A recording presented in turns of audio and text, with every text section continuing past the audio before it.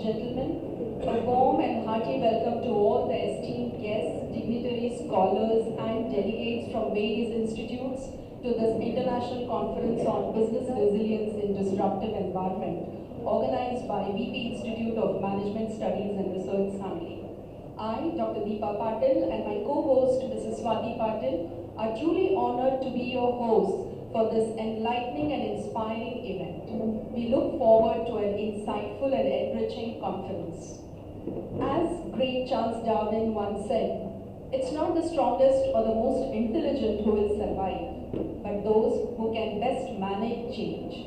In today's disruptive environment, this statement holds more relevance than ever. While the pandemic was a wake-up call, today's risk landscape is complex and unpredictable. Business resilience is no longer an option. It's a necessity in today's dynamic and uncertain world. In today's fast-changing world, businesses are constantly challenged by disruptions, be it economic fluctuations, technological advancements, global crisis, or unpredictable market dynamics. A resilient organization anticipates, prepares for, responds to, and learns from disruptions. This sets it apart from businesses that are merely focused on surviving. Instead, a resilient company thrives in a volatile environment, determining its sustainability and success. Business enterprises require strategic planning, innovation, agility, and adaptability. In a world where uncertainty is the only certainty, organizations must equip themselves with robust resilient strategies to thrive. Businesses often develop routines and processes that guide their daily operations. But when unexpected challenges arise, these established patterns and skills may no longer be sufficient. This is where preparedness and the implementation of a solid risk management program becomes essential. They help organizations not only to recover from disruptions, but also minimize their impact, ensuring they maintain a competitive edge. While sustainability is often a focal point in business strategy, the aspect of resilience is frequently overlooked. Taking this view in mind, today's conference aims to provide insights into navigating disruptions effectively, fostering innovation and ensuring sustainable business growth in uncertain environments. Throughout the day, we will engage with experts, thought leaders, and professionals who will share their invaluable experiences and strategies on enhancing resilience in businesses. We are excited to embark on this knowledge-sharing journey with all of you and take away actionable strategies that can help build a more resilient future. With that, let's begin this enlightening journey together. To get go with this enlightening journey, today at this international conference, we feel privileged to have a distinguished chief guest, Honorable Dr. Dinesh Kumar Hareram Sir, Director General, University of Technology, Mauritius, a visionary leader committed to excellence in education and research. Thank you so much, sir, for gracing this occasion. It's a pleasure to welcome to our guest of honor, Honorable Shri Y.V. Kulkarni, sir, Director of VPIMSR Associates Private Limited, MIDC Mirrors. Thank you so much, sir. A warm welcome to the inaugural session's President, Dr. R.G. Kulkarni, sir, Principal, CNCBC, Kolhapur, whose relentless efforts have strengthened academic and research endeavors. Thank you, sir, for accepting our invitation and being here. Delighted to welcome Dr. R.M. Elletti, sir, in charge principal as the conference inaugural co-chairperson, senior most faculty of our institute, who has been the spectator of the growing graph of our institute. I extend a warm welcome to our dedicated conference convener and session coordinator, Dr. Mrs. N.U. Deshpande ma'am, whose tireless efforts have made this conference possible. Ladies and gentlemen, let's give them a big round of applause. Now, as we embark on this meaningful journey together, it's my honor to invite all our distinguished guests both on and off the dais, to come forward for the sacred lamp lighting ceremony.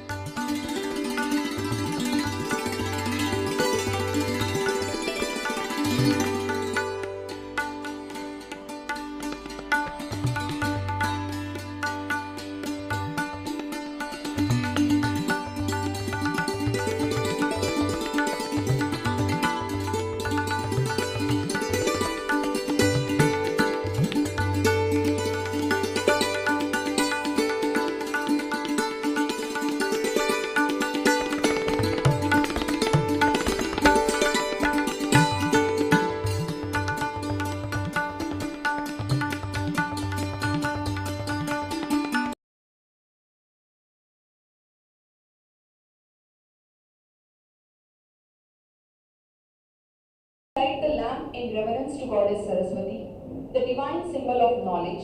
May the glow of the flames also ignite our hearts and minds with boundless wisdom, insight and positivity. May this ceremony signify the beginning of a bright and successful chapter for each one of us, filled with learning and growth.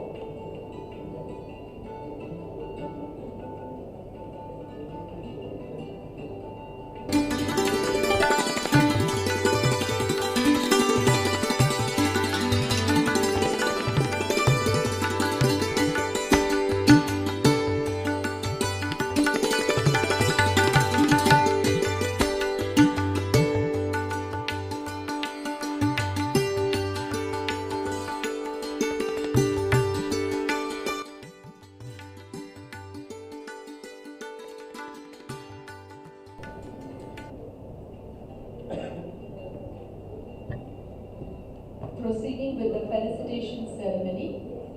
Now, may I request inaugural session's President, Honorable Dr. R.G. Kulkarni sir, to felicitate today's chief guest, Honorable Dr. Dinesh Kumar Hariram sir, as a heartfelt gesture of a sincere respect and gratitude.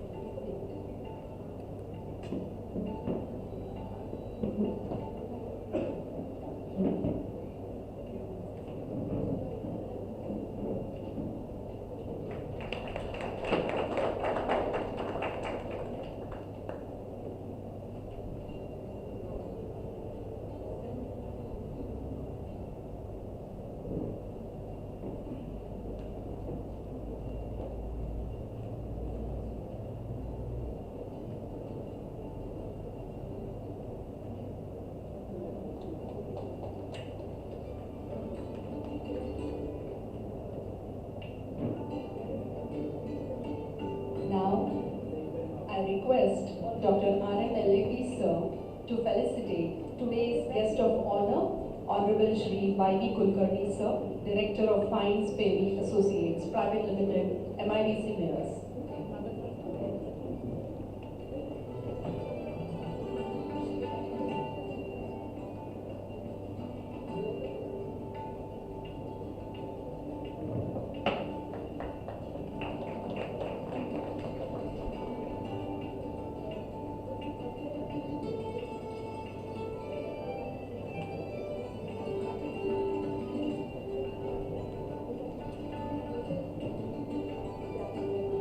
Now, I request Dr. N.U. Deshpande ma'am to felicitate inaugural session's President, Dr. R.G. Kulkarni sir.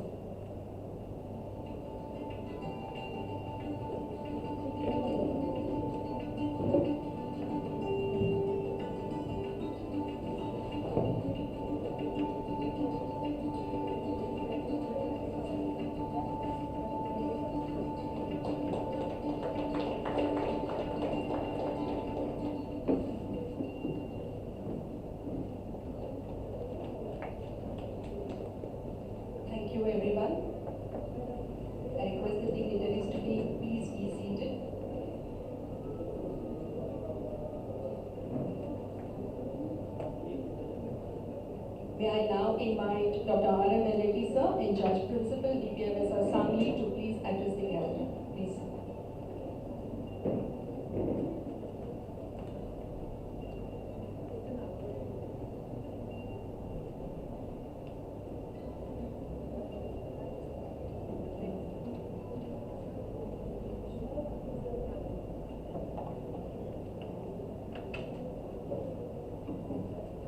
Good morning to one and all.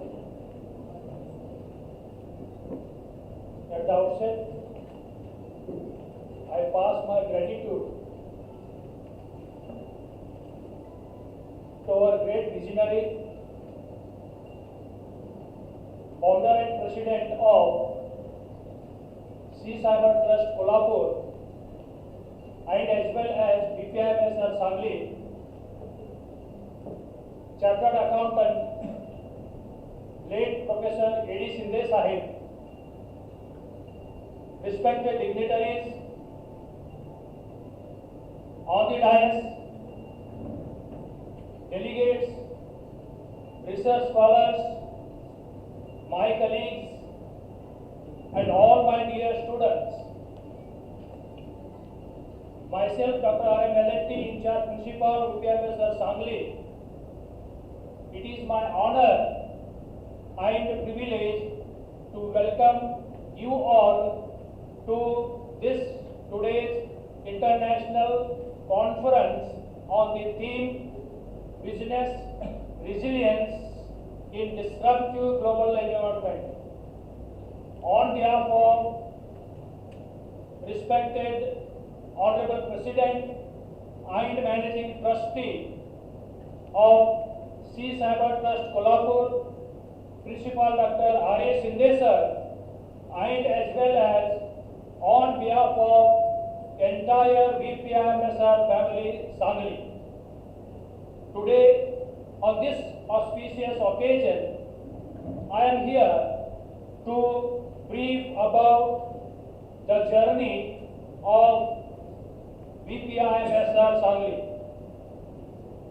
The Vasantrao Dana Patil Institute of Management Studies and Research, Sangli, was established way back in 1984 by, as I said rightly, the great visionary, founder, president of Cyber Trust, the former dean of Commerce and Management, Shivaji University, Kolhapur, and as well as the acting Vice Chancellor of Shivaji University, Kolhapur, none other than late Professor Dr. A.D. Shinde Sahib. In the initial period, right from 1984 up to 2000, we were in the rented building in Sangli and as well as in Mirrors, facing a lot many problems in order to get a suitable piece of land for having the own building for VPIMSR Sangli. Ultimately, during 1999 and 2000, the Cyber Trust Management purchased 5 acres of land, and we shifted to this where we are sitting today in this building in June 2001. Today, I am very happy as in charge principal to inform you all that we are running the PG programs like MCom, MBA, MCA, and at the same time we are running the UG programs like BPA, BCA, diploma like Diploma in Taxation DIT, which is of 1 year, and under pipeline maybe from surely next year onward, that is from June 2025, the additional division of BPA and as well as the additional division of BCA. Yes, the another either in the camp of VPIMSR Sangli, that is we are surely going to start from next, that is June 2025, that is BSc Computer Science entire here in the campus of VPIMSR Sangli. And I am very happy that today on VPIMSR's enrollment, we have almost 1016 students in both, like UG programs, PG programs and the diploma programs. जवळ 1016 विद्यार्थी आज आपल्या कॉलेजमध्ये विद्यार्थी admitted आहेत आणि वेगवेगळ्या कोर्सेसला ते अभ्यास या ठिकाणी करत आहेत. And at the same time, I am very happy to say that we have a very nice infrastructure. We have 3 computer labs, plus we have 1 online center tied with PCS, Tata Consultancy Services. We have independent late Dr. A.D. Sindhe Sahib cultural hall for the cultural activities, extracurricular activities, indoor games. At the same time, in our campus, we have independent ladies hostel, and as well as we have the canteen facility.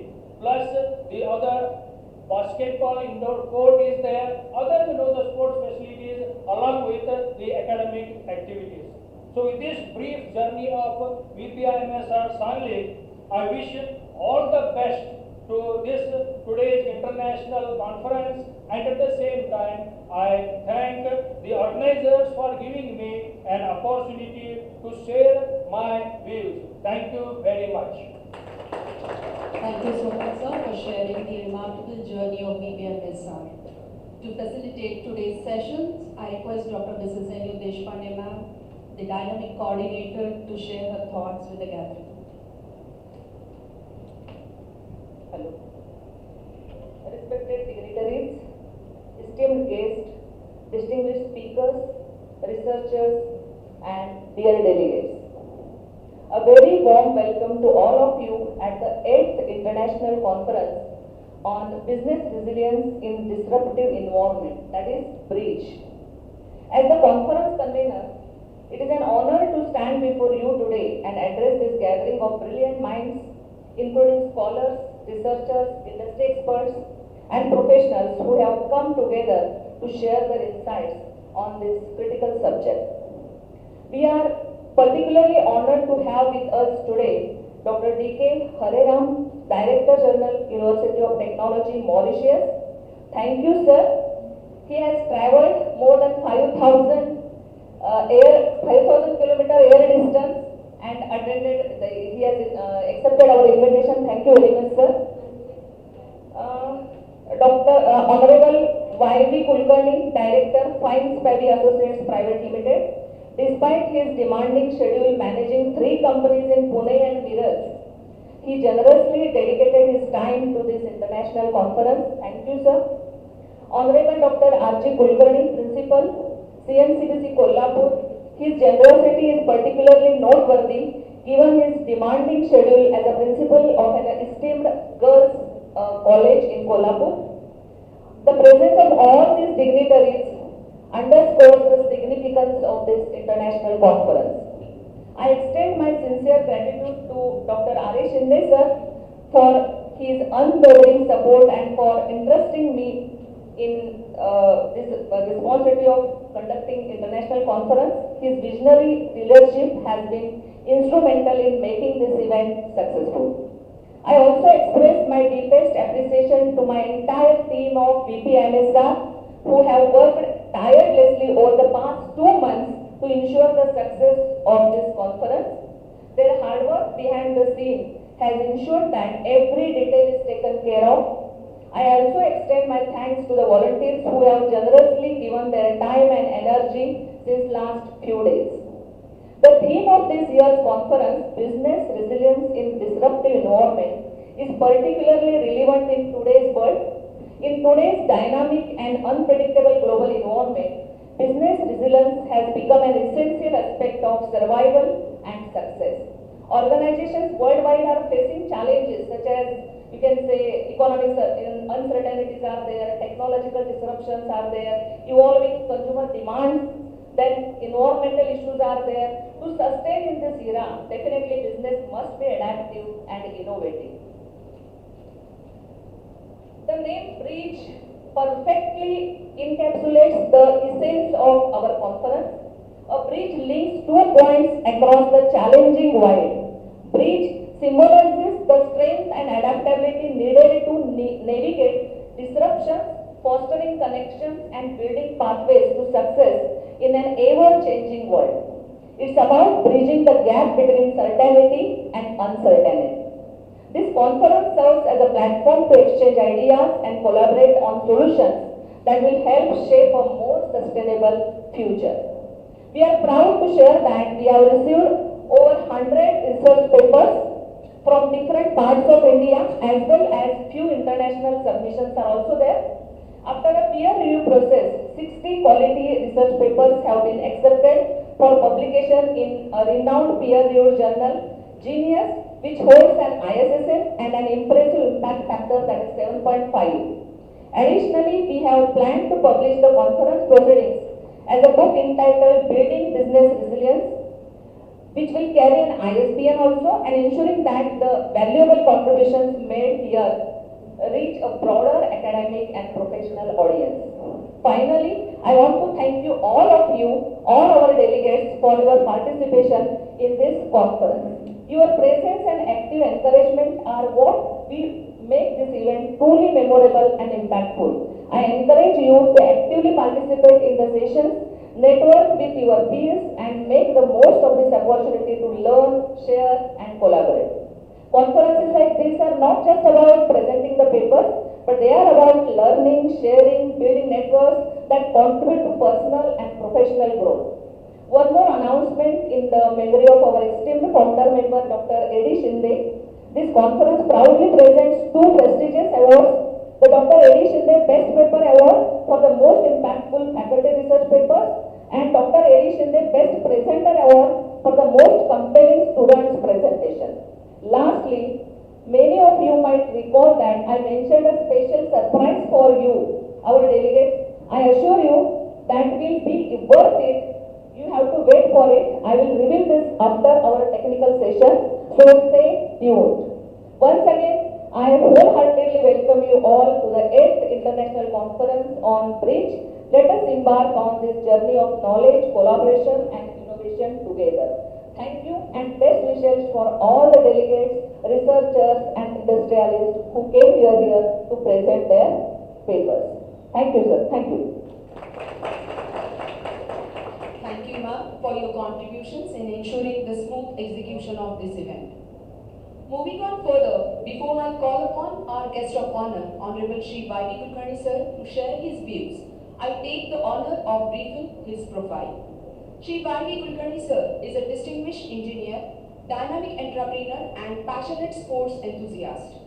Talking about sir's academic excellence, he holds an ME degree from ITCN Bengaluru with a specialization in machine design, setting the foundation for his remarkable career.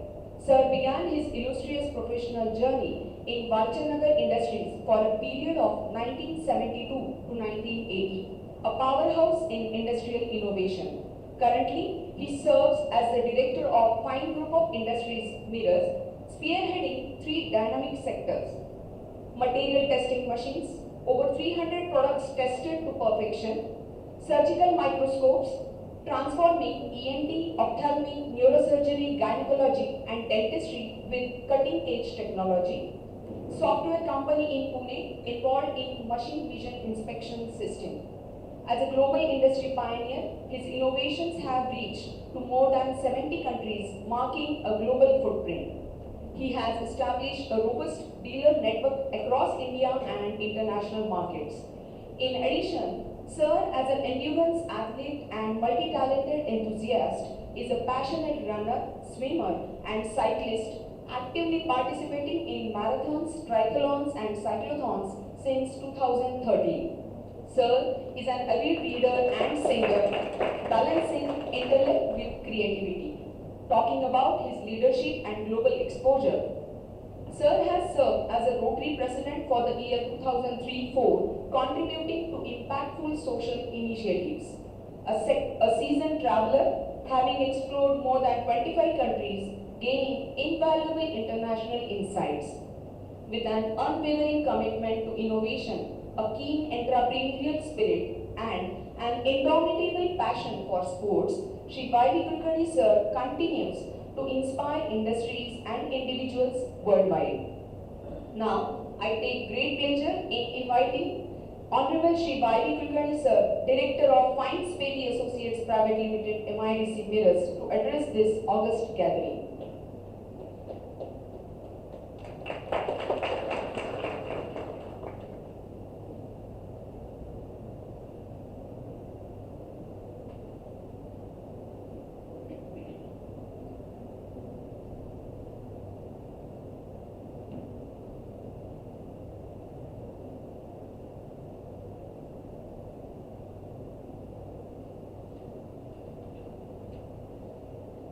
Dignitaries on the dais and in front of me.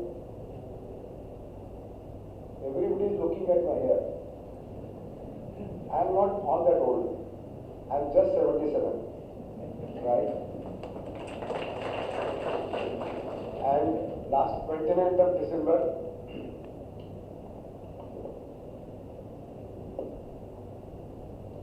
I did a marathon race, 10 kilometers in 70 minutes. And I got third rank in a group of 61 plus. So that way I am not all that old, okay? So this management subject is very important. We listen every day that the Indian economy is growing very fast. We are number 4 and today we are 3 trillion economy and soon we are going to touch 5 trillion rupees. So that rate is going on, but how the economy will grow? For growing the economy, the management is a backbone, that is what I feel. In the olden days, they used to say, what is management? Management is nothing but common sense. So that way everybody was saying, and with common sense they were doing the business. But during all these years or all these decades, the management science has grown to such an extent. There are so many branches, so many skills, mathematical adaptations, formulae, so many things have come. And each says, now whatever you do, suppose you are having a marriage ceremony, or you are running a hospital, or you are running a tour-based company, everywhere management is very important. Be it a small company or a big company, whatever event is there or whatever organization is there, if it has to run smoothly, the management is of utmost importance. Now, what is entrepreneurship? I am an entrepreneur, so I can talk on that.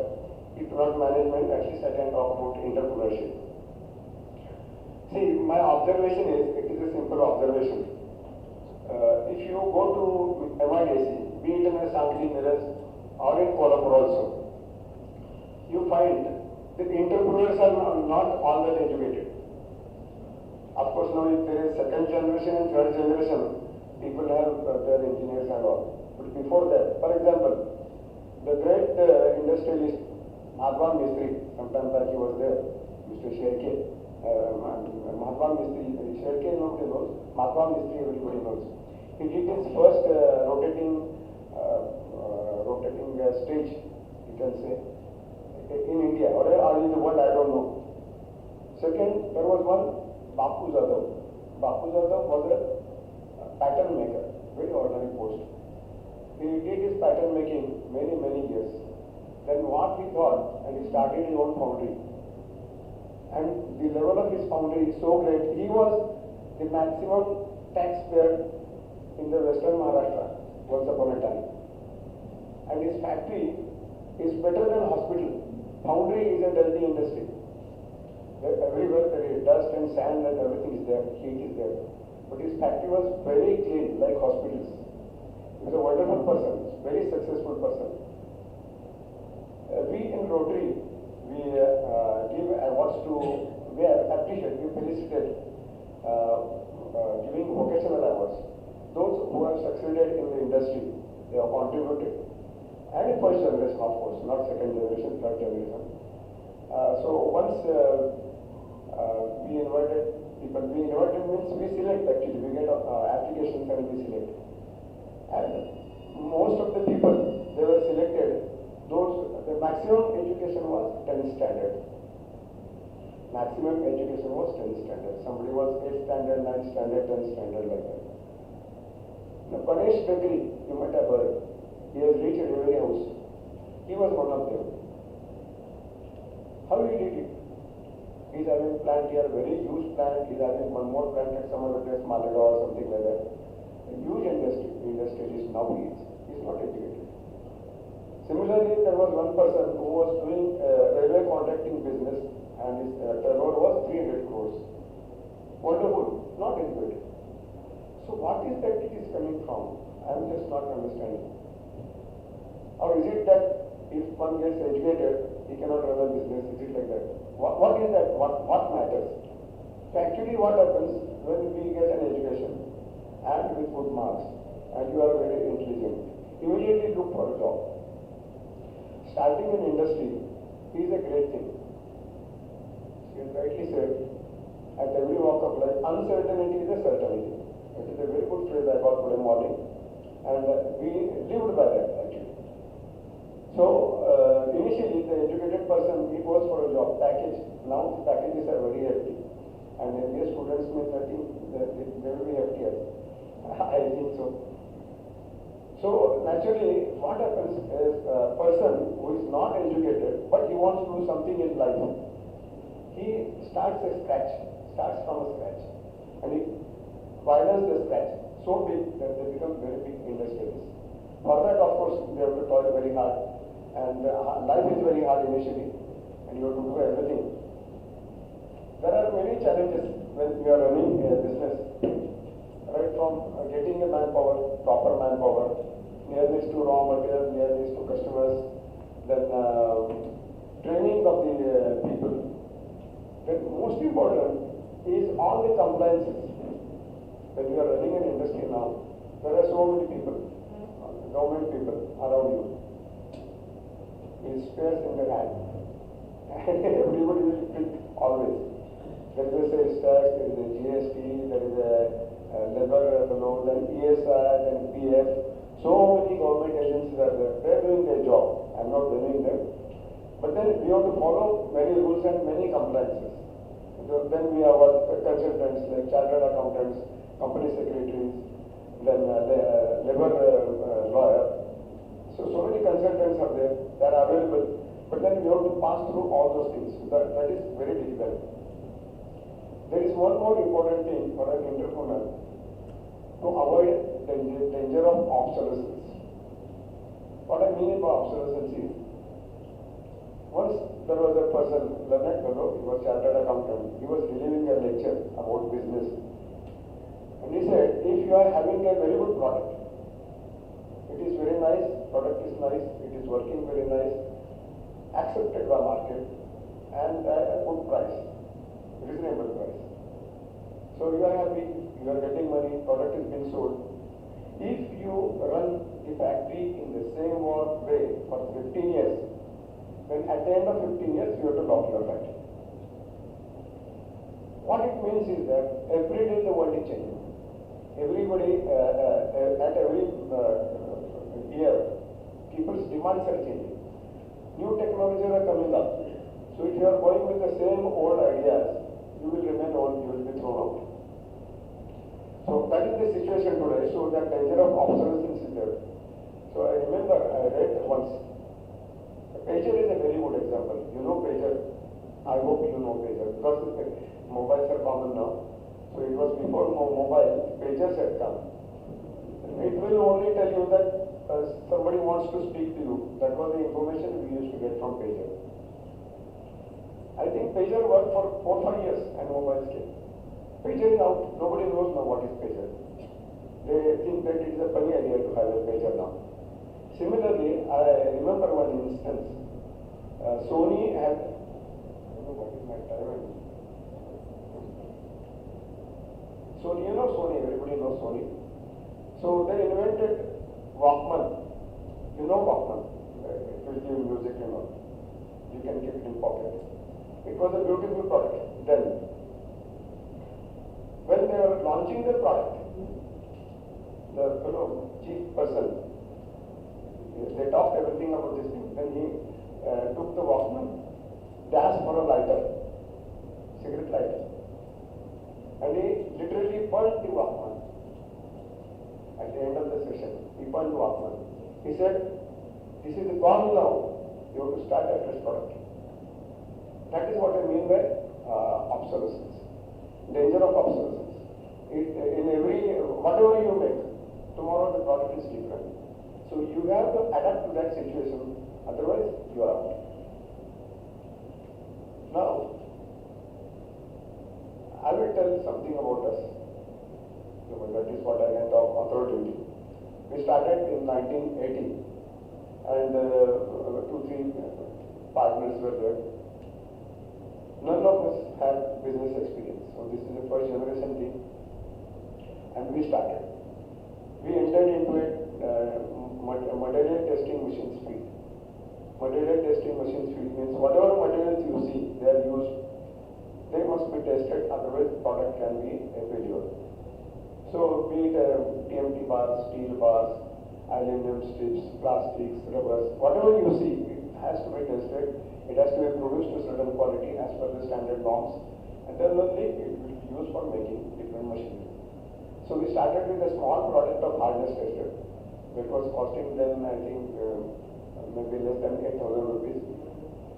And we were doing good, but then we realized that somehow our competitor has reduced the price drastically.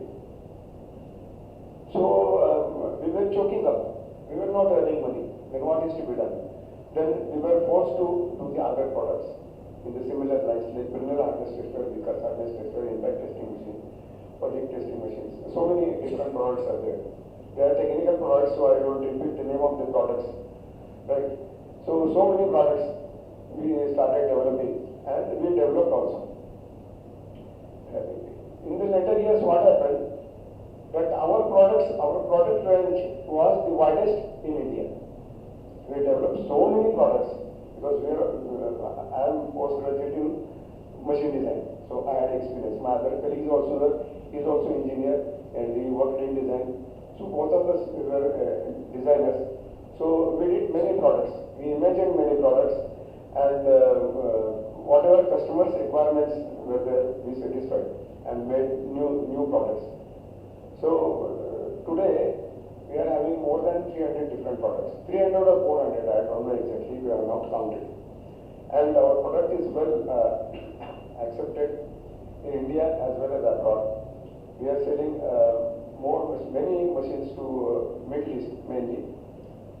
Then we also exported to many African countries and Southeast Asian countries, and some machines to UK, many machines to US. Then recently means about 8 years back, we had a contract with an Italian company. It is a world number one company, say, in the particular field, construction industry. So we are making frames from them, and they are putting their electronics and hydraulics, and they are selling. So last 8 years, we are doing very good business with them. Exporting to European and American companies, Western world, is very difficult because their demands are very stringent. At every point of time, they will, this is not correct, we want like this. So they will take objections, they will reject. After going all that learning experience, we have been successful to export. Recently, we exported 5 frames. Then again, we have got orders for 5 frames. So like that, we are exporting to many countries, and our product is well accepted.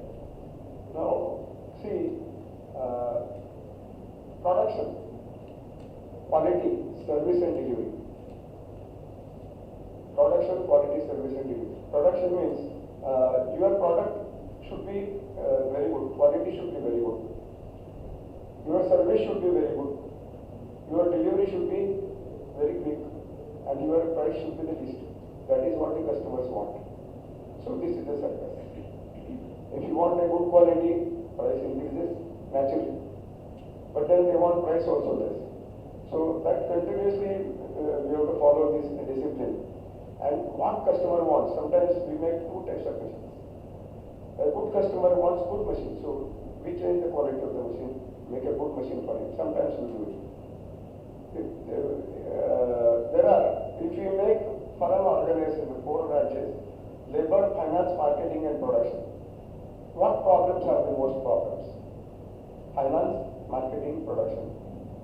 So we thought as an engineer, the production is most important because it involves designing and making the product perfect and all. Marketing fellow said, if I don't sell, you cannot do anything. Finance is like blood. If the blood stops, body stops, similarly organization also stops. And labor. A learned person told us that the most important problem is the labor problem. The second important problem is the finance. Third important problem is marketing. And last, what we think is the most important is the last, that is production. They say the production, that is in totally your ambit. You can control it, you will do something for it, but other things are very difficult. Now things are changing. Most of the machines are computerized. Computers have come, softwares have come, and softwares they have, and all complete ERP softwares are there. So that is a great advantage nowadays. Previously when we started, while doing the accounting, every page addition we were doing manually, not even calculators. Horrible days. Now those things are gone. Computers have come, softwares have come. But automation is also come. Automation, even robotics, some of the machines are fitted, some of the machines, they are fitted with robots so that they can work. Because 24 hours the machine is running. A person cannot stand for 8 hours doing the same kind of job, so robot is a good choice. I was just discussing with your chief guest, and they said Indian presence is not much in other countries. I told him that it is not our fault, it is Chinese fault. Because they are going everywhere before we go there. But thing is that China is a really wonderful progress they have made. Really wonderful progress. They give whatever quality you want. Third world, ordinary quality. Western world, very good quality. And they do everything. Whatever you tell. Even Ganesha Murti also China does. Right from that, very sophisticated machines. I think they have constructed one sun also. I read sometimes that. So they are doing, now they are going to space. Everywhere they progress. You go to any country, there are Chinese machines. Chinese people. Once I visited China, when they support some machine, young girl was there. She was feeling comfortable. Now our exhibition is in Paris. From Paris, we will be going to Brazil. From Brazil, coming back, we will go to Europe, something like that. They are going everywhere. In Africa, everywhere. And their approach is very good. Our approach is not all that good. They are having a global approach. We make machines in tens. They make machines in thousands. And their price is very less. Price is their very important tool. So that is what is Chinese progress. I appreciate the Chinese people. We say service industry is a software industry. India is very good in software. That is what and that is true also to an extent. But you have to also think that an Israeli software engineer contributes 6 times more than an Indian software engineer. Does it mean that Indian engineer is not all that intelligent? It is not so. He is equally qualified. Only thing is that we are not thinking of a product.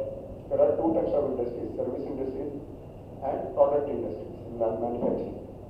So one who makes the products is a better advantage. So they imagine the products, they make the products and sell the products worldwide. Right?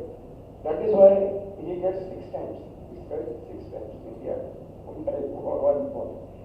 So a lot of things we have to do. We have to think of many things in India. Now situation is good.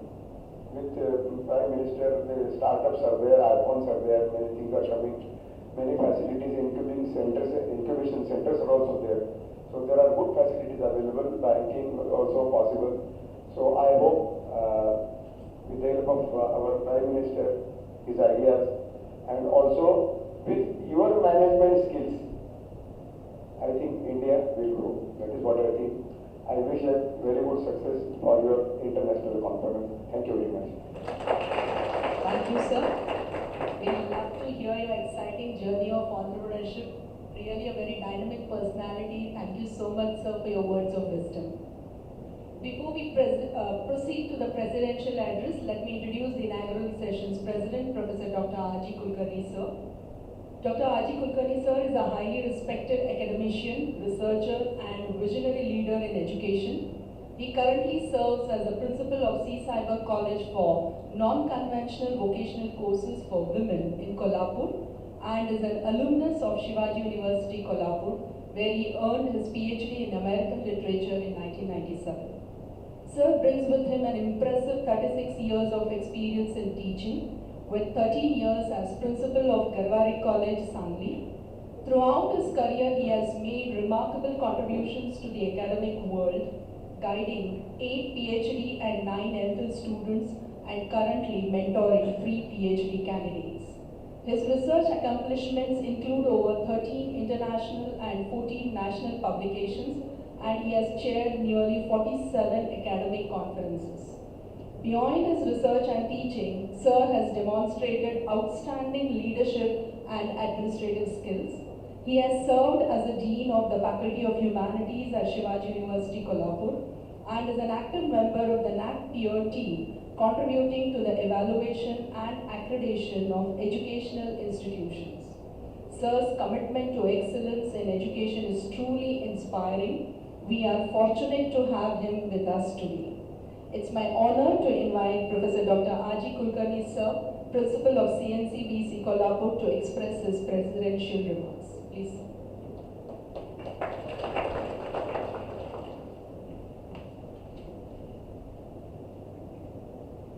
Good morning, everybody. Honorable dignitaries, respected seniors, fellow delegates, in charge principal Dr. L.T., chief guest Honorable Dr. Dinesh Kumar Hariram. Now we have one man with 2 gods in his name. That is Hari and Ram. That's a wonderful thing. And that's why this international conference will go smoothly. Dr. R.A. Shinde is not present over here, Managing Trustee, Cyber Trust, Secretary, C.A. H.R. Shinde, Guest of Honor, Mr. Y.V. Kulkarni, Coordinator, Dr. Nita Deshpande. Ladies and gentlemen, I am fully aware that I am humbly standing before you as the President of this inaugural function of this international conference only due to love and affection reposed in me by Dr. R.A. Shinde. It is indeed a great honor. I extend my heartiest greetings on behalf of the Institute, and I welcome you all. Just now, Mr. Y.V. Kulkarni was talking about the successful stories of Babu Jadhav and Mata Mistry. And also he talked about himself and how he developed as an entrepreneur. Now, the title of the conference, that is Business Resilience in Disruptive Global Environment. Now, if you look at each and every word, delegates may write a separate prefer on each word. Why this resilience is important in this disruptive global environment? Why this disruption takes place? Now, rightly, Dr. Y.V. Kulkarni has talked about what is the importance of successful businessmen. How a man becomes a successful person in his life and how he becomes a business tycoon. So just now, I read so many stories. I heard about Balaji in my might have heard. Okay. Yeah. Yeah.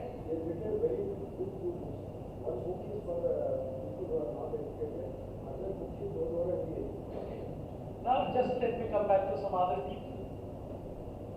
Many of we, that is, we purchase lace, chips, and so many things. He rightly said, and just like that point struck to my mind. What is important? Common sense. How this common man develops this common sense, that is very important. The owner of this Balaji or this lace production that is who started this, he was working as a doorkeeper in a theater. Now look at his common sense. He observed many people are interested in eating something during these intervals. And he used to bring some snacks to them. And that common sense developed this idea in starting his own industry. So this is a success story. Not only this, if you look at that ICO car, I have forgotten that name of the book. He started his business in a small room with one single assistant, and he became a multi-millionaire. He started his own four-wheeler company in America, sorry, in Japan. Very small. Okay. These are other examples. Now, one example from Sangli itself. A person was working as a waiter. Now he has more industries in Sangli. Getting business. Now, what is important? Common sense, dedication, management. That is what he has rightly pointed out. So many things. Service. What kind of service he was rendering to the customer, and why this disruption takes place in the business. And therefore, we have used that short form breach, very important, very nice. How to minimize this gap when we are in the wrong. Now, so many people we have seen in the industry, the business cycles, they have fallen down. That is what I feel. Not only this, just let me come back to this. I'm not a man of business or industry or anything else, I'm a man of literature. I would have suggested you to make it interdisciplinary, literature and this globalization or what it is.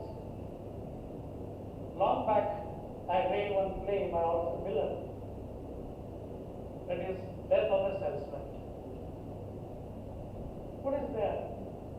Why this recession took place in the year 1949 in America, and what happened to that company, and how that salesman came on the road. This disruption. Now, we have also talked about what are the reasons. Gita Deshpande has also talked about economy is there, environment is, so many things are there.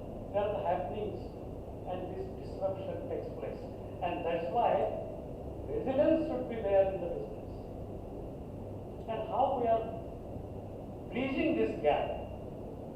When there is a fall down, when there is a downfall in the business, how we have to come back.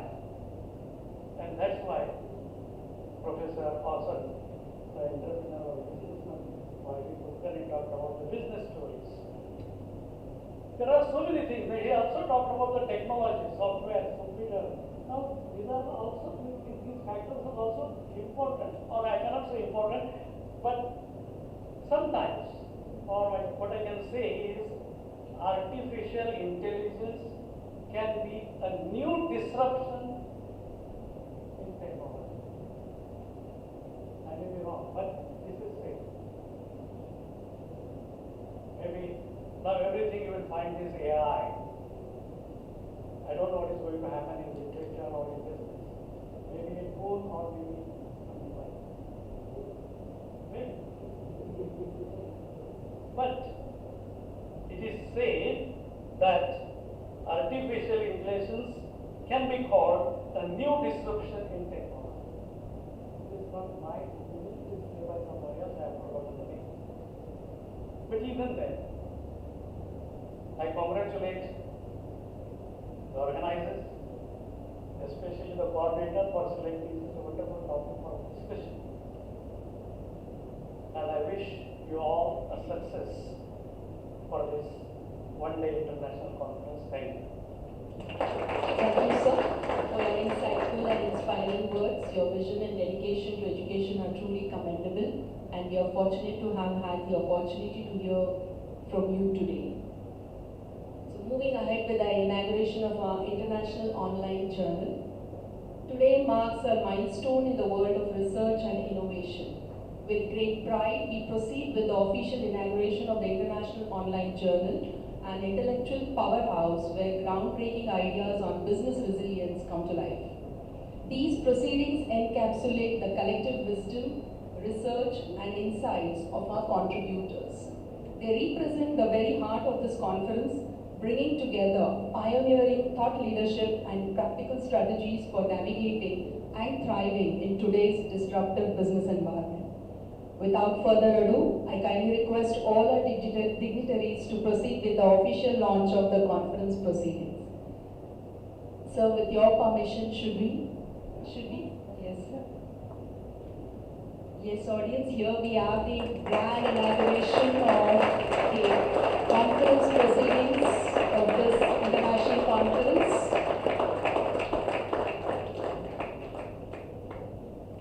Thank you. Thank you, sir. As we launch the proceedings today, we acknowledge the tireless effort of all those involved in bringing this document to life. From researchers to practitioners, each contributor has played a vital role in shaping the path forward. Thank you so much. So with this, we end the inaugural session. Moving ahead with the keynote address by the chief guest. To proceed with, I take the pleasure of briefly introducing today's chief guest, Honorable Dr. Dinesh Kumar Hariram, sir. Sir is the Director General of the University of Technology, Mauritius, a visionary leader, a distinguished academician, and a trailblazer in the fields of business strategy, quality engineering, and engineering management. Sir's academic journey is a testament to his commitment to excellence and innovation. He began with a degree in mechanical engineering from the University of Mauritius, followed by postgraduate studies in integrated manufacturing system at the University of Birmingham. His passion for advancing knowledge culminated in a PhD in manufacturing strategy from the University of Huddersfield, UK. With a remarkable career spanning both academia and industry, Dr. Hariram Sir has held numerous prestigious positions, including Head of the Department and Dean of the Faculty of Engineering at the University of Mauritius. His expertise has also been sought by various organizations where he has played a key role in crafting and implementing strategies to build sustainable competitive advantages. As a prolific author and speaker, Sir has presented keynote addresses and authored publications in the fields of business strategy and quality management at several international workshops and conferences. For 7 years, he served as the chief editor of the Journal of the Institution of Engineers, Mauritius. Sir's contributions extend beyond the university, where his leadership was instrumental in the internalization of engineering programs at the University of Mauritius. He was also a key figure in securing Mauritius' signatory status to the prestigious Washington Accord. His influence extends to national and professional bodies, having served as a chairperson of the Mauritius Accreditation Service, council member of the Mauritius Standards Bureau, and Director of Business Development and Enterprise, Mauritius.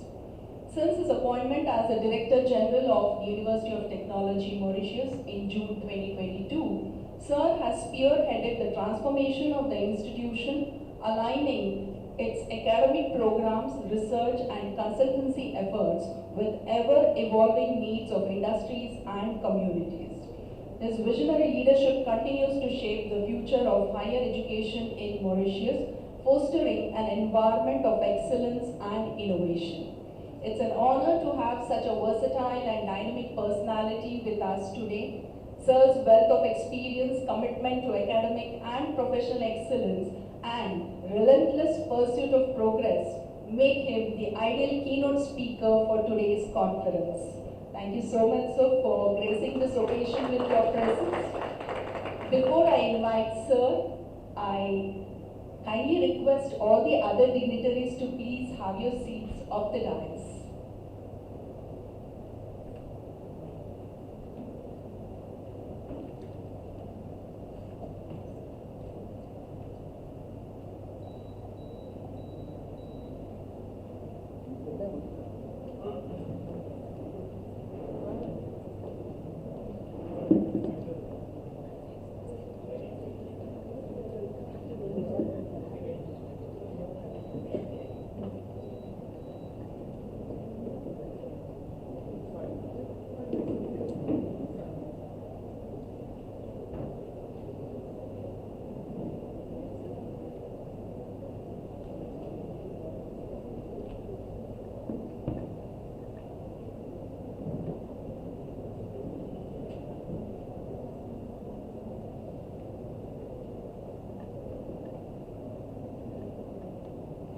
Thanks a lot, Dr. Patil, for these very kind words. Visionary or not, I'm not too sure. Only time will tell, whether whatever vision you had is reaping the benefits. We all have our own, vision, our own way of doing things, but things take time. And whether the results will be positive or negative, at times you have to wait for years. We probably hope that we are making the right decision, bearing in mind what is happening in the world. Let me proceed with the protocol. I think that's very important. So, President Dr. Kul Kami, Principal, CNCBC, Kolhapur. It was really nice hearing you talking about, the evolution in the industry. Sri Kulkarni, Director, Fines Pevy Associates, Dr. Yalati, Principal, VPIMSR Sangli, Dr. Deshpande, we've been in touch through email, and really nice meeting you in person at Sangli today. I've got a keynote for about an hour. It's really, usually I speak for 20 minutes and I'm fine. But given the challenge, of keeping all of you awake, which is really difficult, and keeping you connected, it's very challenging. I don't know if I should stand here for an hour and talk, or I should take the roving mic and just move around. I think it would be better if I can move around. And let me get rid of this jacket.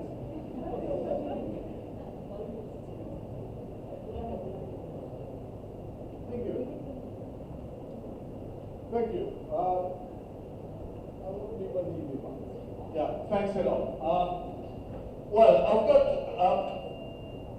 some connection. Yeah. I've got a journey of about 30 years in academia and industry, but most of the time in academia. And in academia, one of the things that you have to do, and I'm addressing to all the lecturers and those who aspire to become lecturers tomorrow, is you should be able to influence people. You should be able to, create, the future with, the very young ladies and gentlemen that we have around us. It's you, the future.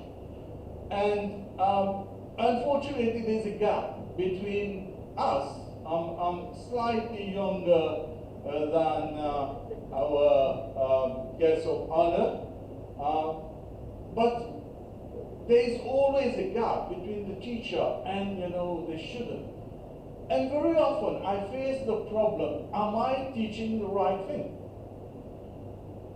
Because when I teach, I still use the knowledge that I gained when I was a student. And just for information, I was a student.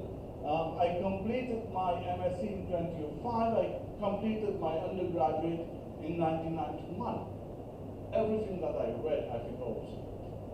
So today, if you put me in front of a lecture room to lecture, most probably I'll be talking nonsense. And people will laugh at it. So it's important, we all the lecturers face this problem, and the world is moving so fast. Not all of us are able to catch up,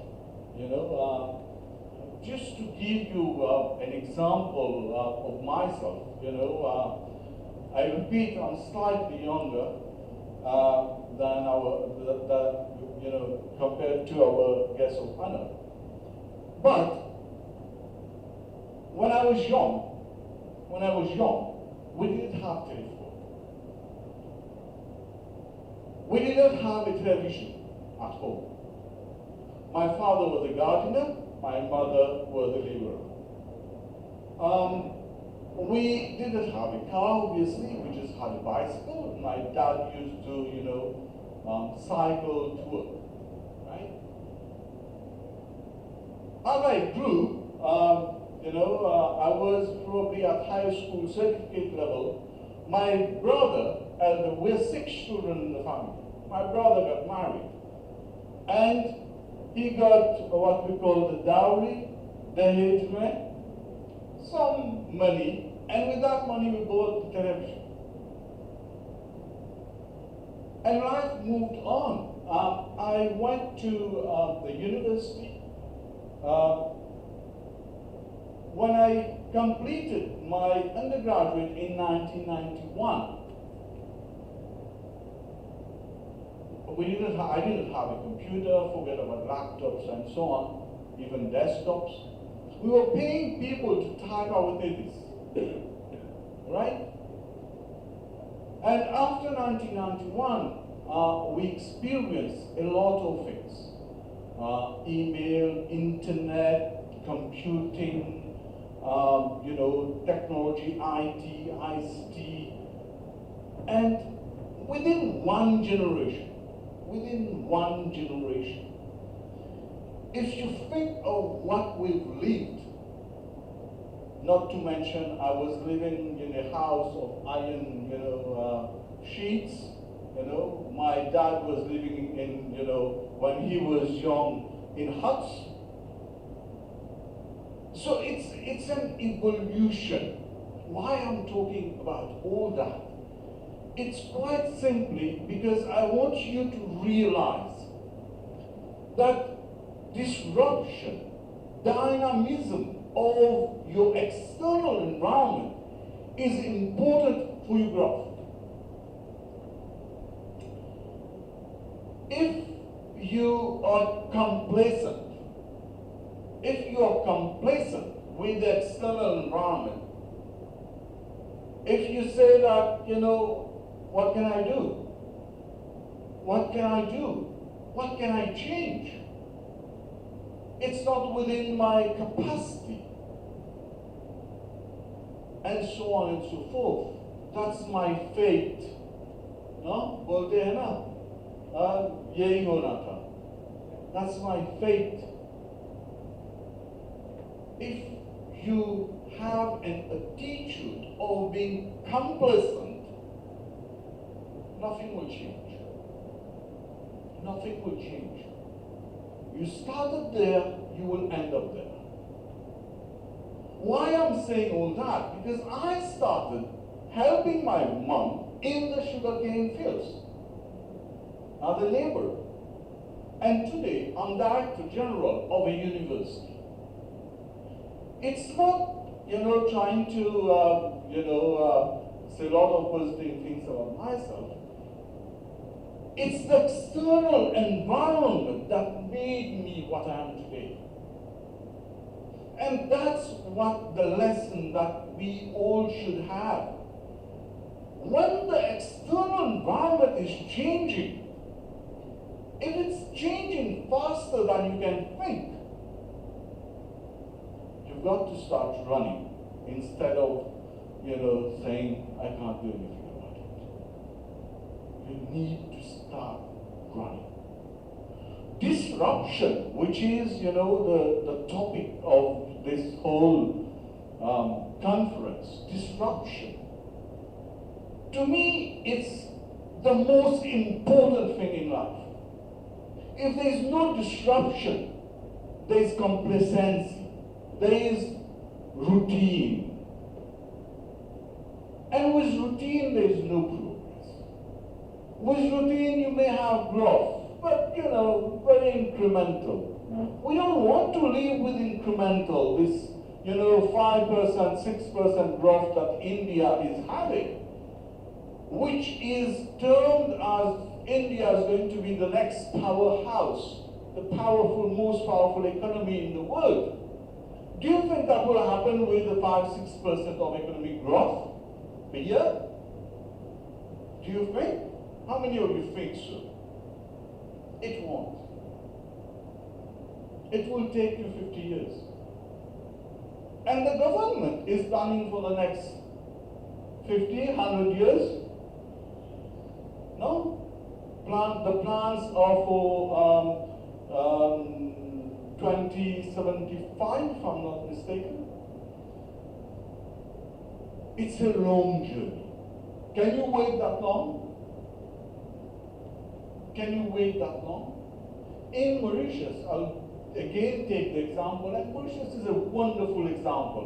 Mauritius is a lab from where you can learn a lot. As I said, we had nothing. Today, in Mauritius, within the family, each one has a car. I don't know if it's a good sign or not, but everyone has a car. Everyone will have its laptop, phone, and so on and so forth. Now, the thing is, all of that, how it happened.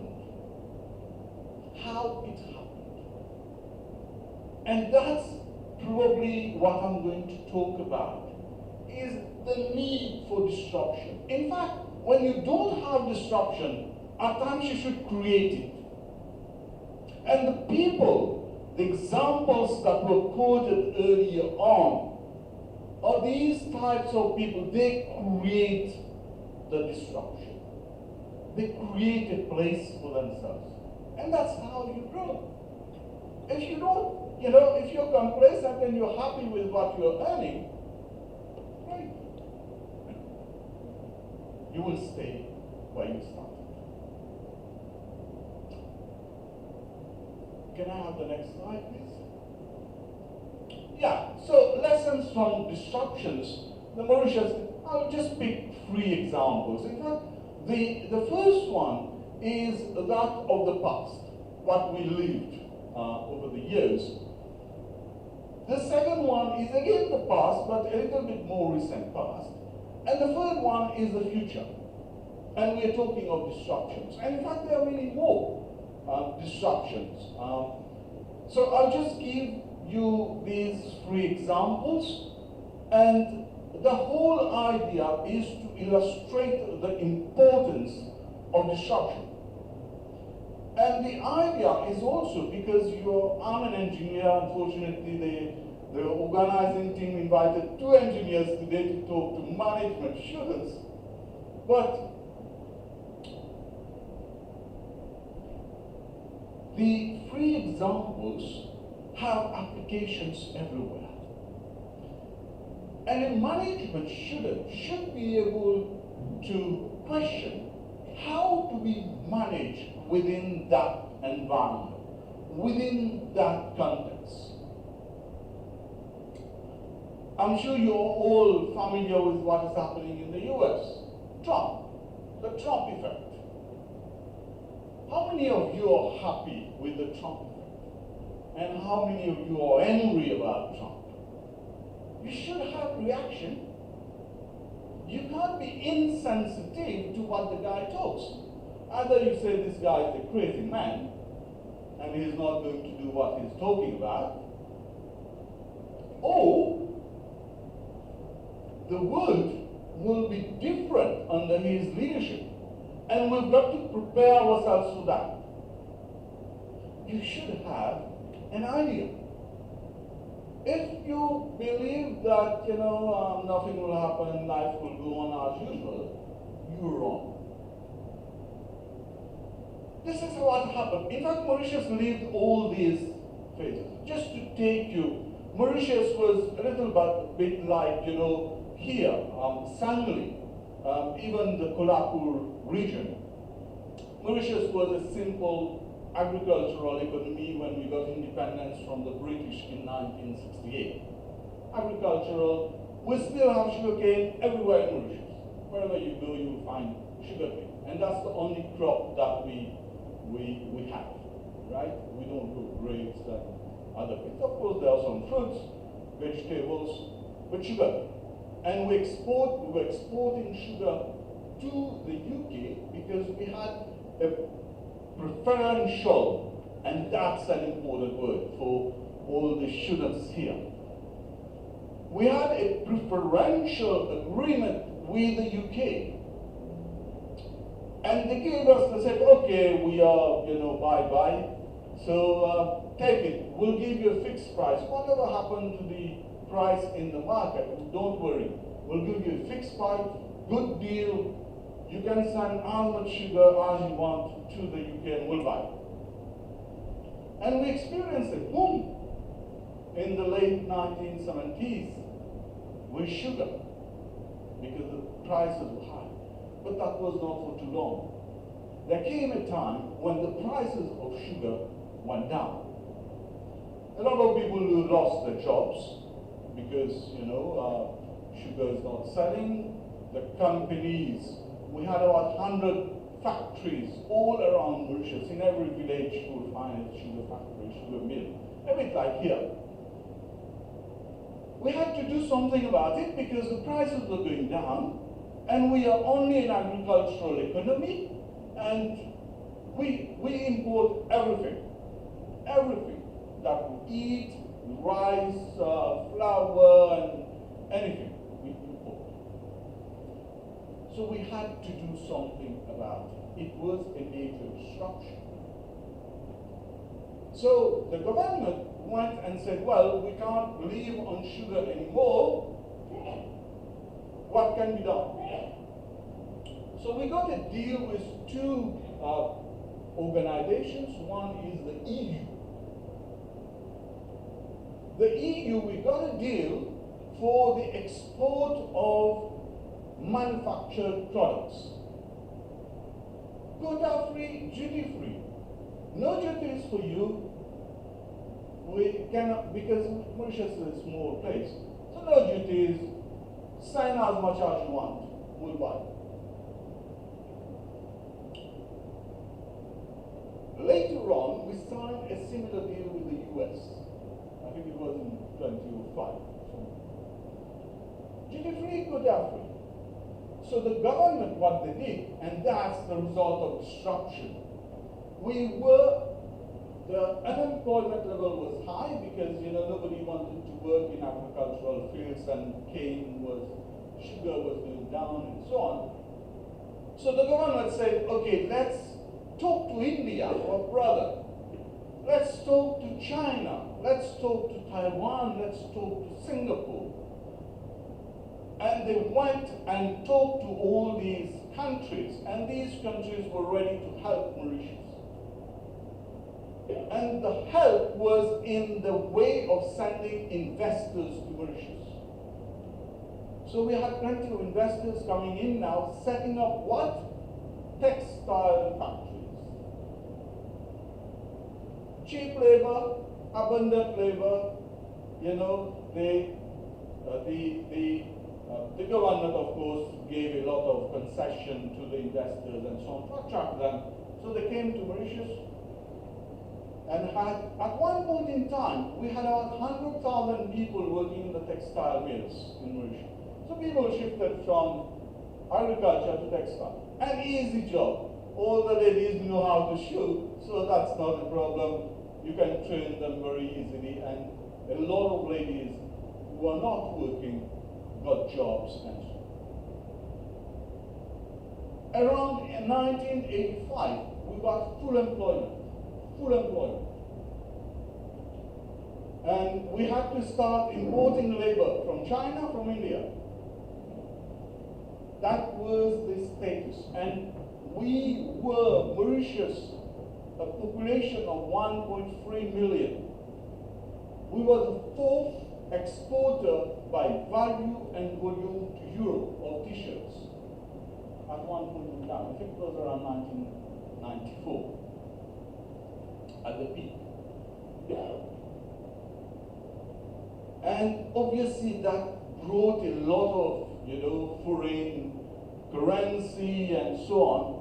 And Mauritius invested, the government invested all this money into the infrastructure, schools, universities, sports infrastructure, road infrastructure, telecommunication, and so on and so forth, airport, and so on and so forth.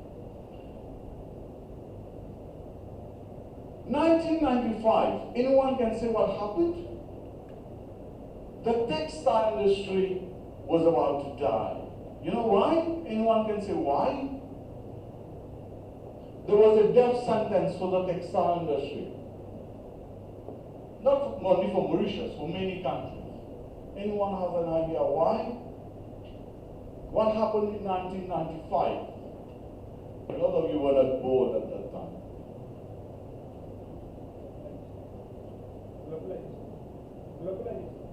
Globalization. What is globalization? How globalization started?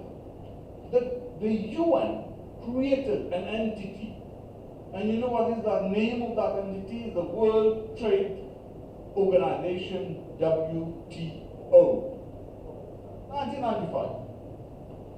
And the whole idea behind the creation of the World Trade Organization was to put some order in trade, international trade. And the whole idea was liberalization. And they said, we should live in a free world. What is a free world? A free world is a world where there's no restrictions. There's no restrictions. Why should you put restrictions? If someone is good at producing t-shirts, let them. If someone is good at producing automobiles, let them. Why should you put restrictions in terms of the amount that they send to the market and the value? So the idea was to liberalize world trade. It never happened. It was a dream that was said, that was sold. It never happened. But what happened is all the investors who came to Mauritius, they said, well, we are having the same advantage back home. So why should we stay in Mauritius? And by that time, in Mauritius, the standard of living had started to climb, the salaries went up, and it was cheaper to manufacture back in China and back in India than in Mauritius. So they went back, they closed the factories. From 100,000 employees in 1995, the number of people in the textile industry should be around 20,000 today. Some of the big companies stayed and were owned now by Mauritius. Textile went down. What do? Hundreds of thousands of people lost their jobs because the investors went back.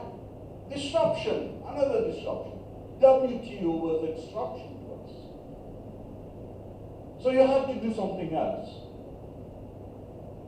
So the government and the people, and the good thing about Mauritius, that's why I say Mauritius is a lab. The discussion is something that will happen with the civil society. We have it together. And decisions are taken more or less by consensus based on what is happening in the external environment. So we said, stop relying on one sector.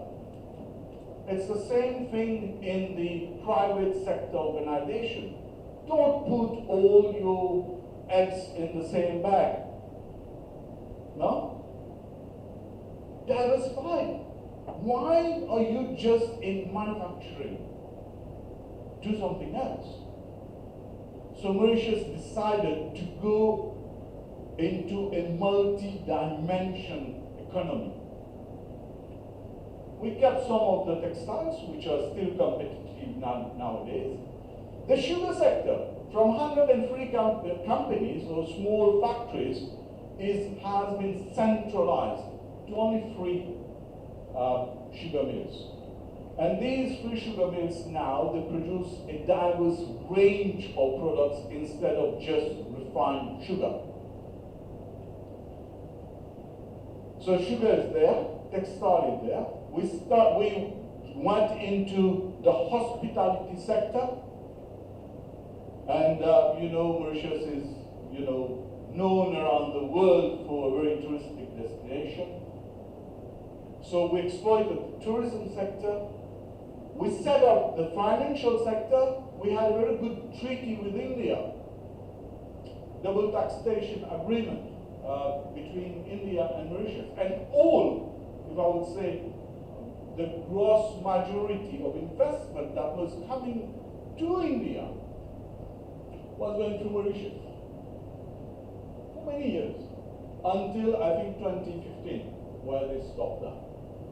But we had this double taxation treaty with India, which helped to set up the financial sector. We have now a very good ICT sector. We are trying to put what we call an education hub in Mauritius. So multi-dimension economy, making sure that a number of things should happen. And that's the second example that I have for you. It's a very short one. When we had this world trade liberalization, a lot of companies suffered, especially the SMEs. So we have a number of SMEs, and we have a shoe industry in Mauritius with about 10,000 employees. And they all, they are grouped into an association, so they all rush to the Minister of Finance to say, save us, save the jobs. You have an obligation, you are the government, you have to save us. And the answer of the Minister of Finance, and in fact he lost the election later on, but the answer was very bureaucratic and very simple. If you're not good at manufacturing shoes, do something else. If you can't compete with imported shoes, do something else. Why should I buy your shoes at a higher price if I'm getting it imported for, let's say, same quality, at times better quality? Why should I protect you? You've got to protect yourself. You've got to do what you're good at. You know what is the word? Competitiveness. If you're not competitive, stop. Don't waste your time. And today, competitiveness is not about being good locally. It's not about being good in Coimbatore or in Kolhapur or in Sangli. Being competitive, being, I was talking about, the graduates and so on. That will lead to my third example. Being competitive means you are as good as anyone else in the world. And the world is our place. Forget about being local, forget about being regional, forget about, being national. If we really want to make a difference, and the education that we provide and the systems that we put in place in organizations, you are going to be managers. The way you manage your organizations has to be world class. There is no place for second or third class. There's no place. You can exist, but you will end up the way you started. Let me know when the time is okay. If you are complacent, you will die where you were born and in the same status. Do you want that? No. Do you want that for your country? No. Nobody wants that. And that takes me to the third example of higher education. World class. We need to produce world class graduates. Where Aladdin? There is no other alternative. If your graduates are not good enough to fit in any society, to respond to the needs of any industry, especially in management, in engineering, I know mechanicals are do only mechanical engineering. In management, you have to be a jack of all trades.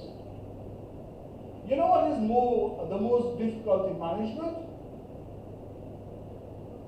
There are two things. There are a number of things that you do, of course, in your theory, your lecturers talk about. Resources management. The most complex. And in resources, you know what is the most complex again? Human resource management. Managing people. I'm not going to go into details. But if you're producing an engineer, if you are producing an engineer, that engineer should be able to go and practice anywhere in the world. That's the standard. The standard is not local, it's not national, it's international. If you're producing a management graduate, you should be able to say what this student is capable of after completing the program. What skills do you have? At times you should ask yourself, what skills do I have? What can I do? What are the problems I can solve? Can I influence people as a manager? As a manager, you have to influence people. Can I do that? Can I influence my friends, for instance? These are the questions. Do I have those skills? If you don't, look for it. So we're talking of the dynamism, and that's why for my title, I didn't refer to disruption. I'm talking of the dynamism in society of society. Disruption is becoming something which is inherent in our systems. And it has to be there. If there is no disruption, think about it, there is no innovation. Just to give you an example, COVID. If there was no COVID, nobody would have believed working at home is something which is possible. So if there is no disruption, there is no innovation. If there is no innovation, there is no growth. I don't know if you agree with me, but if there is no disruption, there is complacency.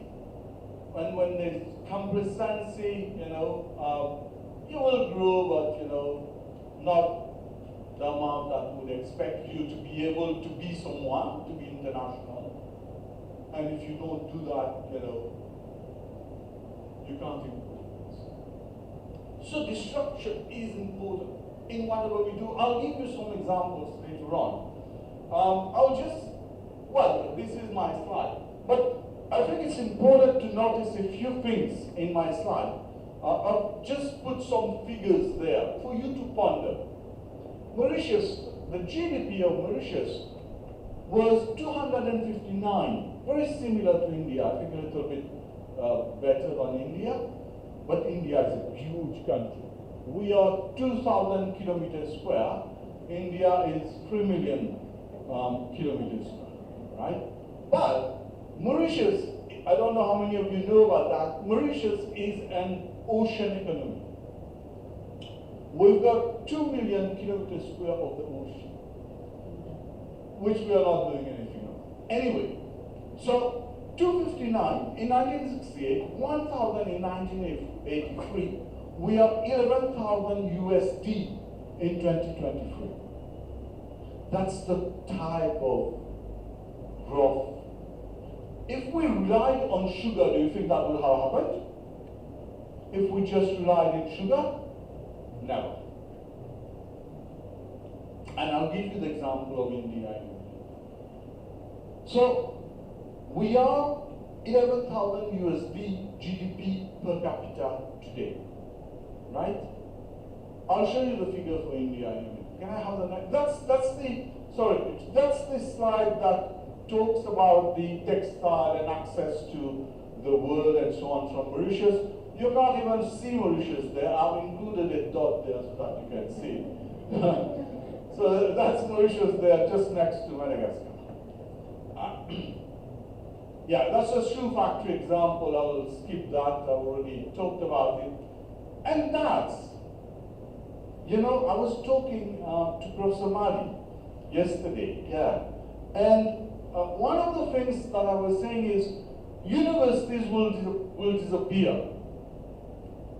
The way we know universities today, in the years to come, will disappear. If you go to a company for an interview today, you are a management graduate, you've got an MBA, so you go to a company. Will the company ask you all the things that you've done? No. The company is interested in certain skills. If you have those skills, great, take you on board. But the assumption is you've done a graduate and a postgrad, so that's the assumption, assuming that the universities have done a good job. This model is fading out. Today, companies say, why should I employ an MBA? It costs me. I can employ someone who has the skills that I'm looking for, and then I develop that skills for my own benefit. Less costly.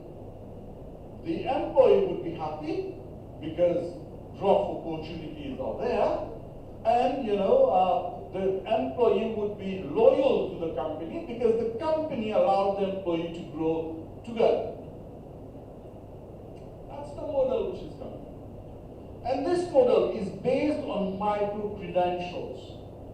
The definition is there. Micro-credential is very simple. You go and have certain skills with a university or follow certain short courses and so on. For each course that you follow, you get some credit. And that credit is recognized by the national, accreditation body and so on. And you can combine all these credits over the years to make a degree of your own. You don't need to spend 5 years at the university. That's the new world. That's the new model of universities. And if you have time, you can look at it. How much time do we have? 15 minutes, great. So I'll go very quickly now on the the Indian example. And you can see the map of India there. What is striking there is India has 3 main industries. Service, manufacturing, agriculture. And each state, if you look at the color there, in each state, service is predominant, right? So India generally is more a service organization, country, running service organizations than other things. Manufacturing is there, agriculture is there. The percentage of other things is not mentioned here, but I just wanted to share with you. Why? Because if we want to see growth in India, you should have an idea as a graduate, where is the possibility of growth? Where will I be tomorrow? And the probability that you will end up in the service industry is quite. Next slide. This is India GDP in current prices. Doing well, extremely well over the years. The growth rate of India, in fact, has been higher than the world average and one of the best in the world.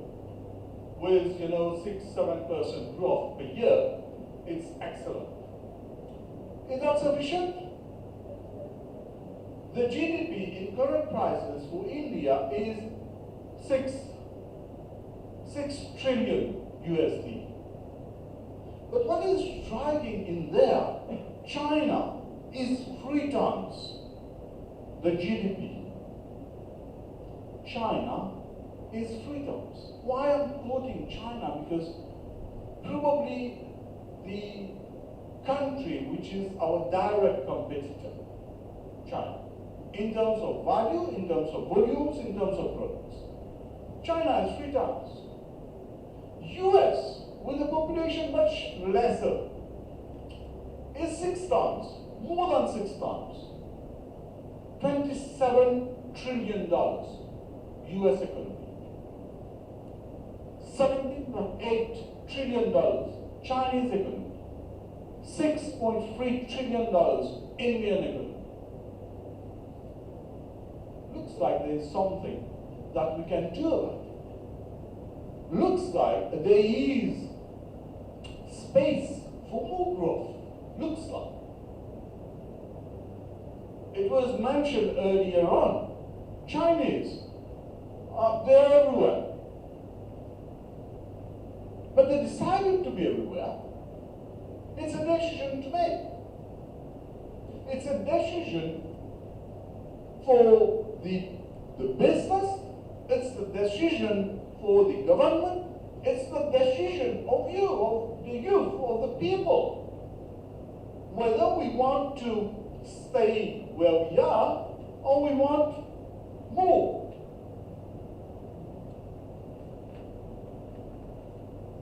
Now, if you reach the GDP of, because China, the population also is comparable to India. So if you reach the GDP level of the Chinese, a lot of things would have changed. India would have changed completely. How to make it happen? How to make it happen? I can't see many options. I can't see many options. Can I have the next slide? That's the GDP growth of the period 2010 to 2023. And you can see India, the first one there in yellow, is one of the best, in terms of growth rate, no problem. Next one. That's the GDP per capita for India. It's about 2.5, is it? 2.5 thousand USD. If you link that to the GDP of India, which was 6 trillion, so that's the GDP per capita, of course it will reflect. So you're talking of 2.5 thousand USD GDP per capita. Okay? Is that good enough? What can we do about it? And that's the type of question that we need answers. The same figure for China, the GDP per capita for China is 12,000 USD. Compared to 2.5 thousand USD for India. Look at the difference. US, 81,000 USD. That's why everyone wants to go to the US. And Trump doesn't like it at all. Rightly so. He has to protect his industry, he's got to protect his people, protect his space. Rightly so. Mauritius, 11,000 USD. I was surprised when I look at the figure. You know, the GDP per capita of Mauritius is 5 times that of India. Obviously, India has a much larger, varied population. That agreed, right? But when we look at figures, at times we're not comparing like with like, most probably. But there are certain facts in there. What do you do about it? What are the options? Can we have the next slide, please? This is the industry we talked about it. Can we move to the next one? Again, same thing. What does India distribution of economic activities? That's the GDP. Where do you locate yourself? You know, we saw services, agriculture, manufacturing. That's a little bit more detailed. In terms of services, we are talking of public administration, financial, real estate, hotels, and so on, and manufacturing, you know, and so on. Same thing, a little bit more detail. You can go more and more detail. Can we have the next one? Same thing. Now this one is striking. This is the opportunity that probably we need to exploit. And you know, disruption, we are talking about disruption, we are talking about innovation. What do we export?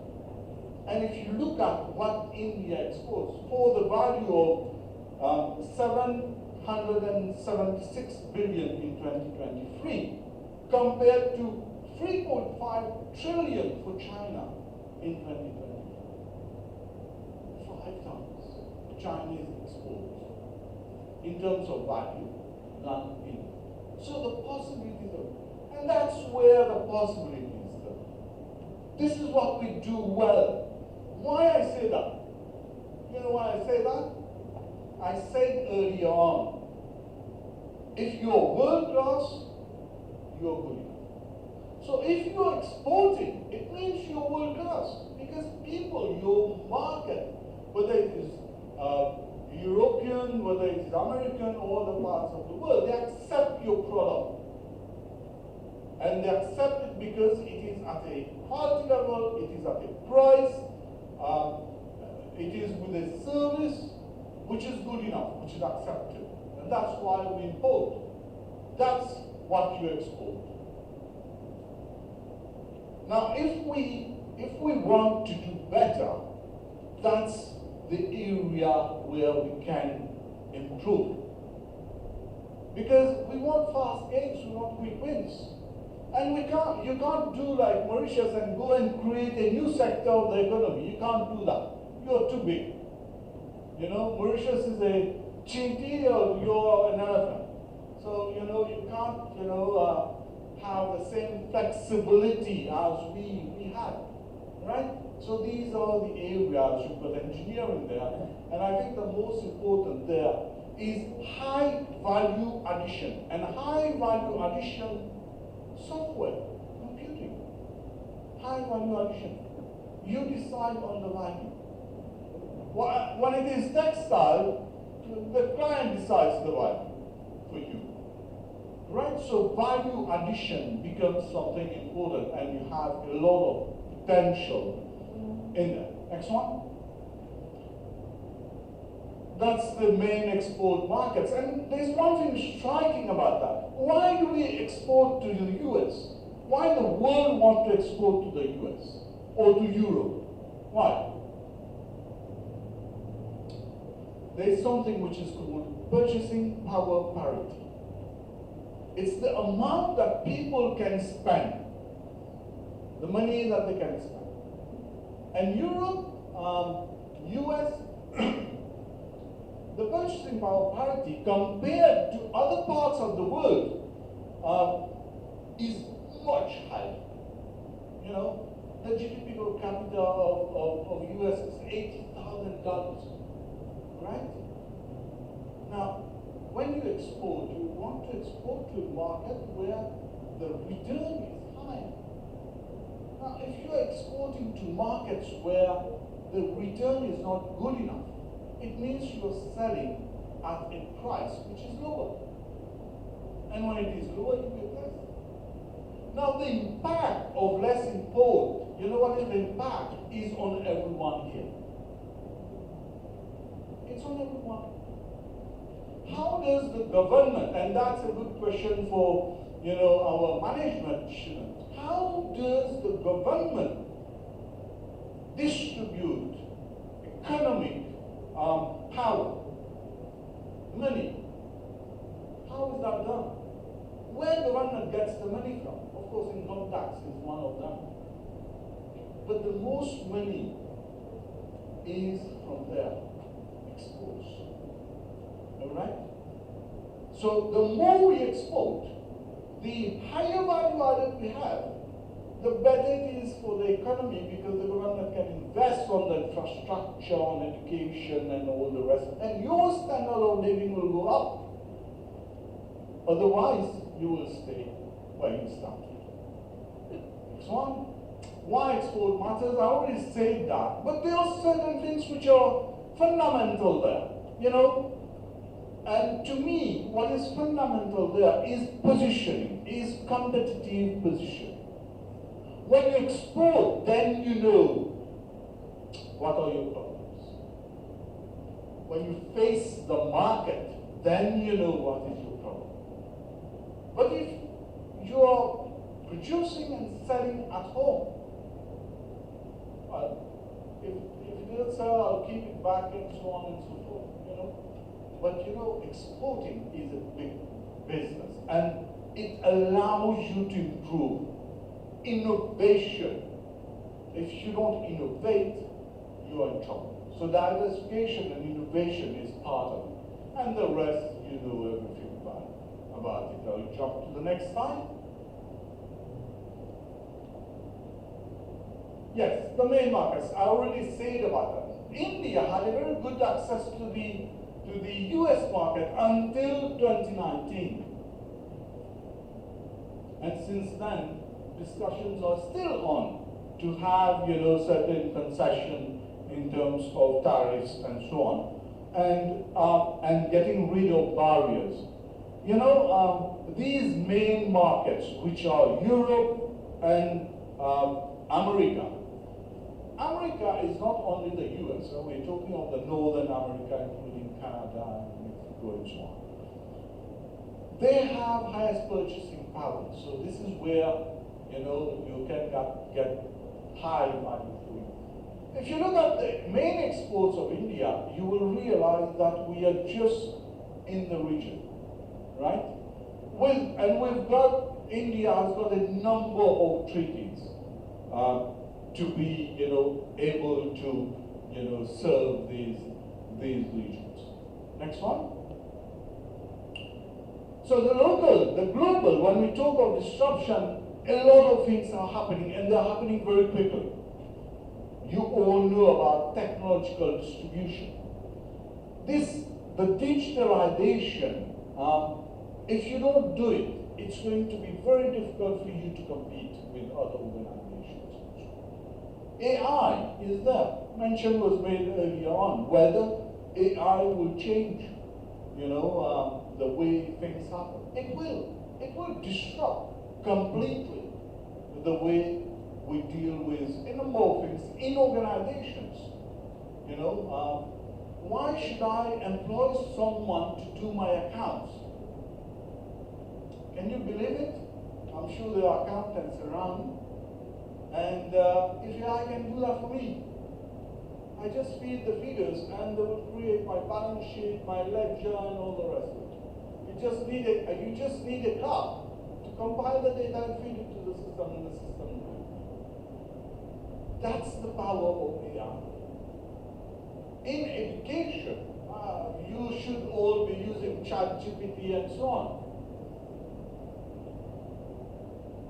It took me 1.5 years to do my literature review for my PhD.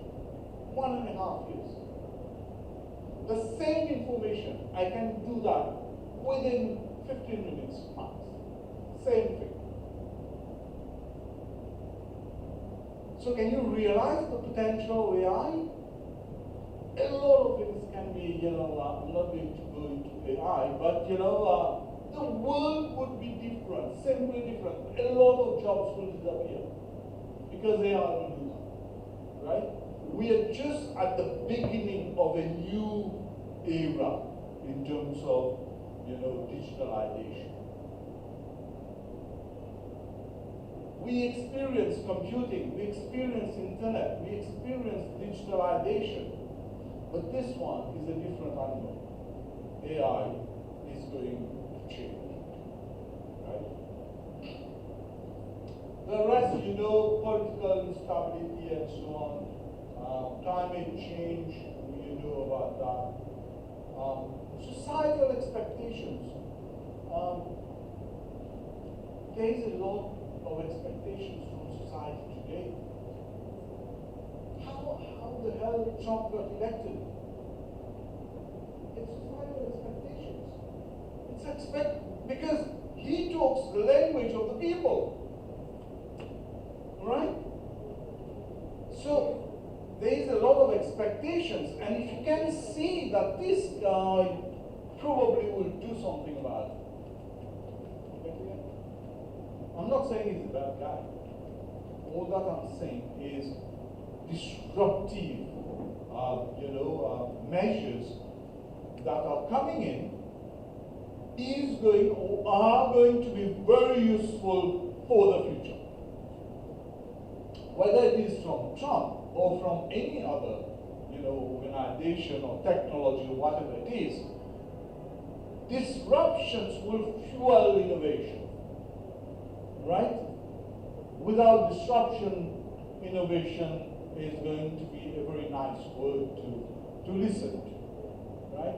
And the last one is very interesting because we have been talking for many years now on sustainable development goals, sustainability, right? Are we serious about it? How serious are we? How serious are companies about this ESG thing, about this sustainability and so on? Is a big question. There are a number of studies that have indicated that this is a failure. And you've got, a number of organizations coming out, of this treaty that we talk of COP. We are probably 27 or 28. So there are a lot of questions. And if there are a lot of questions on that, then we probably need to move away from that, and it will have its own impact and it will create its own opportunities. If the focus is on sustainability, opportunities will be on sustainability. But if the focus is on technology, is on AI and so on, then the focus will shift there. And you will innovate there. You won't innovate here. And there are many instances we shift at an expense. At an expense. And climate change there is something that we don't decide, unfortunately. And we even if we want to influence, we want to reduce the impacts through global expectations, regulations, and so on. It's not happening. We are not able to influence or to reduce the impact of climate change, and that's a terrible thing for everyone, not only for organizations. 2 minutes? Okay, 5 minutes. Okay, can we move to the next slide? Yeah, these are very simple things. In terms of businesses, at times, when I try to answer the question, why China can do it, we can't do it. you will find some of the answers over here. Because there are a number of, international business, international trade, and that's a field in itself. I'm sure a lot of you are doing it. International trade has its own rules. There are a number of regulations that are there. There are a number of mechanisms by which international trade happens.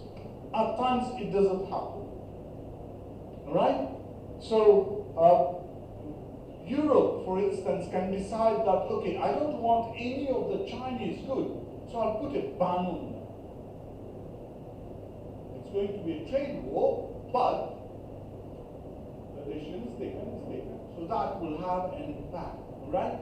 So there are a number of the rules of the games are there in terms of tariff barriers, non-tariff barriers, technical barriers, market-specific barriers, and so on and so on. I'll skip that. Next one. Yeah, we're talking of business. And business is not here as an NGO. When you're in business, you are there for profit. You're not there to, as a prime objective to serve the society and so on and so on. If it happens, great. But you are there for profit. And profit generation remains the core of business organizations. We shouldn't forget about it. So we shouldn't have too much of expectations from businesses. That's what I want to say. So if you have expectations for sustainability, for social responsibility, and so on, it won't happen. So there is a dialogue to happen between businesses and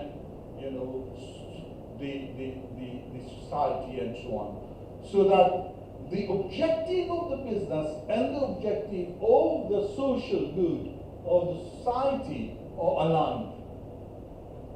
This misalignment can create problem, where you have businesses,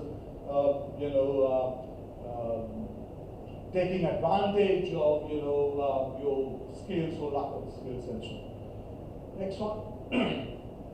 So resilience is preparing for, dealing with changes in the external environment. Next one.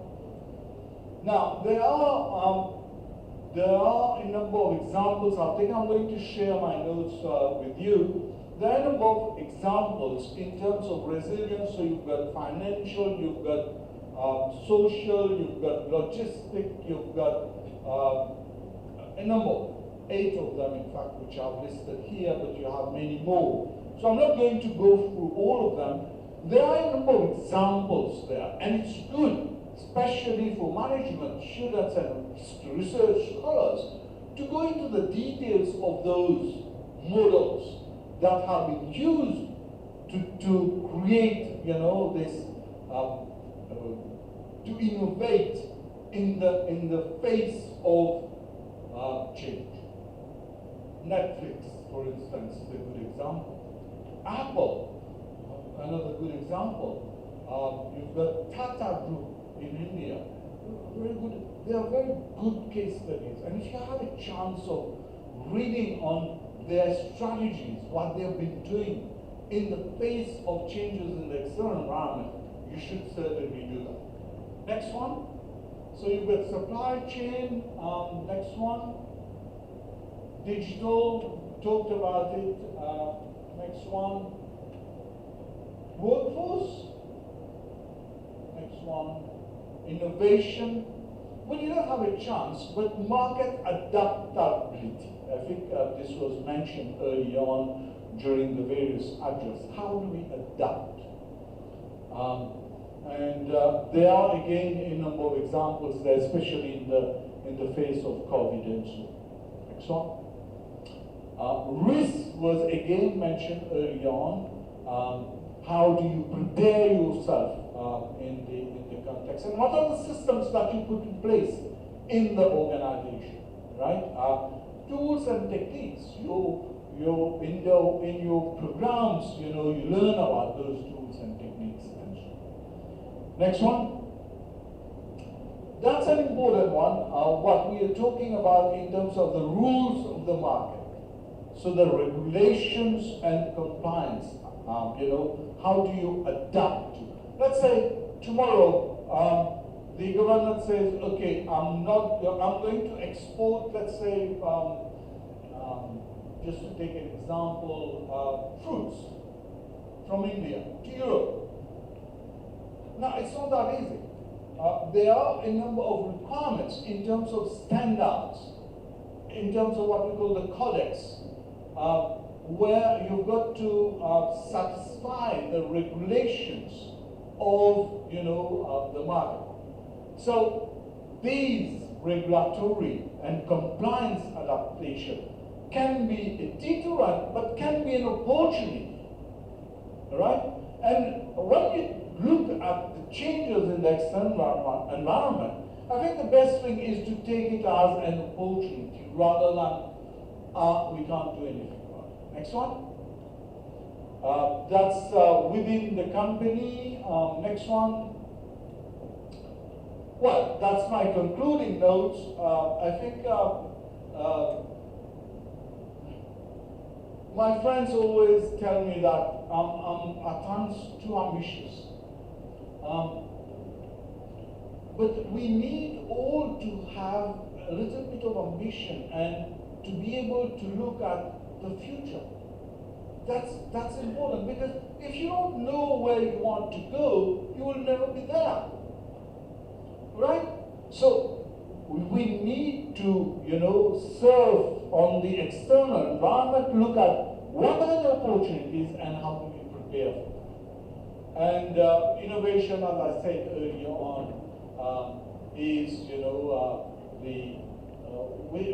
we say creativity is the mother of invention. But disruption is the mother, to me, of innovation. So when you have disruption, you have no choice than to innovate. Otherwise, you will fail. So treat disruption as an opportunity. Disruptions are the dynamics of the market that keep us going. Is there any other one? I think there are a few quotes there. So with these words, ladies and gentlemen, I think I've taken a little bit more time. Let me thank you very much for your attention. It was a pleasure talking to you. Thank you. Thank you. Thank you so much, sir. That was really a very robust presentation. I definitely will remember your words. No disruption, no innovation, and no innovation, no growth. Thank you, sir. So ladies and gentlemen, to conclude this keynote address of this International Conference on Business Resilience in Disruptive Environment, I request Dr. A. Satika, sir, to propose the vote of thanks.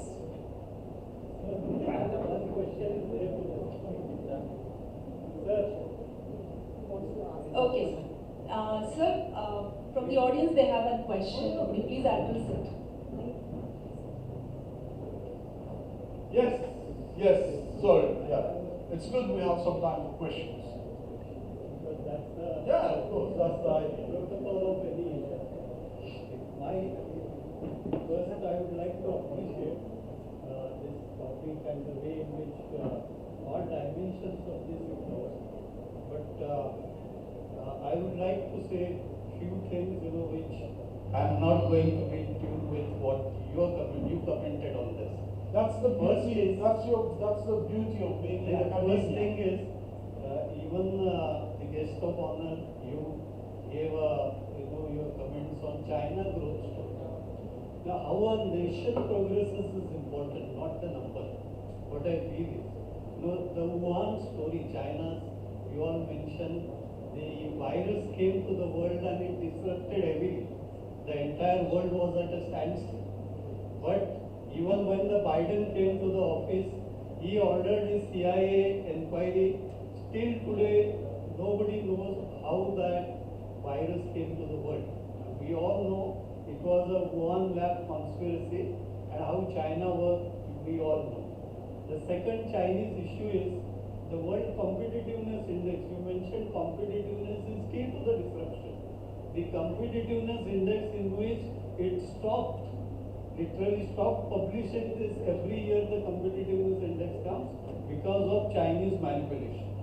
If you manipulate the number and come as a merit student, is not going to make a sense. China's policy, China's growth story is having many pitfalls. No doubt they are having numbers, but how you are going to hold it on that is very crucial. China is now slowing down. China faced literally like 2008, which US faced a real estate collapse, and our world faced a bigger recession, which it faced in 1929. The same China faced, and Chinese government gave a major incentive to its sector. Due to lack of transparency, the world is not getting information. I feel China manipulated the numbers. No doubt today China is having that GDP strength, but you will see that the China will not be there in the coming decade. That's the thing which I feel. Now the second part, like Indian story, lot of GDP related data comparison and all that. You know, India is a steady and based on this freedom, some foundations are there. What is your vision for a country? And if you see a small countries nearby, like Greece, it all started collapsing, declared bankruptcy. Nearby Sri Lanka is a non-case. The Nepal is under the Chinese now, debt trap, everything. Many countries, small countries are facing problems. There are again issues related to lot of which they are under China control. India's growth story is different. Will take a time, no doubt. If you see in 10 years back we were there in 101. Our number was in Global Innovation Index. Today we are having 34th Global Innovation Index. We are, honestly maintaining our progress. These numbers are going to be there, but how you are doing, whether honestly you are there. Chinese, they protected everything, they disrupted everything by using all unfair means. And that is not going to be the foundation for trade. This is not a natural disruption. This is a bogus disruption. And you will not get true results out of this. That's my point of view. And another Thank you, sir. Thank you, delegates. Thank you. I I appreciate your law regarding the India and Indian not just economy. India, madam. But as a conference convener, I have to look after the program schedule. One of Subramanya is waiting to join Google with The sir. thing is the point. Yeah, what definitely. I Sir is capable to answer, but we don't have that much time, sir. Yeah. Sir, please. Whether, in 1995, the journey started on globalization, but now you are towards the more protectionism, isn't it? Let me just add to that. Thanks a lot. And that's the beauty of academia. You know, when you're in academia, you can speak your mind and what you think is right. I have no problem with the comments that have been made in terms of, manipulation of figures, creation of COVID and so on. I'm not a pro-Chinese, by the way. But I don't know how many of you have visited China. I've been there a number of times for conferences, for academic purposes. And you can, if you go there, I've been there for in the interval of 3, 4, 5 years. When you go there, you can see the difference. I'm not bothered about figures. I'm bothered about people. You can see the difference in the standard of living. You can see the difference in education, in infrastructure, access to facilities and so on. Though there are a number of problems because they have their own culture, they have their own political, system. But what is important is how far our youth, the generation, are benefiting from, the economic activities of the country. I think that is something very important for our people, and that's the way I look at it. I have no reason to question what you mentioned about, culture, the time that will take and so on. I take on board all the comments. Thank you very much. Thank you. Thank you.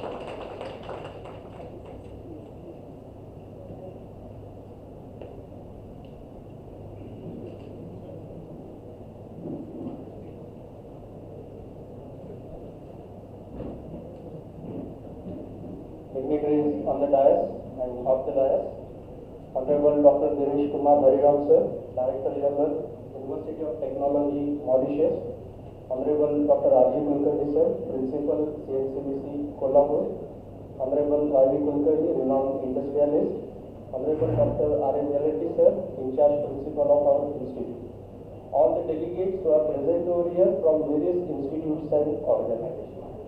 On behalf of entire VP Cyber Family and Organizing Committee, and Dr. Satikar is here to conclude this session by proposing a vote of thanks. And what a historical moment we have witnessed today. Because after pandemic, this is the first international conference we have organized in pure offline mode. And we are immensely pleased to have Dr. Dinesh Kumar Hariram as an international delegate who has graced this occasion with his presence and keynote address. Truly, what we have witnessed now are the words of wisdom, words of experience, words of contribution that Dr. Dinesh Kumar Hariram sir is having in technical education and business strategy. On behalf of entire VP family and organizing team, I am really thankful to you sir for accepting our invitation and delivering this keynote address. Sir, we are looking forward to your gracious presence for events like this in near future as well.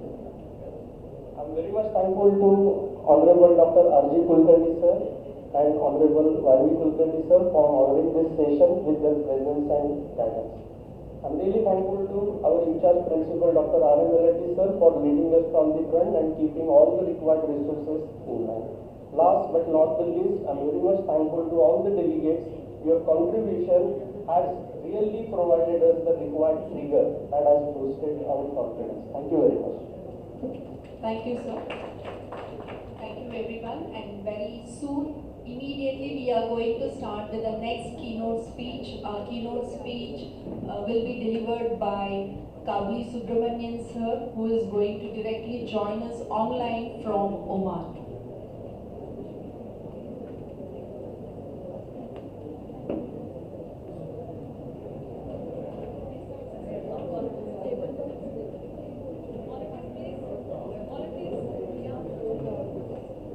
Hello, Kabli sir, can you hear me? Okay. I hope my audio voice is audible to you, sir.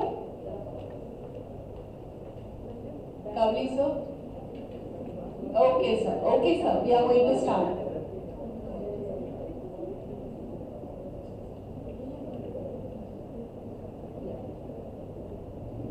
We resume the session with another remarkable keynote speech by Dr. Kabli Subramanian sir, faculty, Arab Open University, Sultanate of Oman, who would become connected with us virtually.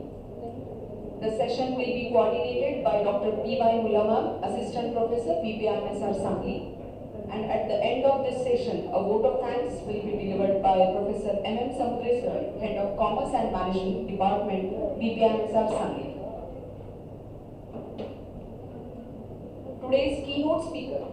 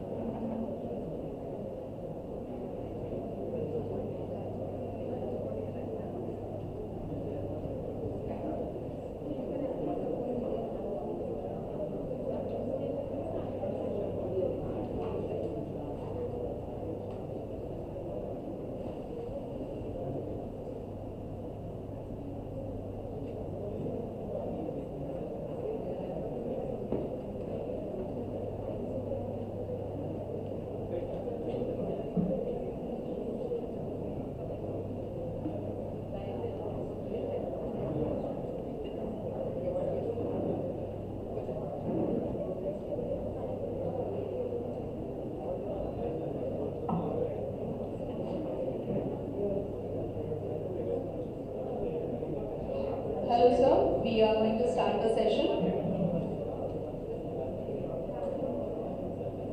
Welcome, sir.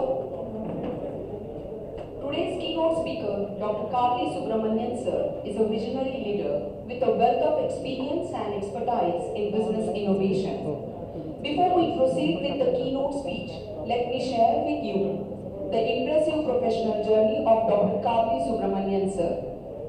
Dr. Kavli P. Subramanian, sir, is the acting dean of the Faculty of Business Study at Arab Open University, Oman. He holds a PhD in management and is recognized globally with several prestigious affiliations, including Fellow of the Chartered Management Institute, UK, Senior Member of IEEE US, and International Research Fellow at the University of Selangor, Malaysia.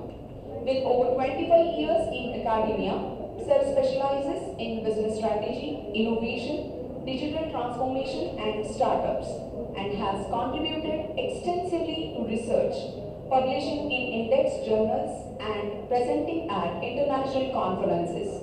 He is deeply involved in quality assurance and accreditation systems for higher education, with experience in global accreditation frameworks.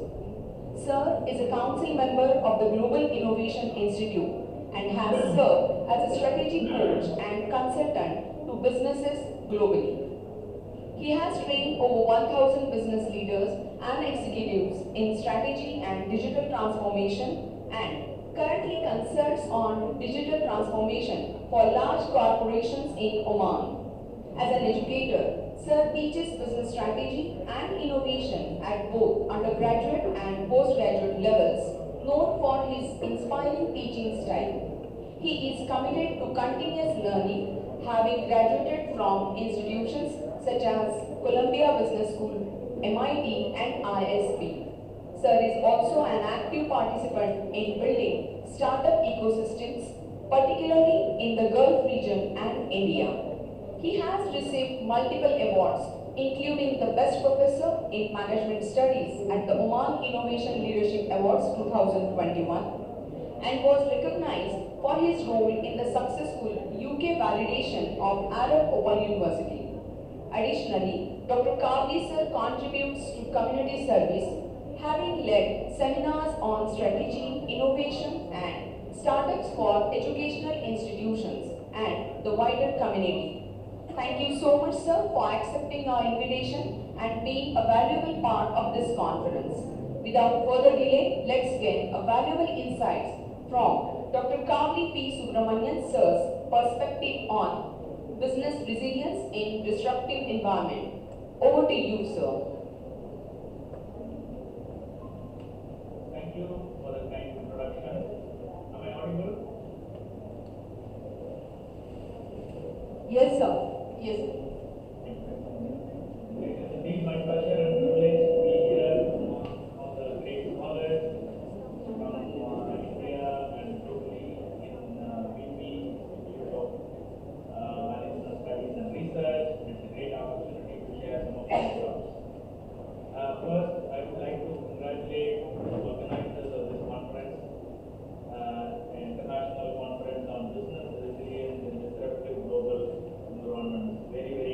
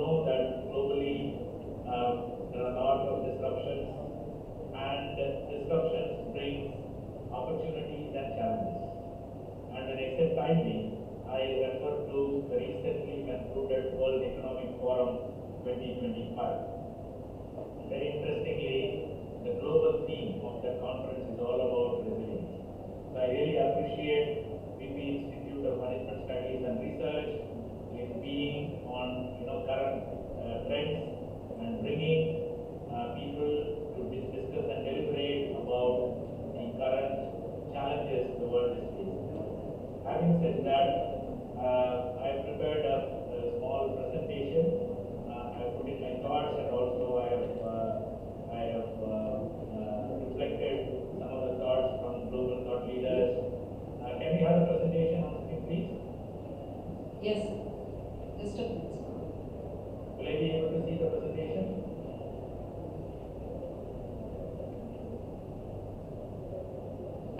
All right. I will move the slide first. Go to the next slide.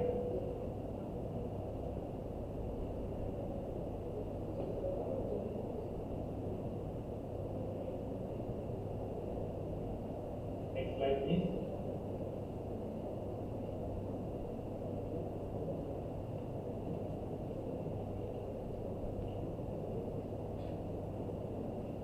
Can I share the presentation from my?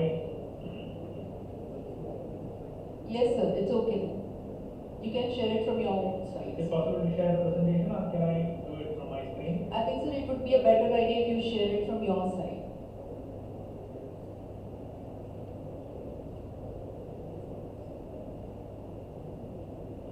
Yeah.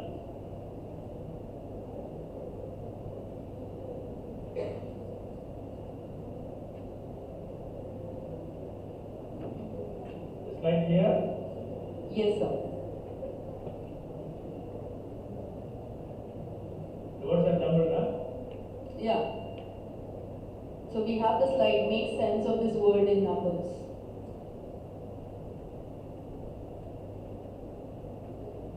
Hello. Yes, sir.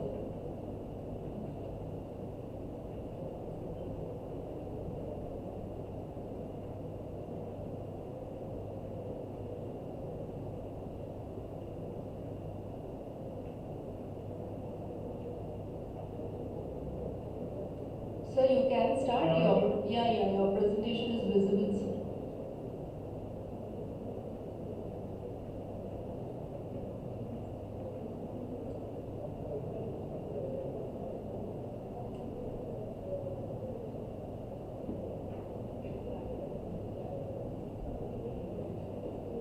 Can I share from my screen?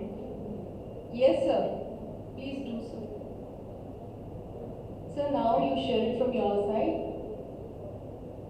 Okay.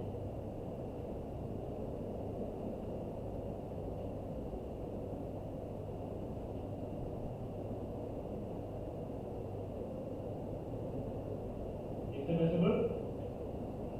Not yet, sir. Not yet. Yeah, now it is. Yes, sir. Visible? Yeah. Please proceed, sir.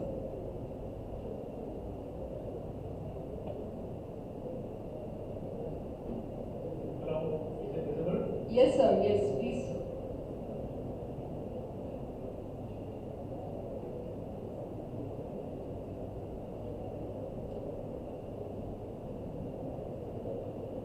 Sir, it is visible. You can start the presentation, sir. Is it visible? Yeah. Okay. So I'm planning to share my thoughts on this fundamental question. How can businesses in India build resilience in this disruptive global environment? Now, in this, there are two important constructs we need to focus on. One is building resilience and under disruptive global environment. So let's try to understand, make sense of this world by looking at these numbers. Sorry to interrupt you, sir. Yeah. Sir, can you put the presentation in the PPT mode, in the slideshow mode?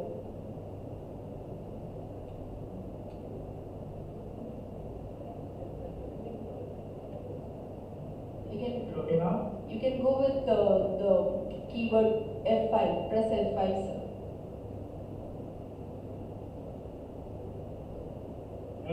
It's already in presentation mode. My screen. Okay, fine, sir. Is it okay? Yes, sir, please proceed.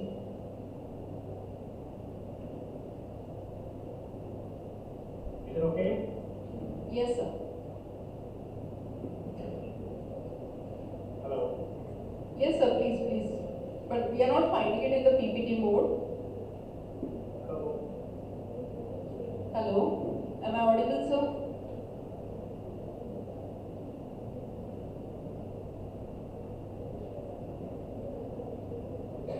So you have stopped screen sharing.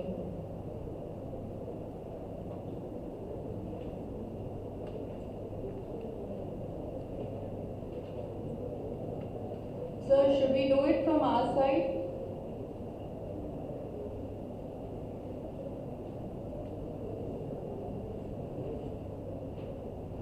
Sir, am I audible?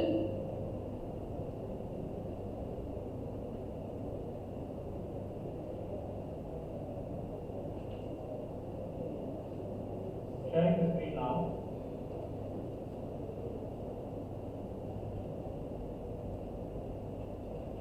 Sir, hello sir, am I audible?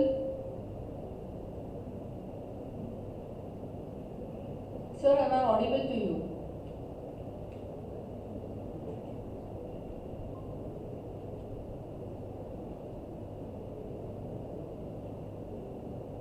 Is it okay now?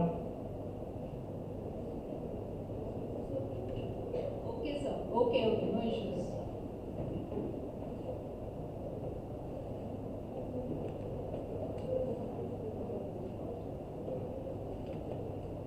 Yes sir, please start sir.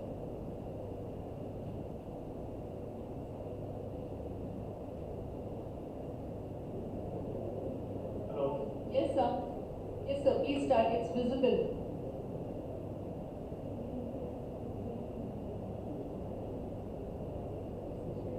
Is the screen visible? Yes sir, it's visible, you can start your presentation sir.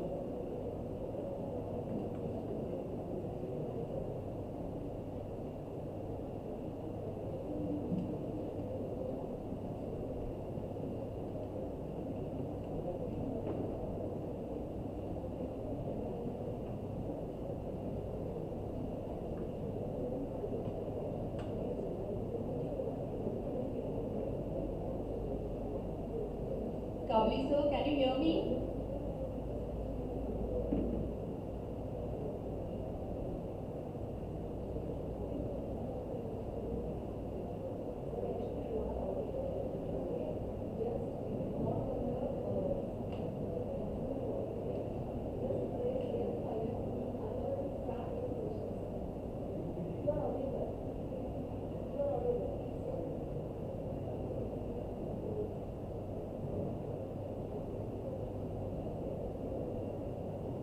Okay, anyway, let me continue my presentation.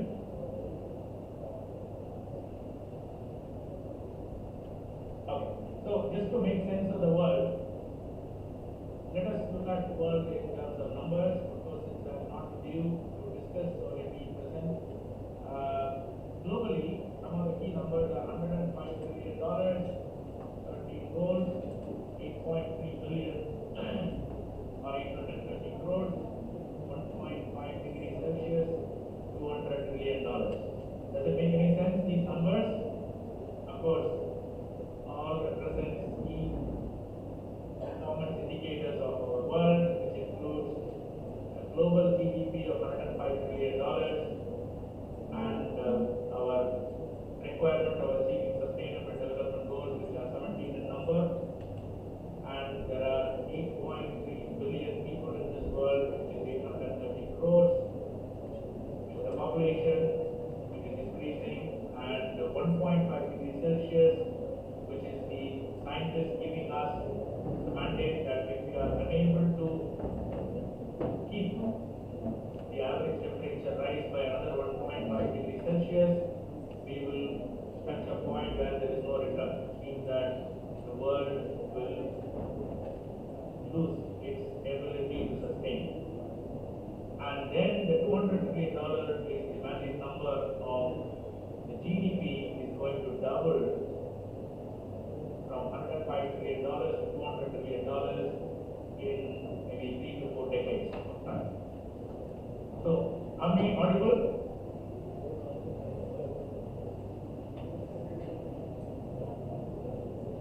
Yes sir, you are audible. Am I audible? Yes sir, you are audible. You can proceed with your presentation please.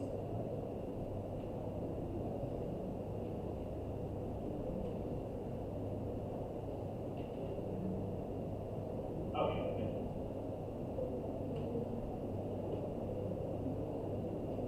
And in Indian context, it is 1.4 billion, which is 140 crores of population, and $3.8 trillion GDP, and our target GDP is $5 trillion. These are some of the important numbers of India. And looking at the story as a whole, this century is an Asian century. I always say 19th century was a European century, 20th century was an American century, and this century is an Asian century, 21st century. And there are a lot of indicators. Our recent indicator is our deep sea from China. When I say it is Asian century, there are two countries which are going to lead the century, which are none other than China and India. Even there was some discussion about Chinese and comparison with India, I think during the previous session. Of course, we need to understand that in Asia, China is leading, there is no doubt about it. But India has a different kind of economy, different kind of character. India is considered as a soft power in the world of business and world of work. Meaning, the growth of India is not going to threaten anybody else's growth. Growth of India is seen as a very positive thing. At the same time, growth of China is looked at with some skepticism. A great example is the present trade war happening between America and China. America don't want China to question their mind, to challenge their mind. So therefore, there is a great trade war happening.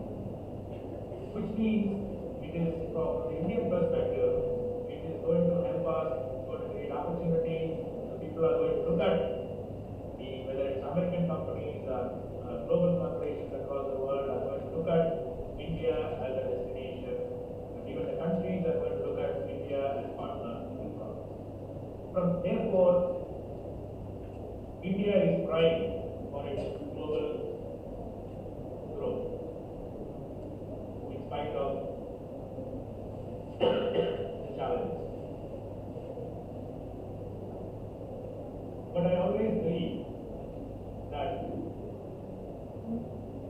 luck is nothing but opportunity and preparedness. When you are prepared and an opportunity meets the preparedness, we call it as luck. Therefore, there are a lot of opportunities that are going to come to our doorstep. For example, as I said, the world is going to pay attention to India. Is it paying attention now? No. In the last few decades, we have seen a lot of growth. I want to mention one particular growth, which is the global capability centers. I hope all of us know that there are 1,000 plus global capability centers, which are run by 1,000 plus global corporations, which are located in India. This is a great tool that the world global corporations are keeping in India, meaning that they are betting on the talent of India. They are betting on the innovation capabilities of India. Here I would like to mention one of the great business leaders now is not in the good context. I am referring to Carl Rosen, who was the chairman of Nissan Renault collaboration, who was leading a global automobile corporation from Lebanon. He made a very important statement 2 years ago when Tata launched its Nano. He said, "We are very amazed by the innovation and technology happening in India, particularly Tata Nano space, because it's from automobile industry." He said the whole world should go to India and learn from Indians about the phenomena called frugal innovation. Meaning, India is capable of innovating at 1/10 of the cost. We have proved again and again and again in many fronts, which includes the space. Our Mars mission, our mission to moon, all these things are all done at 1/10 of the cost. So India is capable of creating any innovation at 1/10 of the cost where the world is innovating. So this is a great example.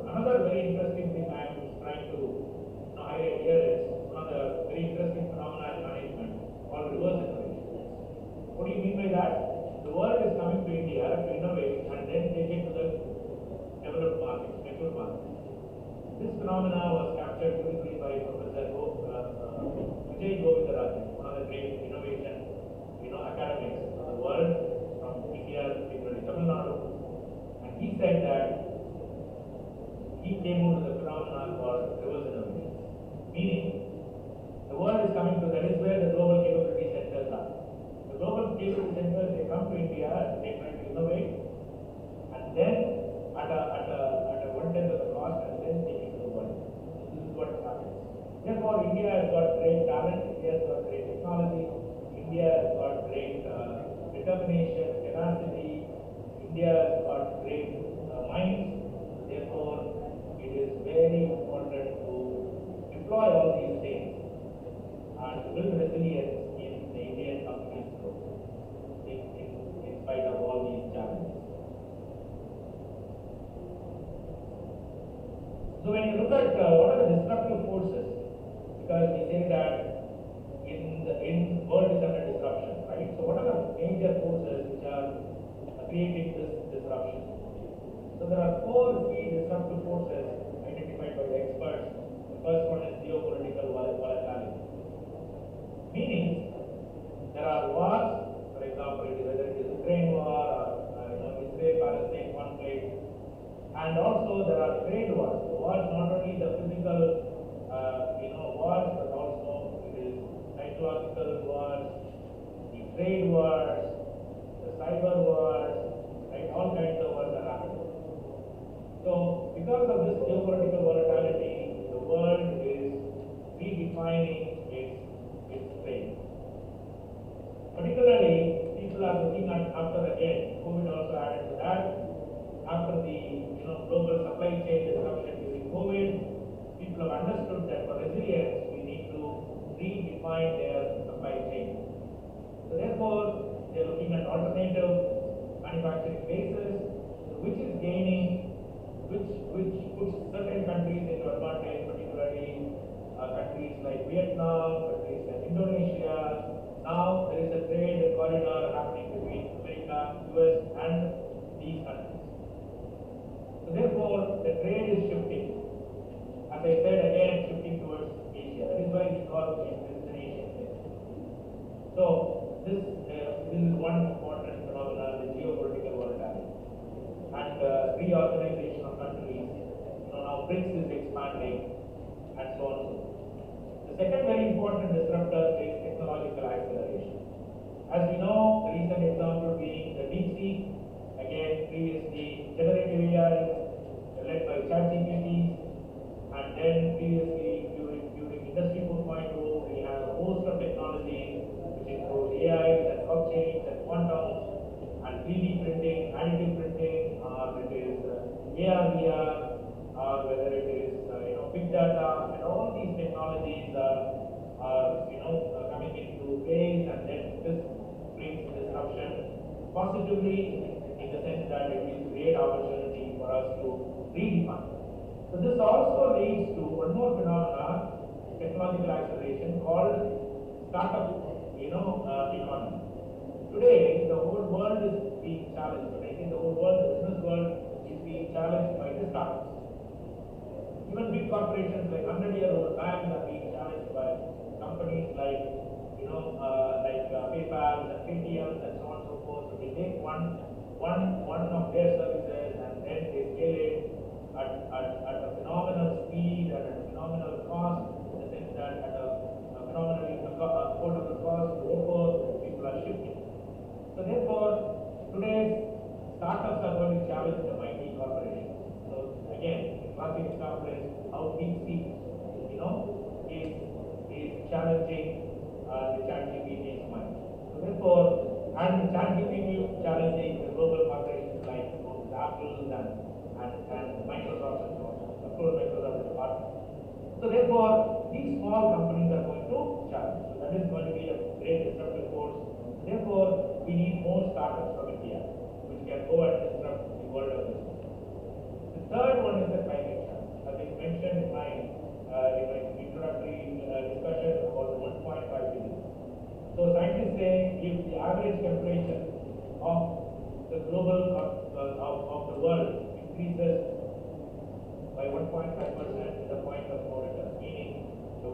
build this integration. So therefore, every time, every year we see a lot of COP conferences, climate conferences, where the presidents and prime ministers are coming and discussing.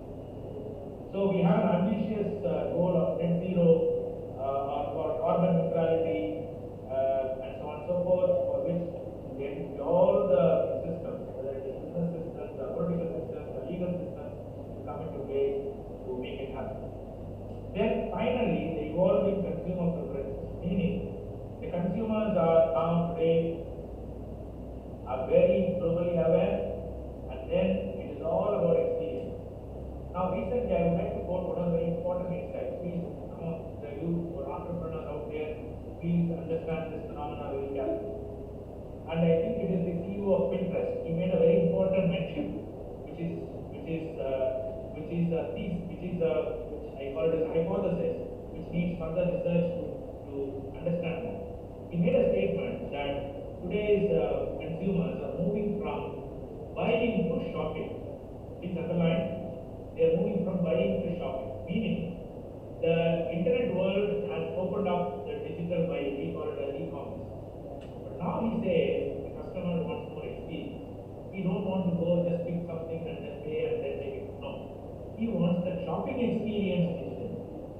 I think this is going to open up great number of opportunities to the next set of startups, like how Amazon disrupted the retail world, e-commerce world, retail world by coming into e-commerce and disrupting great retailers like Walmart and other Gap stores, right? So today this is going to happen to Amazon and so on. Of course, Amazon is also getting prepared. So it is not just simply buying, moving to shopping, meaning customers need more experience, right? And then they want more innovation. So therefore, this is the whole disruptive force. So on one side you have geopolitical volatility, on the other side you have technological acceleration, and on the other side we have sustainability challenge, and the fourth important force is the consumer preferences are changing. So once you understand these disruptive forces, we need to strategize for our corporations, for our countries. So that is where the geopolitical, competition comes in. Now, how to position countries? Because each country is trying to protect its might, trying to position itself in the global world. Like for example, India is trying to position, China is going to try to position, and then Indonesia is coming, Vietnam is coming, all these. And even Europe, which was slightly slow, now they are also trying to respond. Therefore, these are some of the forces which are active. So resilience can be built through adapting certain strategies. Now we can learn from companies like Apple and Tesla, Amazon, how they adapt strategies. Of course, this is again a point for discussion by businesses. So we have to learn from the global thought leaders how they are building resilience into their strategies, into their businesses to overcome these challenges. For example, as Apple has diversified its supply chain beyond China, and they are coming to India, they are coming to some other places in Asia to build alternative supply chains, and they are building local supply chains, right? So today, the concept of globalization itself is under big question. Here, I would like to pause and check whether are you following the presentation? I would like to hear some voice saying yes.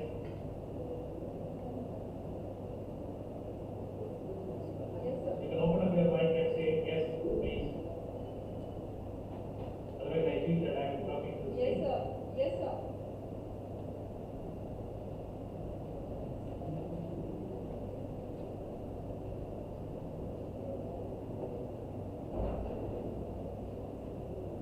Am I audible?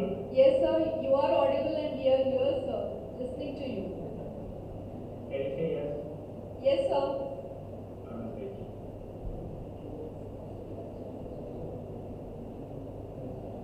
Okay. Thank you. I am getting all what I say yes, sir. So I will continue.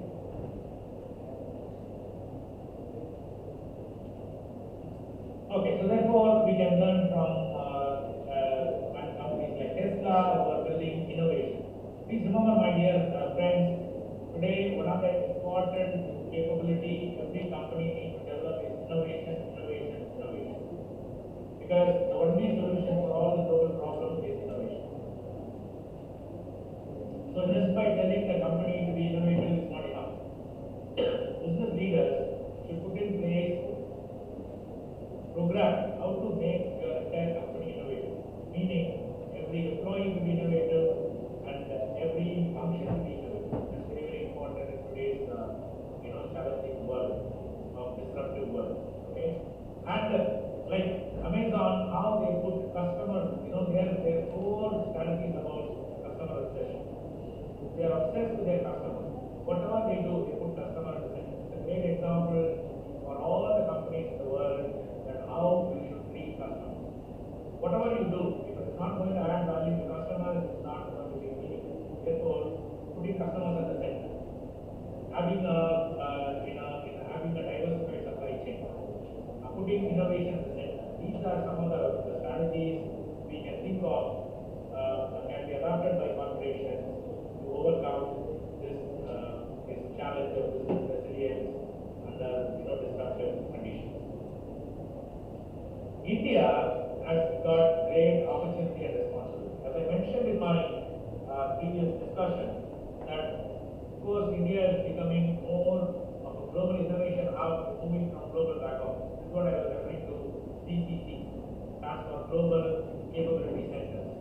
So there are 1,000 plus global capability centers across India, particularly in towns like in cities like Bangalore, Chennai, Mumbai, Delhi, and so on. So this is a great example of our innovation capability. So let us to leverage on that. And then the rise of Bharat. When we say the rise of Bharat, which means that moving from metro cities like Chennai, Mumbai, Bangalore, and Delhi, and other cities to Kolkata towards the second and third tier markets, which includes cities like Pune and so on and so on. So therefore, this is happening. Digital adoption is happening. And one more very important thing we need to understand is, as I mentioned, when the global economy moves from $100 trillion to $200 trillion, much of the economy is going to come from, much of the value is going to come from the digital. So today we are looking at two worlds, the physical world and the digital world, and the combination of both we call it as physical and digital coming together. So much of the new value is going to come out from because of these digital technologies. So therefore, every company needs to understand how to create value by deploying these technologies creatively and innovatively. Here I want to pause and underline this phenomenon. Now many people think that technology can create value. I'm sorry, it is not. Technology cannot create value on its own. Technology, when it is deployed creatively and innovatively, only can create value. A classic example is blockchain is a great technology, but nobody was talking about blockchain till it is applied by Bitcoin, that's the founder of Bitcoin, that he took blockchain as a technology, he ran an application called Bitcoin, and then blockchain became popular. So therefore, blockchain as a technology was not able to create value unless there was a phenomenon called Bitcoin, which created value for people, which caught the attention of the world. Therefore, again I stress this point, we need to understand what are the characteristics of these technologies, what are the capabilities of these technologies, and put them into right use, put them into creative and innovative use to create value. So that is where India can play a very critical role, because with that kind of innovation and intelligent mindset of Indians, they are creative enough to deploy these new age technologies and create value for the world and for India and for them. So therefore, this is very, very important. Thirdly, of course, we also get a lot of policy support from the government institutions, whether it is union government or state government, coming out with a lot of initiatives. Here I would like to mention one of the very important infrastructure, which is a public infrastructure which needs to be tapped. There is a lot of trapped value inside. Like for example, UPI, Aadhaar, and ONDC. ONDC stands for Open Network for Digital Commerce. So these are the infrastructure generated by the public policy, by the government, right? Where any individuals, whether it's people from India or abroad, can come and use this infrastructure to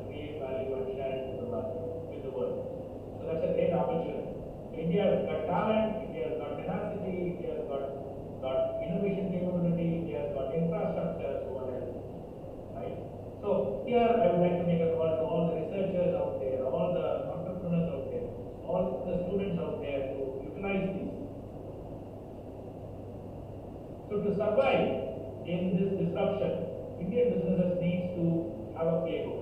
So there are few suggestions from experts, global experts. The first one is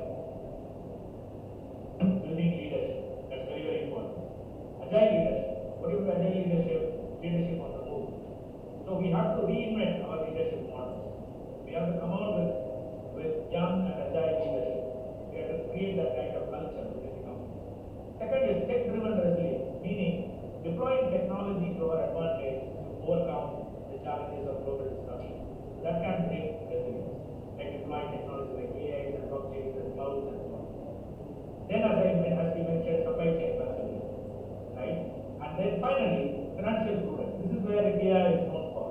It's financial prudence, how to optimize costs, because we have the experience of building something at one time. And finally, talent upskill. Today, it's a world of skill. Today's economy can be characterized as skill economy, where we need to upskill, reskill, and skill. Skilling, reskilling, and upskilling. So this is the name of the game. And resilience is not just about survival, it is all about growth. So therefore, entrepreneurs need to take bold steps, researchers need to bridge the gap between the knowledge gap, and MBA students who are future leaders need to build the kind of skills required for thriving in 21st century.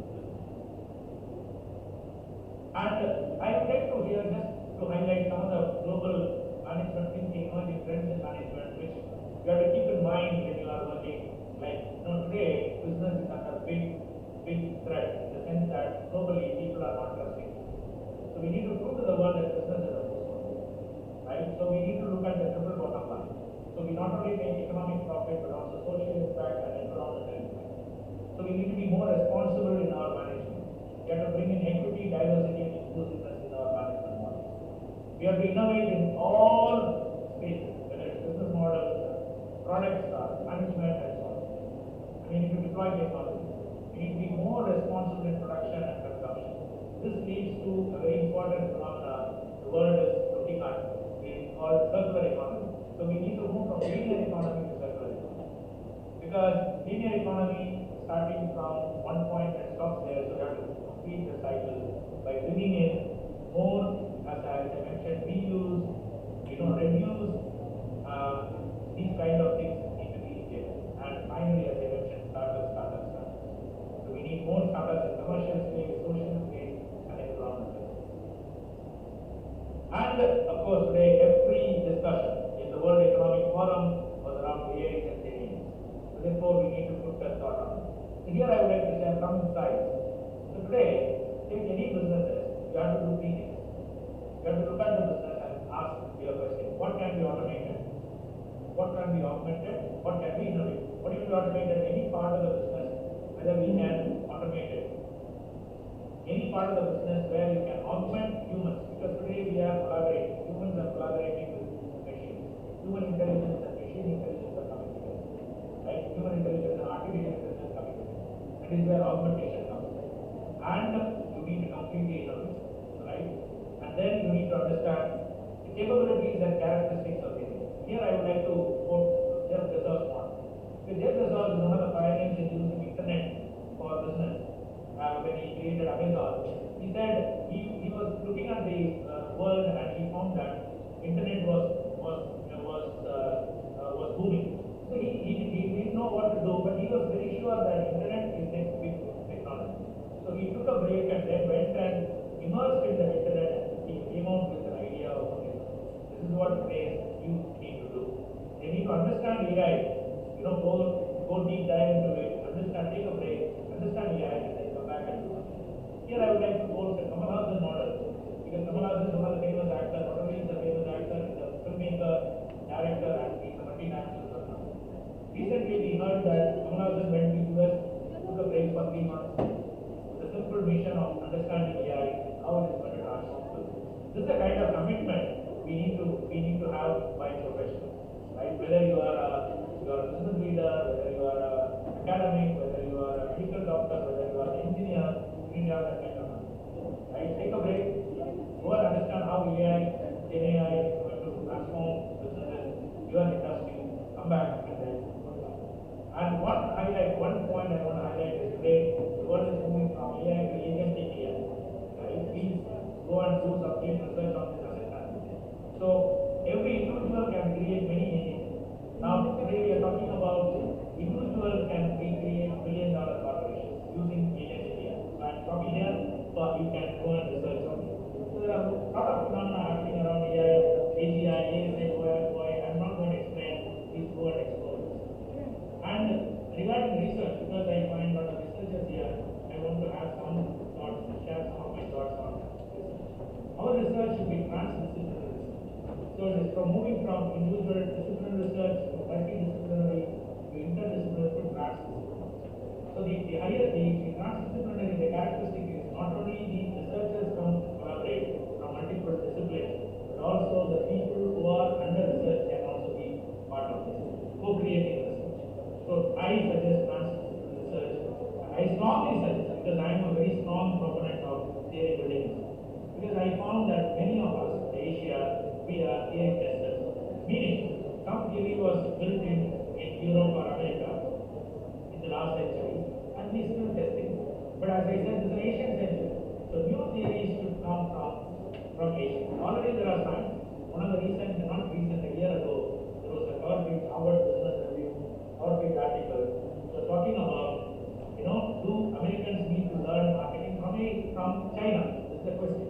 So therefore, the new theories should come from, new theories are coming from, new ideas are coming from Asia. It has to be theorized. So we have to create our own, theoretical conceptual models of marketing, HR, finance, business, strategy, and so on. And we need to be more responsible. When I say responsible research should lead to impact, not just for the sake of researching, for the sake of promotion, for the sake of, for the sake of publication. It should be really impactful, responsible research, helping the world to become a better place. And finally, all the research should end up in patents and copyrights, leading to IPRs. So that is very, very important. It's not just publishing, but converting into real value is very, very important. Not only from the global perspective, but our own individual perspective. We can also make as academics a lot of wealth for ourselves and so on. And here I would like to highlight two important organizations which are propagating these ideas. We call it as Principles for Responsible Management Education initiative by UN agency, and Responsible Research in Business and Management is another initiative. So I would like to make a call to all the researchers and the institutions to go and have a look at this and then buy into their system. That is going to be the future. And finally, wherever I go now, I propagate this idea because I know that there will be some few women, many women entrepreneurs, researchers, and students. So please, I recommend this literature. This is by Caroline Rayado Perez.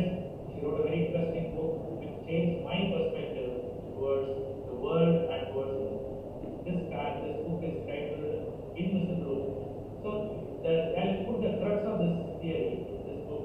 It says this world is built by men for men. But the important point is it is not a conspiracy. It is because of database. Which means that because lack of data, right, the whole world is revolving around products and services made by men for men. Whenever we say human being, it is meant to be, man. So this is what she is trying to argue with a lot of examples. Let me give one example leading to the database. When the safety belt was invented, the world was also happy because it's going to save life. But after some time, somebody did a research. This is where the database comes. Somebody did a research. They found one very interesting, not interesting, very sad fact. What is the fact?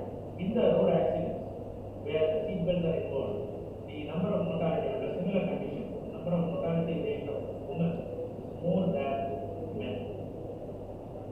They found that it is because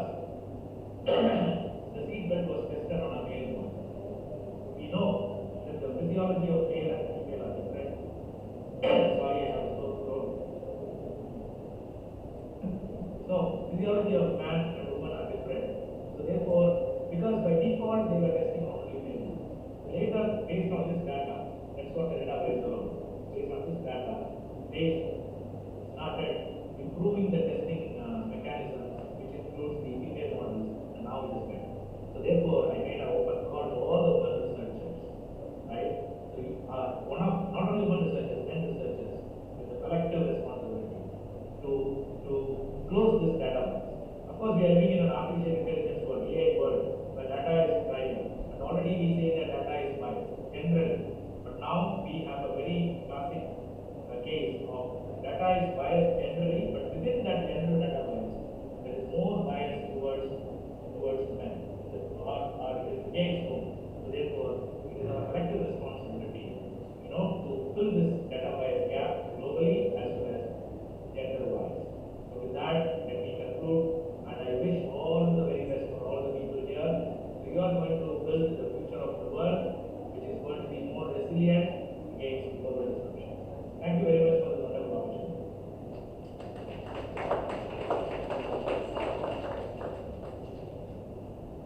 Thank you, sir. Am I audible, sir? Yes, sir. Am I audible? Is it okay? Yes, sir. Am I audible to you?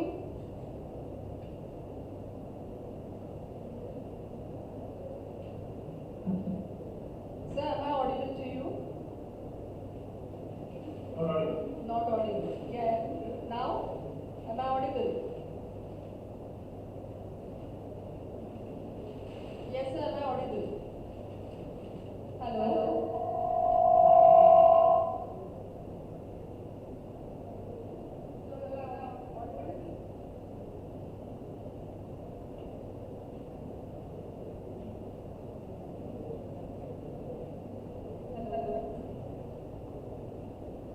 Yes, sir. Sangli, sir. Can you hear me?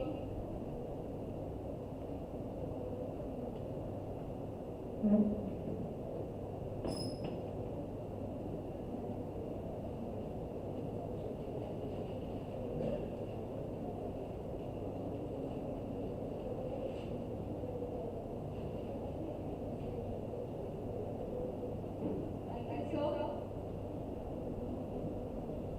Thank you, Dr. Kavi Subramanian, sir, for sharing your influential message.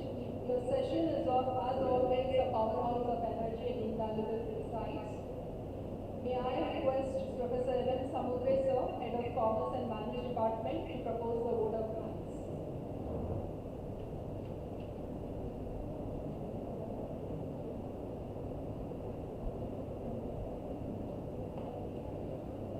Good afternoon, members of the academicians, and I'm here to propose a vote of thanks to distinguished keynote speaker for today's technical session, Dr. Kavali P. Subramanian from the Sultanate of Oman, respected Managing Trustee of our Institute, Dr. Arish Shinde, Secretary Shri Rishikesh Shinde, President of our session, Shri R. Patil, sir, who is the Managing Director for Fresh Logistics, Principal in Charge, Dr. R. Malati, sir, the session coordinator, Dr. Pilius Mullah Madam, and our most valued invited guests from management and computer fraternity, institutes, research scholars, students, and dear colleagues.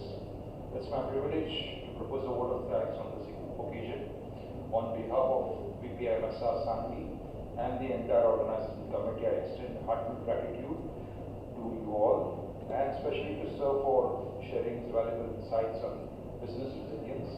As he has readily pointed out that we require transdisciplinary research, is very clear. We require theory-based research, which is the thought-provoking process for today. And we also have to be a responsible researcher, such as citizens, with many more ideas in our cadre. Then we can see India competing neck to neck with developed countries and developing counterpart China. As well as on this occasion, I would like to thank all the faculty members and the students involved in organizing this conference on a substantial scale, with the willingness that they have expressed to take on this competition of tasks beyond their comfort zones. Thank you very much. Thank you, everyone.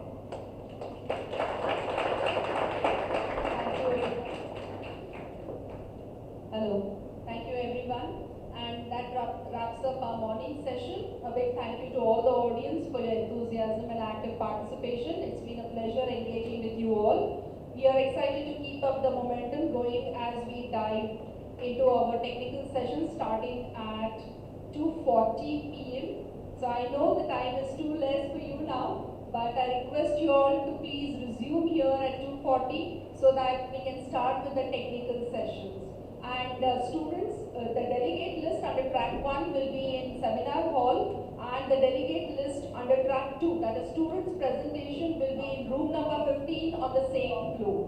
And as you come after your lunch, make sure that if you have the presentation, make sure that you upload it to the desktop. Thank you, sir. I hope now I'm audible to you. Sir, still, I think.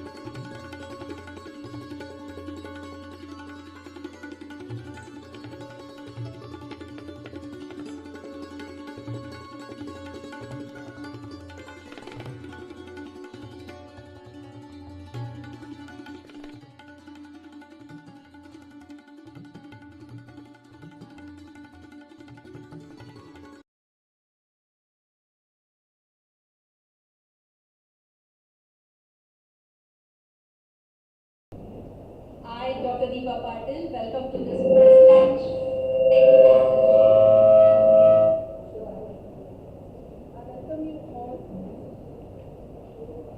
I welcome you all to this post-lunch technical session where we will delve deeper into various aspects of business resilience. We look forward for an enriching exchange of ideas. For this session, we have with us Dr. N.L. Kadam Sir, Principal, D.R. Mane Mahavidyalaya Kabul, who is the session's chairperson. Thank you so much, sir, for accepting our invitation and gracing this occasion. Besides, we also have with us Dr. Sharvari Kulkarni ma'am, Professor Kanya Mahavidyalaya Mirrors, who would also be acting as this session's chairperson. Thank you so much, madam, for sparing your valuable time and coming over here. Thank you so much. And also we have Professor A.M. Kazi sir, who would be acting as the coordinator of this technical session. So moving forward, before we proceed with this technical session, let me take the honor of introducing the chairperson's profile, Dr. N.L. Kadam sir. Professor Dr. N.L. Kadam sir is a distinguished academic leader and educator whose extensive academic qualifications include M.Com in Advanced Accounting, M.Com in Advanced Costing, M.Com in Advanced Statistics, M.Phil, GDC&A, PhD, MBA and CCIT. He is currently serving as the principal of D.R. Mane Mahavidyalaya Kabul, followed a significant tenure as the vice principal and head of the Department of Accountancy at Jaisingpur College, as well as the in-charge principal of Yashwantrao Chauhan College, Halkarni. With over 35 years of undergraduate teaching experience and 20 years at the postgraduate level, Sir is a cornerstone in the field of higher education. He has held numerous prestigious positions at Shivaji University, Kolhapur, as the chairman of the Board of Studies in Accountancy, as the member of key academic bodies such as the Faculty and Academic Council, Research and Recognition Committee and Research Advisory Council in Commerce and Management at both Shivaji University and Punya Shlok Ahilya Devi Holkar, Solapur University.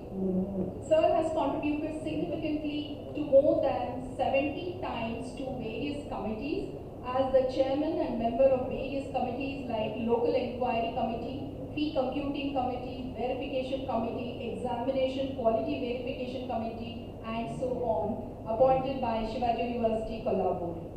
As a prolific scholar, Sir has authored 18 textbooks in accountancy, auditing, and taxation with an ISBN, as well as edited 20 books including SIM of Distance Education Center, Shivaji University, Kolhapur with an ISBN.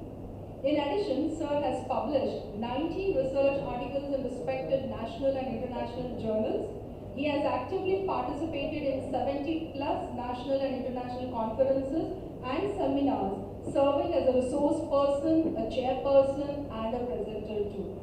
He has been invited for more than 50 guest lectures and resource person in university level workshops. Sir is also a passionate research guide, having supervised the successful completion of PhD thesis for 3 students, with 4 more currently pursuing their doctorates under his mentorship. Additionally, he has served as a referee for PhD evaluations at prestigious institutions like Savitribai Phule University and SRTM University, Nanded. A respected figure in the academic community, Sir's contributions span teaching, research, and the nurturing of future scholars, reinforcing his legacy as a pillar of educational excellence. I would like to announce here that recently Sir has come up with a new book which is displayed on the screen. Hearty congratulations, Sir. And this book is co-authored by Dr. P.Y. Mullah ma'am also. Congratulations. Now, for this session, we also have with us Dr. Mrs. Sharvari Kulkarni ma'am, Professor Kanya Mahavidyalaya Mirrors. Before we proceed with the technical session, let me brief you with her profile. Talking about ma'am, she has worked as an acting principal in Kanya Mahavidyalaya Mirrors for almost 2 years. Currently, she is the head department of commerce and professor at Kanya Mahavidyalaya Mirrors. She has a PG recognition by Shivaji University, Kolhapur for Management Accounting and Business Administration. Also, she is a recognized guide for MPhil and PhD programs at Shivaji University, Kolhapur. Under her guideship, 5 students have completed their PhD and 1 MPhil program. She has participated in various number of orientation courses, refresher courses, training programs and FDPs. Ma'am has shouldered the responsibility of an examiner and a paper setter at Shivaji University, Kolhapur, Yashwantrao Sawan Maharashtra Open University, Nasik, Bharati Vidyapet University, Pune, as well as C-Cyber, Kolhapur. She has participated and presented almost 90 papers in international, national and regional level conferences and seminars. She has presented number of papers at IIM level in international conferences too.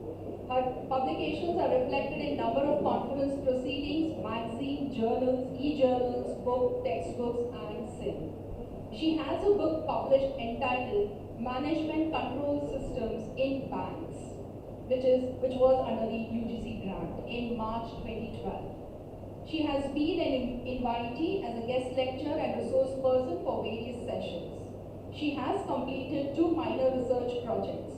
We are deeply grateful, ma'am, for accepting our invitation and being a valuable part of this conference. Thank you so much, ma'am.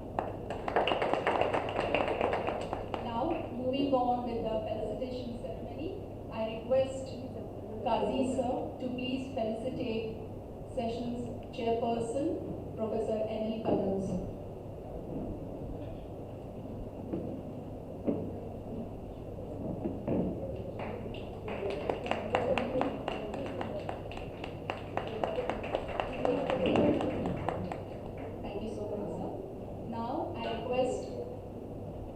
Conference convener, Dr. A.U. Deshpande ma'am, to please felicitate our co-chairperson, Dr. Sharmari Kulkarni ma'am, with a memento.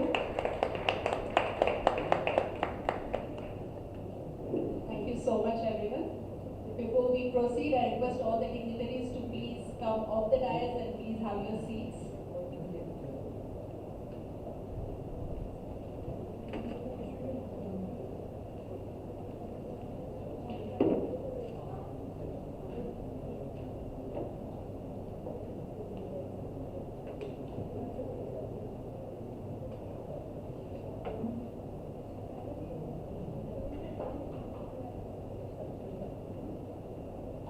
Respected dignitaries, we have 2 online presentations as well, but as they haven't joined it yet, so maybe we'll take it later on. First, we'll start with the offline presentations. Kindly take a note, all the delegates, that you would be given. I know your whatever research you have done, that will not, it's not, you're not able to complete it in within 5 minutes or 7 minutes, but we have some time constraints, so make sure that you go with the presentation, just complete it in 5 minutes. Extra two minutes would be given for you as a breathing time. So kindly take a note of it and please respect the time and try to wind up your presentation in 7 minutes. So after 5 minutes, a bell will be rung. So that would, please consider it as a warning bell, and then after 2 minutes, you have to wind up. You have to complete your presentation. And time management is also one of the judging criteria, so see that you stick up to the time. So, judges, I would be telling you the paper ID so that it would be easier for you to track the presenter. So the first presenter would be Miss Shreya Sanjay Mari. Her paper ID is VPIC 25005, and she's going to present a paper on a study on digital transformation of banking and payments.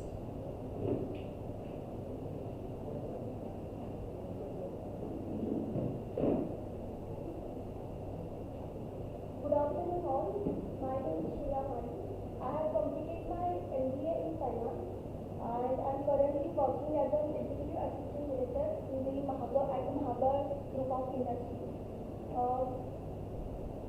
Today I'm excited to share my research paper on digital transformation of banking and payments, a topic that's shaping the future of financial transactions.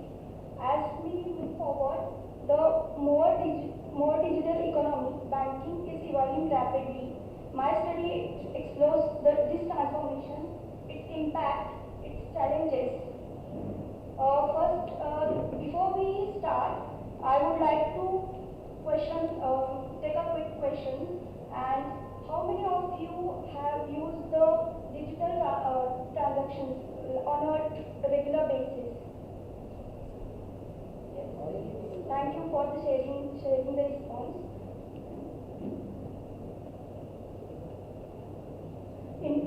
Let's start with the banking is no longer the future, it's the present actually. We are now having the mobile apps, AI-driven services, blockchain technology and digital wallets that we are completely changing the financial landscape. This study aims to explore how these innovations are shaping the reshaping the banking. Now let's look at the key objectives of my research. My research is centered around 4 objectives, like assessing the digital transformation levels, evaluating the customer adoption and its usage, analyzing the impact on customer satisfaction, and identifying challenges for banks and customers. Each of these aspects is crucial in understanding the bigger picture.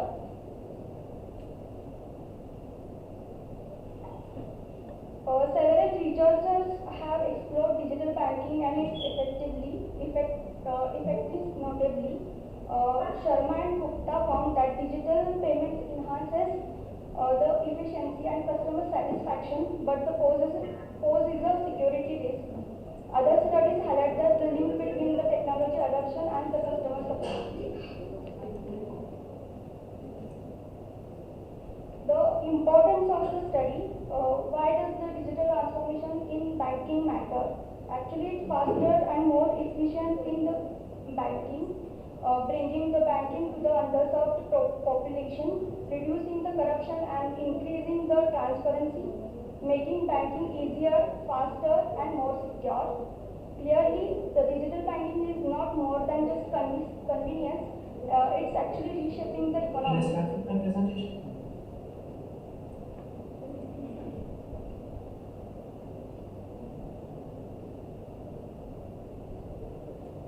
I used both the primary and secondary data for my research, a structured survey of 50 respondents and research paper and online resources.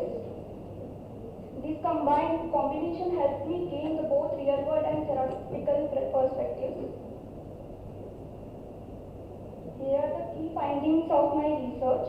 60% of the respondents regularly use the digital banking, and 60% of the uses the frequent use of mobile banking apps and the digital wallets. 42% of the population still have the security concerns.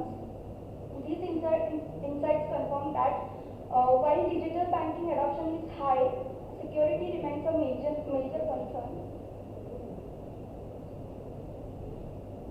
Despite its rapid growth, digital banking still faces challenges like the cyber fraud and trust issues, limited smartphones and internet access, and compliance with the banking laws. Recommendations strengthen the cybersecurity measures, increasing the customer awareness through education, and provide the proper user-friendly banking interface.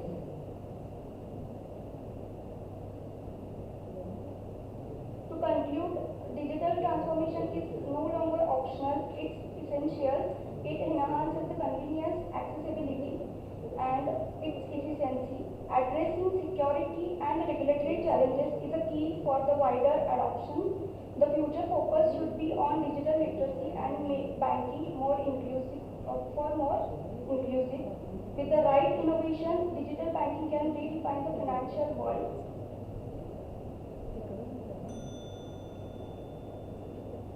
These references provided me key insights for my research.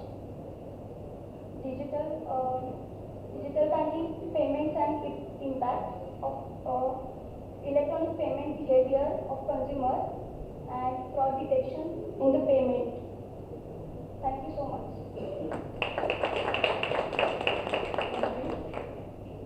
Attendants, if you have any questions, please proceed.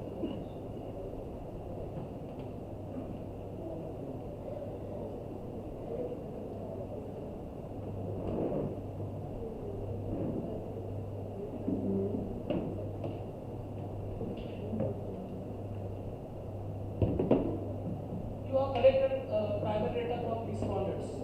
Who are the respondents? Random. Or the industrialists or business persons or any other, or a group of all these same persons?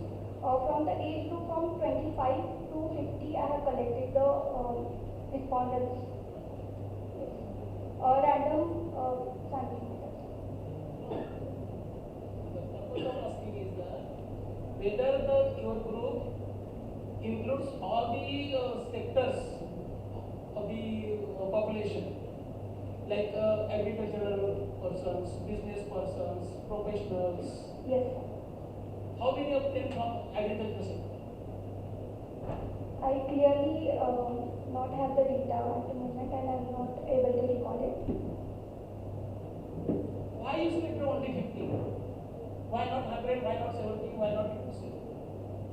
What is the idea behind selecting only 50? I think 50 is not sufficient to draw some It is the one of limitation I can say. Thank you.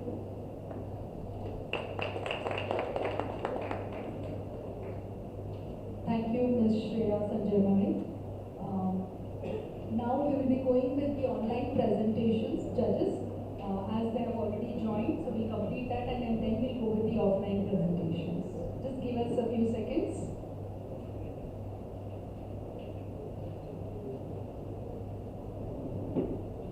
So the next online presenter would be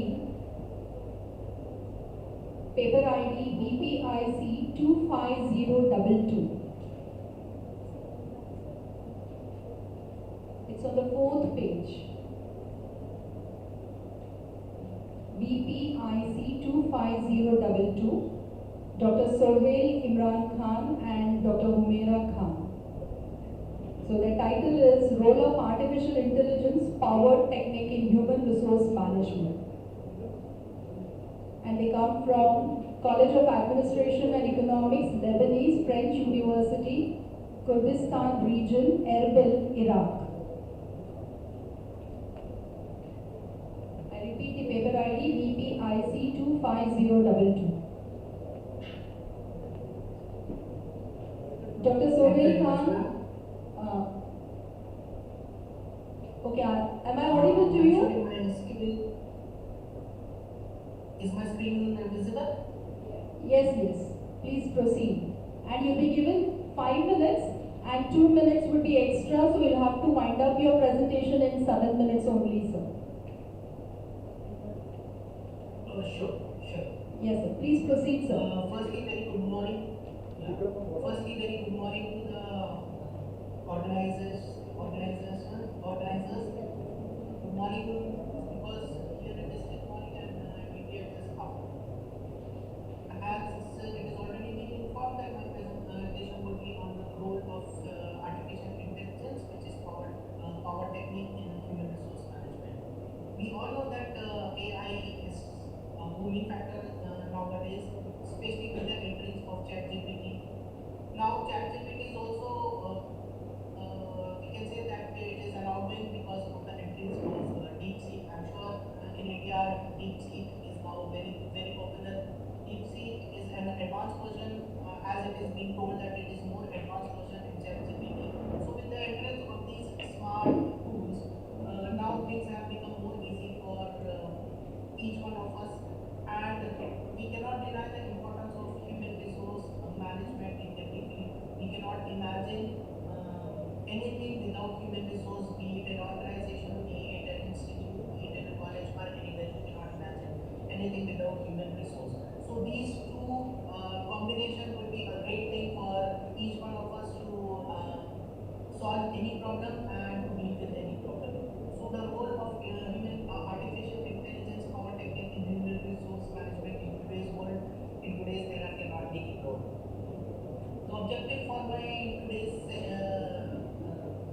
session of the article would be to know how AI and human resource can be combined together. To summarize the functions of AI in human resource management and the techniques which we can use AI in the field of human resource management, and we would also understand the advantages and application of AI in human resource management. Due to short of time, I would directly come to the core of my topic. What is the different functions of AI in human resource management? Basically, as I've already told that AI is a vast and most interesting topic when it comes to HRM. There is no limited functions. In fact, I have jotted down only 10 points, but it is far, far beyond there. In my discussion, I will be focusing on only 10 functions, but as I've already told you that this is far beyond these 10 functions. The very first function of AI in human resource management is recruitment and talent acquisition. How it can help for recruitment and talent acquisition? It will help us to figure out only those resumes which we are interested in. It means that it should fit in your job specification. If your resume fits in the job specification, that you may be called for an interview. So it will help you to short down your recruitment process, to make your process very easy. Employee intention, it can you can the second point is employee intention. You can correlate it with the recruitment process. AI will help you to induct your employees. Instruction and advancement as it an easy and convenient tool for each teachers or employees. The instructions can be easily communicated. Performance evaluation, it will help you to evaluate your performance. For example, in case of you want to be transferred or you want to be promoted or you are demanding for a hike in salary, AI would help you to evaluate your performance. Based on that, surely your demand can be fulfilled. Workforce engagement, it will help your staff to engage in different aspects of human resource management. Sixth point is that it will help you to plan your future activities, sub-resources, and much more. Automation of employee tasks, administrative tasks. AI itself is a very innovative and automated process. So in your college, in your institute, in your organization, it will help you to execute many administrative and technical things very much automatically. Diversify and inclusion. It will help you to diversify and include various things in your day-to-day life. Employees well-being and assistance, it will help you to assist in various ways, including employees well-being. If you can take care of your employees, it will be nothing like it. So AI can help you to take care of your employees as well. So your 5 minutes have been done. Yes. So it will help you in decision making. My next objective is to what are the different advantages of AI and resource management. Already discussed decision making. It will help you to make the process automation, and hence it will increase your efficiency. It will help you for cost optimization and much more. There are various applications of AI in human resource management, acquisition, recruitment, training and development, managing performance, planning for manpower, your compensation, benefits, payroll, and diversify and inclusion I've already discussed. Coming down to the conclusion, AI power techniques have time and again provided exceptional prosperity for efficiency and creativity by automating many tasks. Use of AI in human resource management will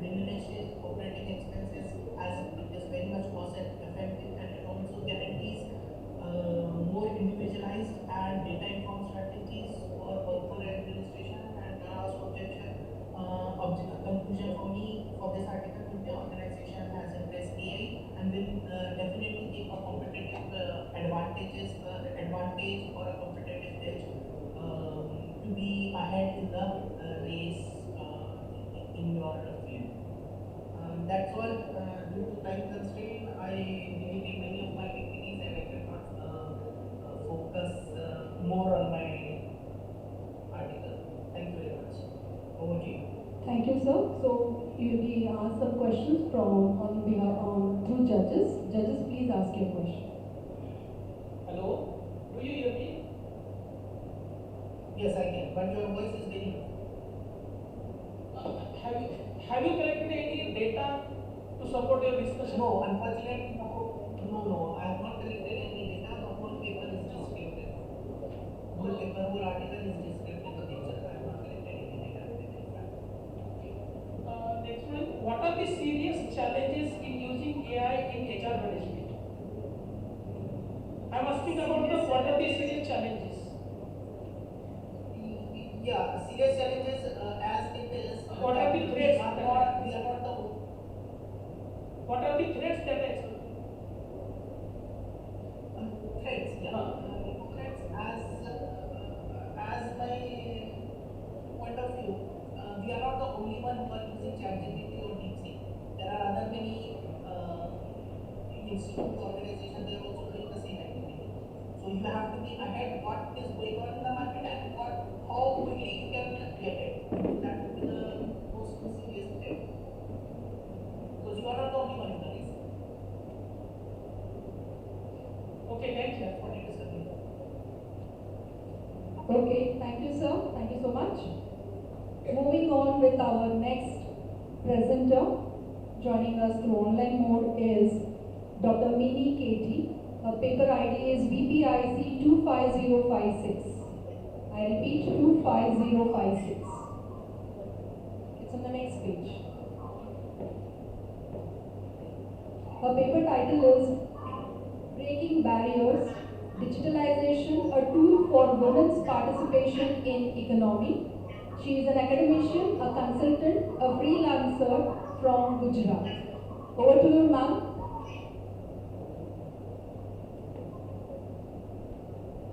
Yes, ma'am, you can share your PPT. Yes, is it visible? Am I audible? Yes, ma'am.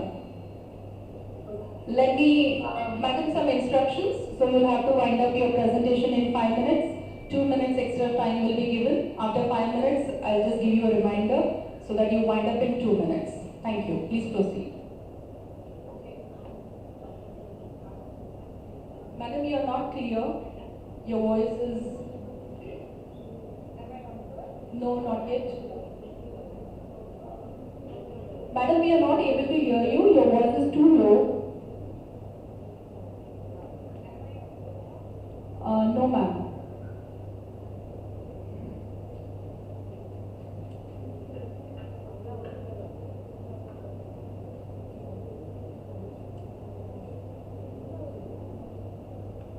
Am I audible now? Yes, ma'am. But please be a little louder while you are talking. Okay.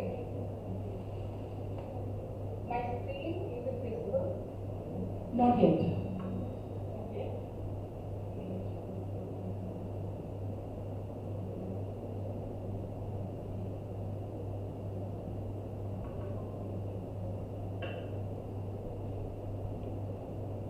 Is it visible now? Yes, ma'am. Just put it in slideshow. Yeah. Okay. Yes, please start, ma'am. So I am Dr. Mini and I am joining you from Gujarat. Thank you for having me here today. So my paper is on how digitalization has become a tool for women's participation in economy. It's a sociological paper. Since I am a sociologist, and it is based on secondary sources, it is a descriptive and exploratory research. That is what I want to compile this paper. So we all have been exposed to the e-commerce revolution that has happened in India.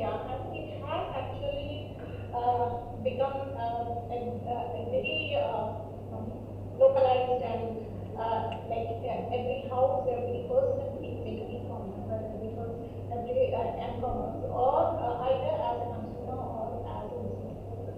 So it has revolutionized the way the businesses have functioned so far, and it has revolutionized the relationship between the buyer and the seller. And because it has been able to reach a wider audience, small businesses have been able to reach far and wide. They have been able to sell their products in different places, which were they confined to a particular localized places. So here, this e-commerce have been able to generate around 16 million jobs and employ around 54% of more people into our economy. Again, have increased our GDP or have contributed to GDP.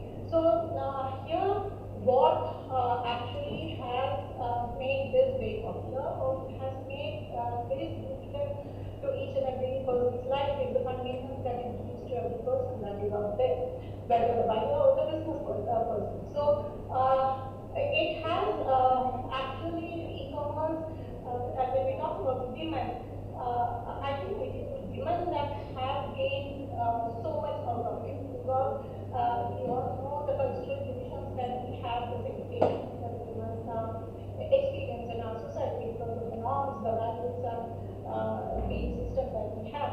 So here somehow it has benefited the women, I would say it has benefited the women the most, because it has enabled them to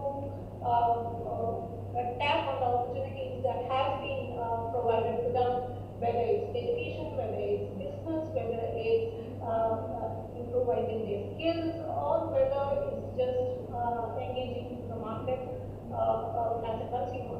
So it gave them flexibility, it gave them the flexibility to sit in the comforts of their home, where they do not have to venture out. It also gives them the flexibility to look after the family or to stick on to the traditional roles as well as carry out or become independent economically as well.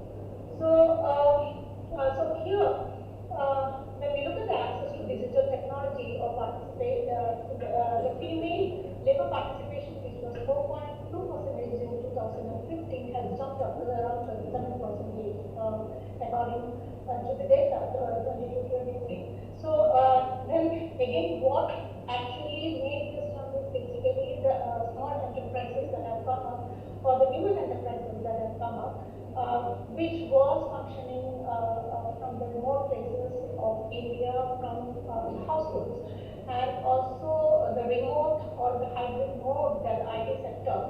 When we are talking about women functioning from their homes, there are also highly educated, highly professional women who are opting for hybrid or remote work, which gave them again a chance to be with the family or look after the kids, as well as the gender roles that are given to them, as well as be an independent women and have become a participate in the economic activity. So in 2002 there was only 1.5% of the population on the internet, but now 2012 data says that around 50% of the people are on the internet. So who here I also put out the graph which says what are the barriers to the women who do not use internet. Is basically they are not the women who do not use, most of them still they don't know how to use it. So 34% states that they do not. Madam, your 5 minutes are done.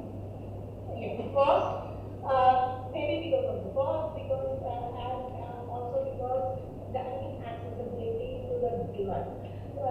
Then coming to the hyper connectivity after the post-COVID period, it has also become very evident. The demand has become very evident of the people who would use the digital world and who wouldn't use the digital world, because the digital world actually gives so much of opportunity to every person that is using it, whether it's convenience, whether it's economic additions to their family or whatever.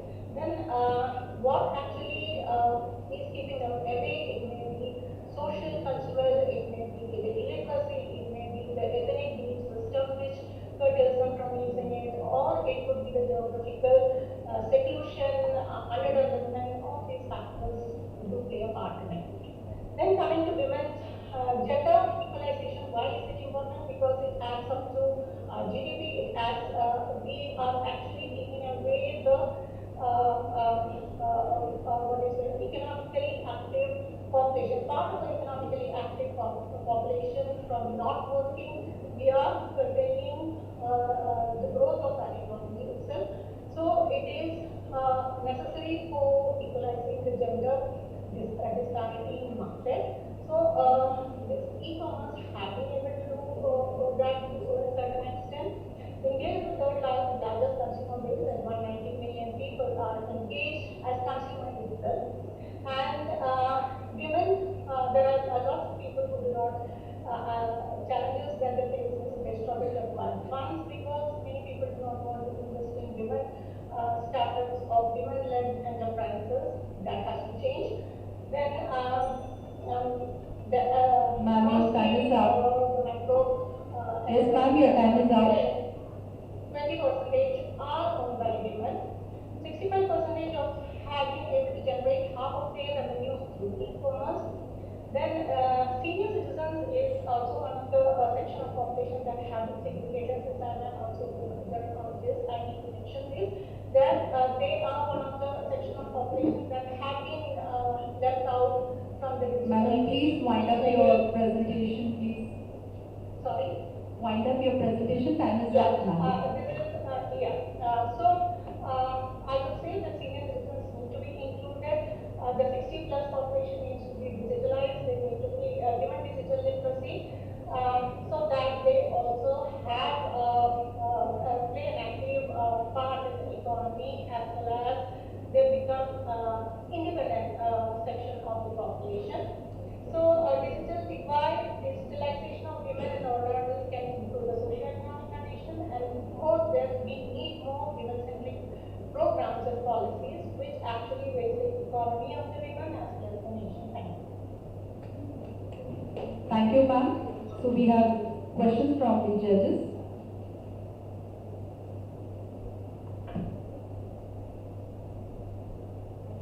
Yes. Yes, yes, ma'am. Yes, yes, I can hear. What you have mentioned in your paper, mostly you are focused on the women's participation. Yes, ma'am. Yes, sir. Okay. So, do you think that any other policy the government can make for this participation, increase of participation of women in this? I think the government as of now are channelizing lots of funds, lots of loans, specifically for women so that they can set up enterprises for women. But I think it has to be more, even the private funding agencies, the banks, needs to be more women friendly, and they also need to play a part in channelizing some of the funds. Because whenever any policies or any programs are done, they may be with, when it comes to programs and policies, mostly it is focused on health or sectors like that. Business is somewhat considered to be a gender, main gender business. That concept has to change, and there has to be more programs and policies very women-centric, which would actually encourage the women to come out and access those. But the government is making effort. There are lots of small-scale loans available from banks as well. But we also need more trust on women and more businesses, which needs to be encouraged to be taken up by women. And I think we have some of very women-centric businesses like Naika, which is set up by a woman, and even some of Aditi Gupta, menstrual she actually thought out of the box, and she has gone for a social change by setting up a small enterprise. So I think we need more such people to come out, as well as we need encouraging encouragement from the government as well as the state. And your focus is on the women participation in economy, Yes, ma'am. digitalization. So do you think that for digitalization, the literacy rate, it is also one of the reasons for the... Yes, ma'am. Absolutely, it is one of the reasons why it is keeping up even as well. So, it could be a long process, I would say, because unless and until they improve the literacy rate of people, they cannot be a rise in digitalization. Ultimately, it comes to that. Madam, do you have any statistic that will give us the rate of change, the rate of increasing participation? Do you have any statistics? That much increase is taken place, that much increase in sector. Do you Actually, sir, in the private society, there was only 4% of women that was taken, but it has taken some 35% of women has come to work. Okay, thank you, madam. Thank you, ma'am. Thank you so much. Thank you. Thank you. Now proceeding with the next offline presentation. First of all, I kindly apologize all the delegates, and maybe I'm very stern for you all because I'm keeping on reminding you after 5 minutes and then 2 minutes. Kindly excuse me. I can't do because I can't help here because time is a major constraint. So next participant is Mr. Makran Joshi, Dr. Sujay Khadelkar and Mrs. Amrita Mohite. Paper ID is VPIC 25008. 25008. And the title is HR Resilience, Online Training and Upskilling.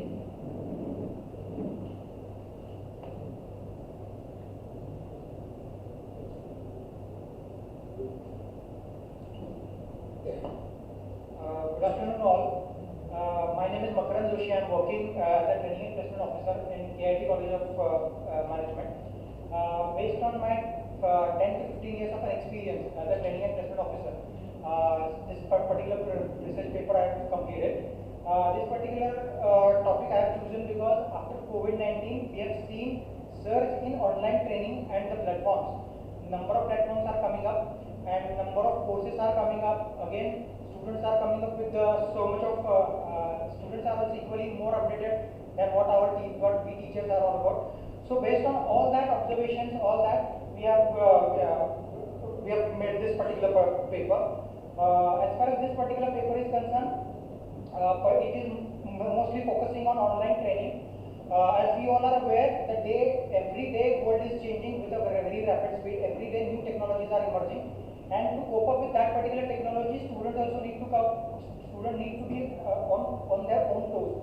And for that particular purpose, we have identified some of the technologies which are not even in the syllabus, but we are asking the students to enroll into those particular platforms and take that particular education. So while selecting, we follow some of the rules where it has to be a relevant, it has to be a content where we see, it has to be a flexible enough. We see whether students will get certificates or not. So basic things we check, and based on once we understood, we allow the students to learn from those particular platforms. These are some of the platforms where we allow our students to take the online education, like MOOC, micro-learning, virtual classroom, self-paced learning, gamification. One by one we will see it in detail. This particular platform we allow the students to use which contains like companies like TCS, companies like IBM, companies like Tata Stripe, companies like Google Scholarship. We all have taken all that particular data from open source, and we are allowing the students to take that particular education through this particular platforms. One more platform we are having is like a micro-learning, means it's in a bit size where we make a small video, small presentations. We ask the students to go through that particular one and understand or learn that particular concepts. This is one more one we all are aware. It's a virtual classrooms where made students habituated to use this particular one because nowadays even our maximum campus recruitment drives are also taking place using this particular platform like Google, Zoom. Companies officials need not to come to Kolhapur or Sangli. The distance is literally vanished because of those platforms, and those platforms are helping our students to get placed even in the cities like Hyderabad, Bangalore, or anywhere in India, because they don't need to travel. Based on that, they appear and then complete their recruitment process. Again, we allow our students to learn, to understand, go through the pre-recorded videos, online lectures, number of learning management system, or maybe like a Moodle, or maybe a number of learning apps. We allow the students to go through and take that particular, understand that one. And last one is like a gamification. Gamification is nothing but the number of apps are available where if a complex concept you can learn using that particular apps. Like bunch ball, game site, even the Tata is coming up with a number of software. If the moment you install it, whatever concepts, difficult concepts you are having, you can learn using that particular, those particular platforms. So using all that particular one, we are allowing our students to cope up with the recent technologies, recent trends, and what are there in the market, so that our students are well equipped with the outside world.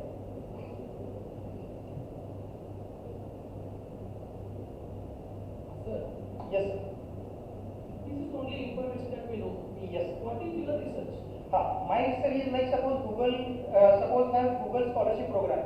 Even the Google scholarship program is not available at anywhere, sir, because we have dedicated team of the students. We search that particular one, we take that particular information out, and we are allowing the student, and all that information we are giving it at a completely free of cost. Even that like TCS ION. TCS ION is a platform. We know the platforms. We can get the information from internet. Right. What is your research? Research is like we are allowing, you just even. We can allow to any students. Right, true. And it is free. Yes, sir. So any student can use it. Yes, sir. How the platforms are practically can be used for art students, for science students, for commerce students, or for technical students? Right, understood. Just you are collected information and put it in. Yeah, it's a descriptive research paper, sir. You are very true, but nowadays students it's a moon of internet, sir. So much of information is available. We are picking it particular information and we are passing it to the students, and that is the reason where this particular is very unique. Like. How much it is effective? How many students have taken the benefit from this? How much are being placed because of this type of platform? True, ma'am. So that data or that information, yes, the same post yes, what you are saying. Yes, ma'am. So in the post period it is increased.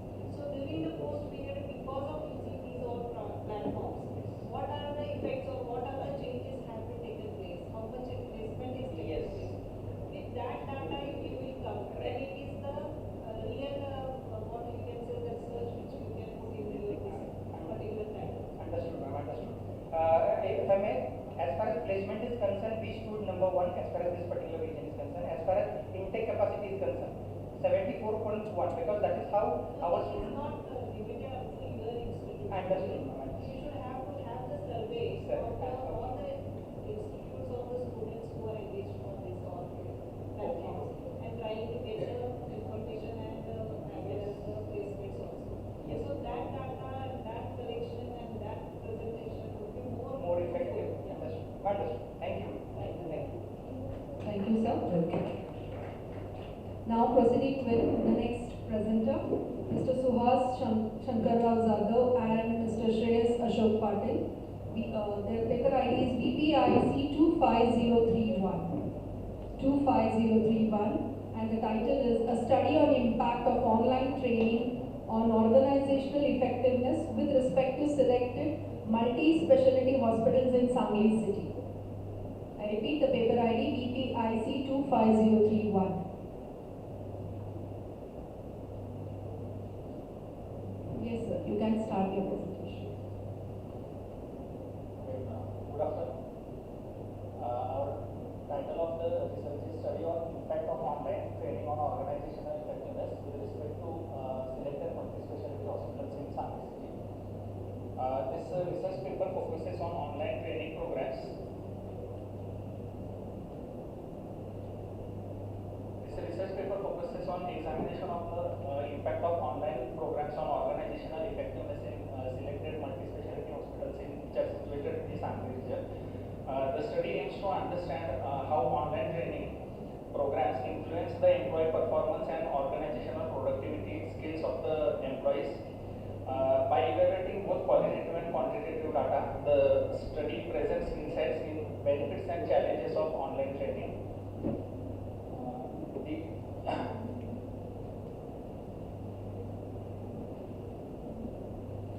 So the objectives are to determine the effectiveness of online training and to explore the perception of hospital management and employees regarding the advantages and limitations. So based on the hypothesis, based on the objectives, we have taken this hypothesis. First hypothesis is online training significantly does not enhance the skills and competencies of healthcare professionals in multi-specialty hospitals. And our second hypothesis is perception of the hospital management towards online training is not generally positive, not leading to improved organizational effectiveness. So this is the research methodology. So in the population we have selected 5 multi-specialty hospitals, and the respondents in this study are nearly 2,250. So from this, what we have done is we have sampled the size. So our sample size is 200, comes to about 200, and we have surveyed 40 employees from 5 multi-specialty hospitals. So here sampling method, if we go for sampling method, stratified sampling is used since we have different stratas, since we have nurses, medical, paramedical staff, administrative staff. So we have used stratified sampling method. So data collection here is done by survey questionnaires, interviews and secondary data.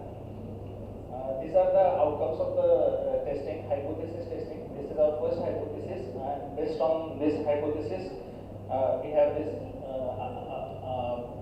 We have used the pairing test here, and what we have done is we have compared the performance before and after. Okay, so the mean difference here in the third column, which is 20, is the mean difference between the actual performance, that is before and after the performance.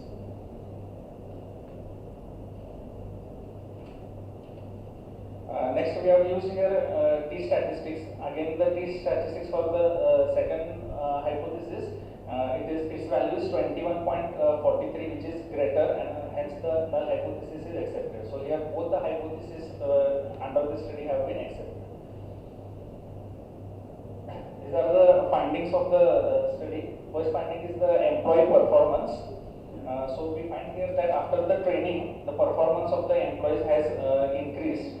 Second is organizational productivity.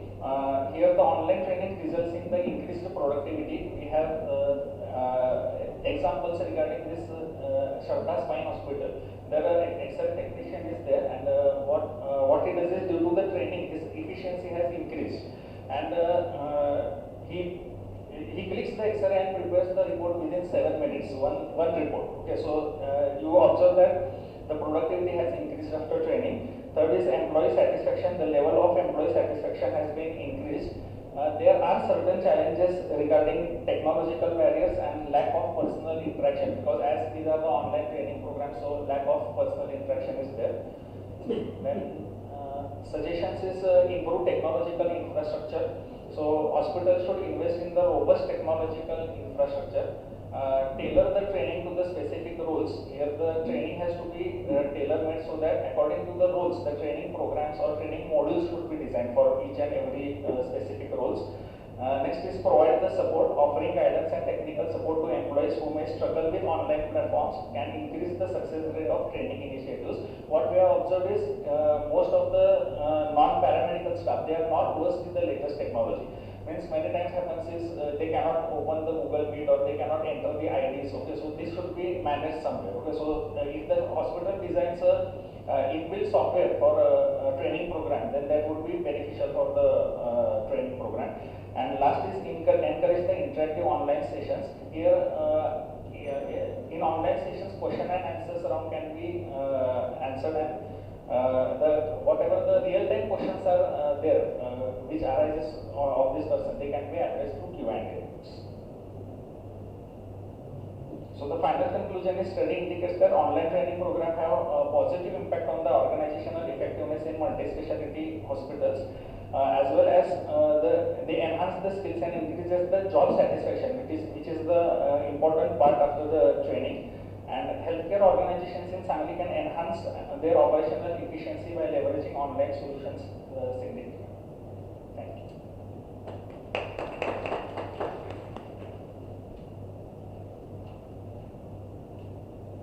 So go to the hypothesis.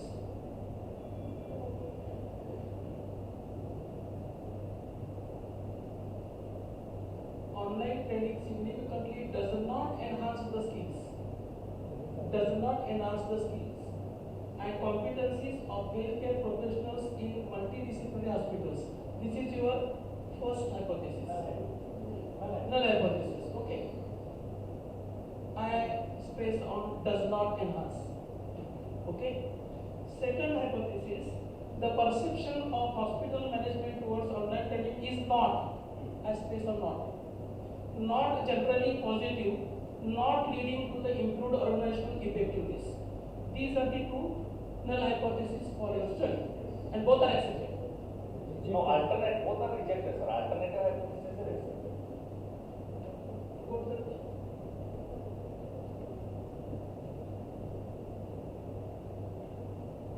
Sir, here is the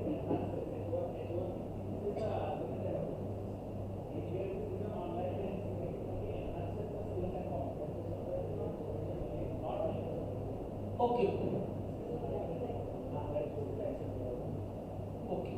Which parameters you are used to measure the impact? You are using testing. T-test is the testing of hypothesis. Which parameters you are used for measuring the impact of what we call online training? We have designed a questionnaire for that, and that questionnaire has been filled by all the 5 different status levels. In that status, we have told doctors, nurses, paramedics, staff, and administrators. Okay, these are your respondents. I am asking about the. Okay. We have used the parameters like the accuracy of the treatment given to the patients, and then the time consumed by the particular worker while before the training and after the training, and then the number of patients are being treated before the training and after the training. Okay, thank you. That's really nice, sir. Thank you. Next, proceeding with the presenter, Ms. Shreya Mani again. Paper ID is VPIC 25011. It's on the first page. And title is The Adoption of Artificial Intelligence and Machine Learning in Finance. I repeat, paper ID VPIC 25011.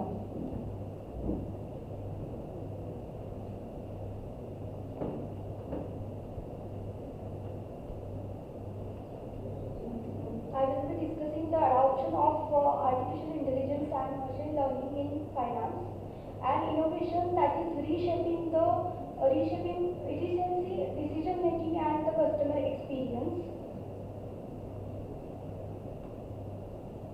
Introduction: the artificial intelligence and machine learning are no longer just the buzzwords; they are revolutionizing the finance, automating the tasks, freeing up the resources by handling repetitive processes, allowing professionals to focus on strategic decisions and decision making, predictive analysis. AI improves the forecasting accuracy, helping the businesses assess risk and market trends with a greater precision.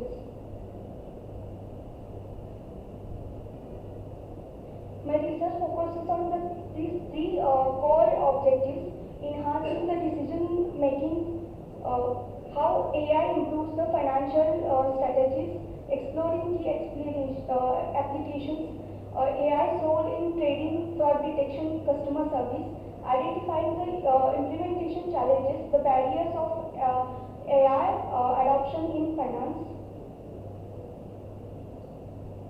This is the literature review. Several literatures have explored the AI's impact on finance. And the key insights are the machine learning is transforming trading and portfolio optimizations, and the deep learning provides the real-time market predictions but faces issues like the data quality and overfitting, while the AI has proven effective. But addressing these challenges is crucial for its success. Artificial intelligence and machine learning applications. It's used in trading, algorithmic trading, AI-driven trading strategies for faster and data-backed decisions. Fraud detection. AI continuously monitors the transactions to detect the anomalies. Credit scoring. AI uses the broader data sets to assess the borrower's risk and more accurately. Customer service. Virtual assistant is provided 24/7.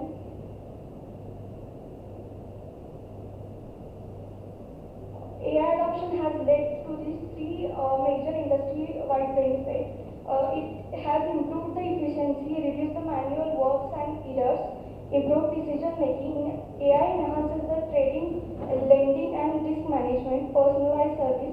AI enables the tailored financial products based on the individual's needs. These advancements are refining financial services as we know them. These are the emerging trends. Quantum computing expected to revolutionize the financial modeling and the financial inclusion. AI-driven solutions provide banking access to underserved populations. To conclude, the AI and ML are transformative forces in the finance, they are reshaping in the industry. From the trading for fraud detection, AI is making financial services faster and smarter. Ethical consideration. Responsible AI implementation is essential to maintain the trust and future potential. Innovations like quantum computing will further enhance AI's role in finance. These references provided key insights into the AI's role in the finance. Thank you. Any questions?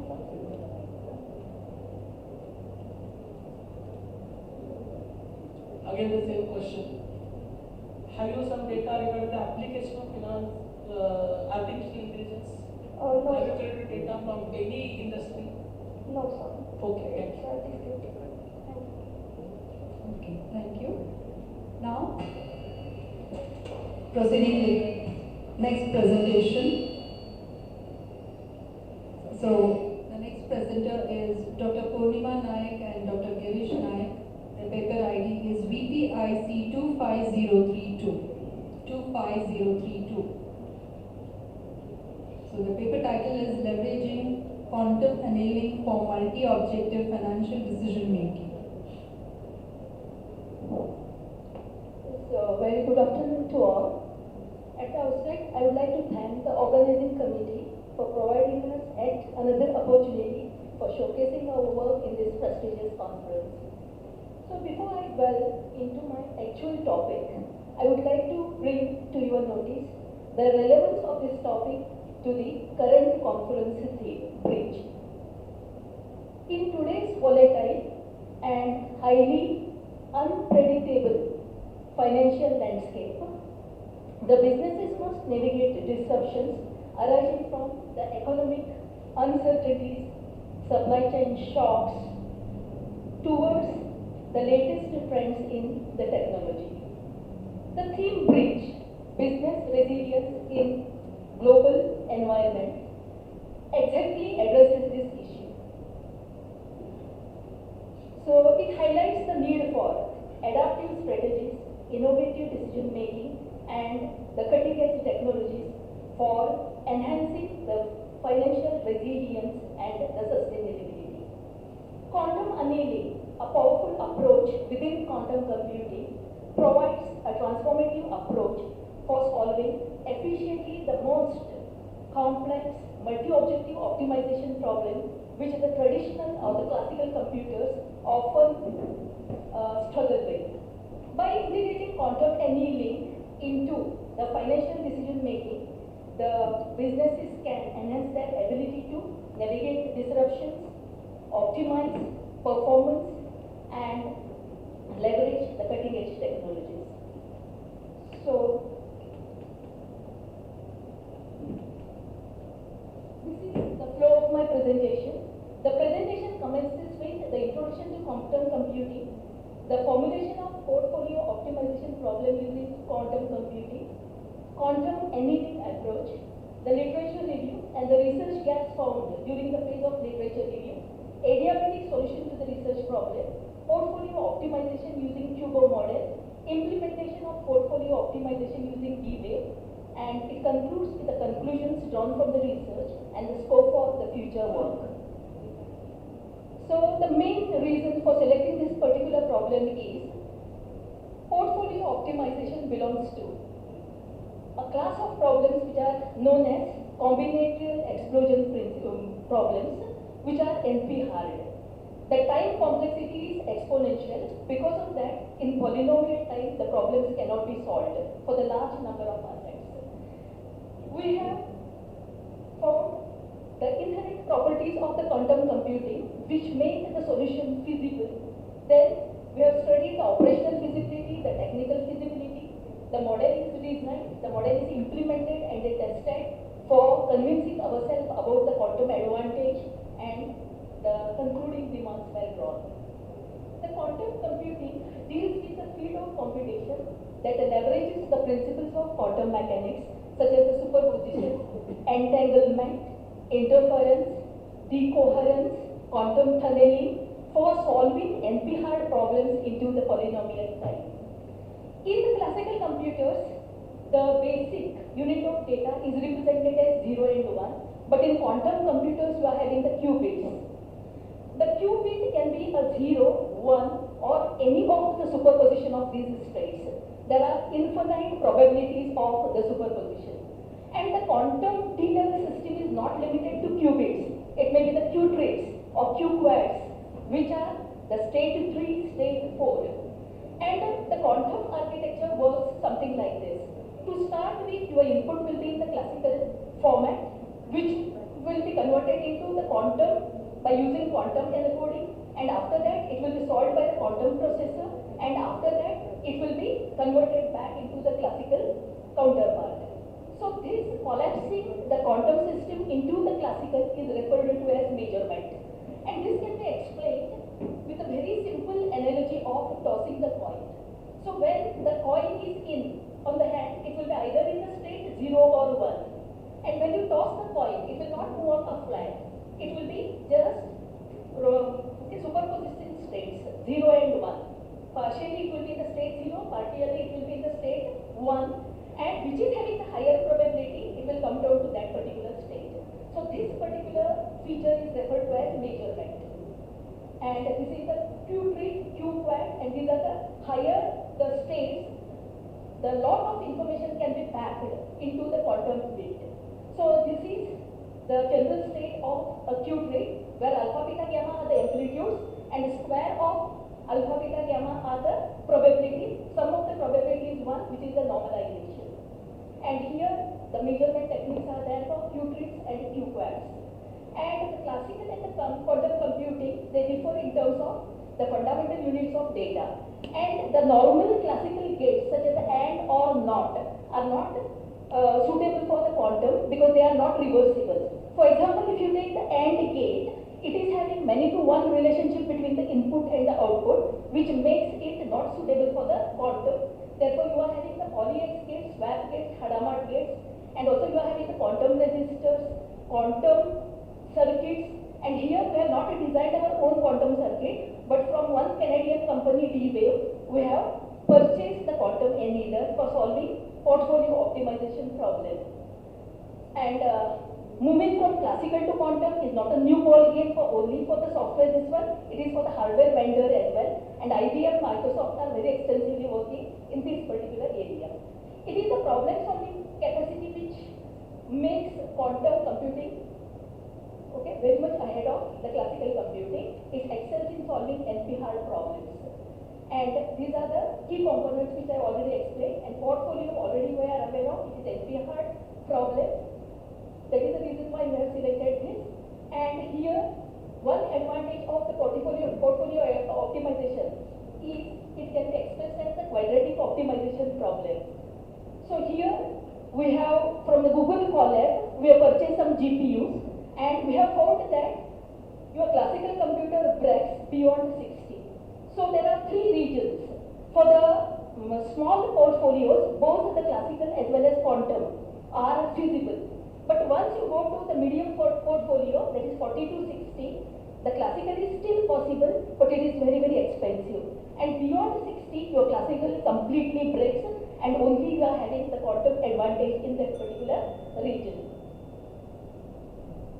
So these are the key takeaways, and the complexity, everything this has been explained.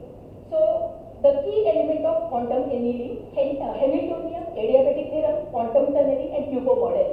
So we have designed the QUBO model, and QUBO stands for the quadratic unconstrained binary optimization.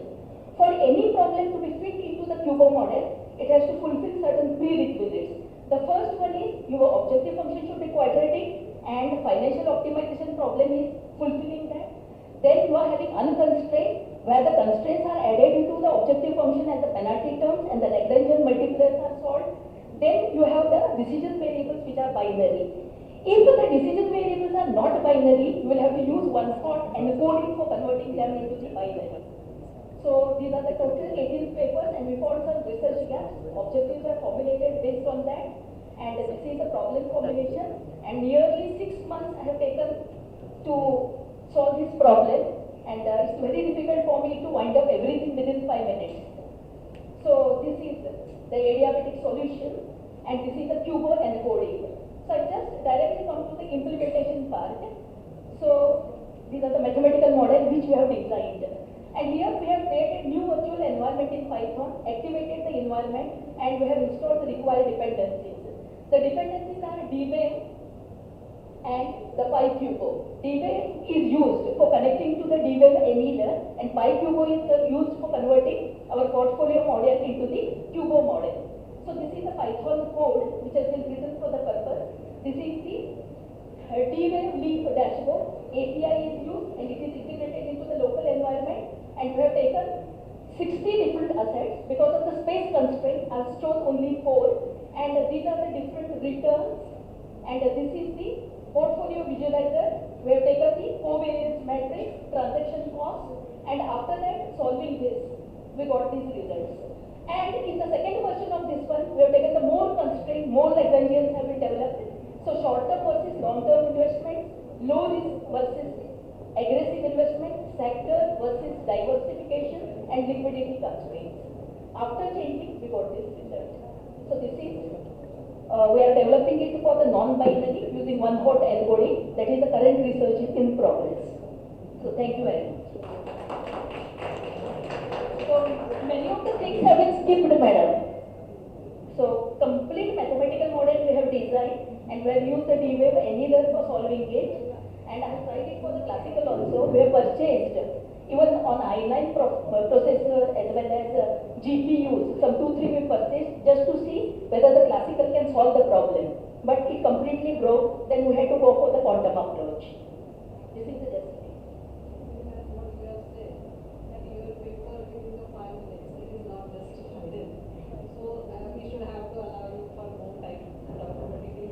Yeah, I can understand. But even if I take 1 minute for each slide also, it will come more than 10 minutes. Yeah, definitely. And it is very much technical, and you have done a detailed study. We are focused with the research point of view for each and every area you have touched. And you have tried to present it within a very short time, but very nicely. It is very much technical, but I think at least 50% we are being understood. So thank you very much. Because that quantum processors, last 10 years it is under research. Because what used to happen was, the quantum processor used to lose all the quantum properties and come back to the classical state. For that, very low temperature is required, that is the absolute zero, 273 degree centigrade minus, or 0 degree Kelvin. Now IBM and all these are developed, and very good thing about this is the deadly diseases such as the cancer and all will find the will find some drugs. Because that drug synthesis was hampered because of the classical CRISPR. Now the quantum is making it possible, therefore in USA and all.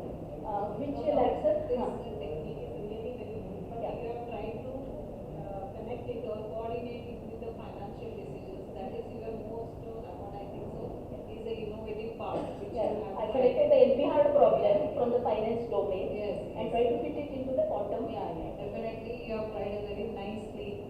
So thank you very much. Thank We you. are in all submission. Thank you. Just try to hurry up and Thank you, madam. That was really very commendable. Thank you. So next proceeding will the next presenter is Ms. Sonali Padkare, paper ID VPIC 25040. Paper title is Building Business Resilience in Change Management, Moving from Resistance to Resilience. Hi, hello, namaste. There is nothing permanent except change.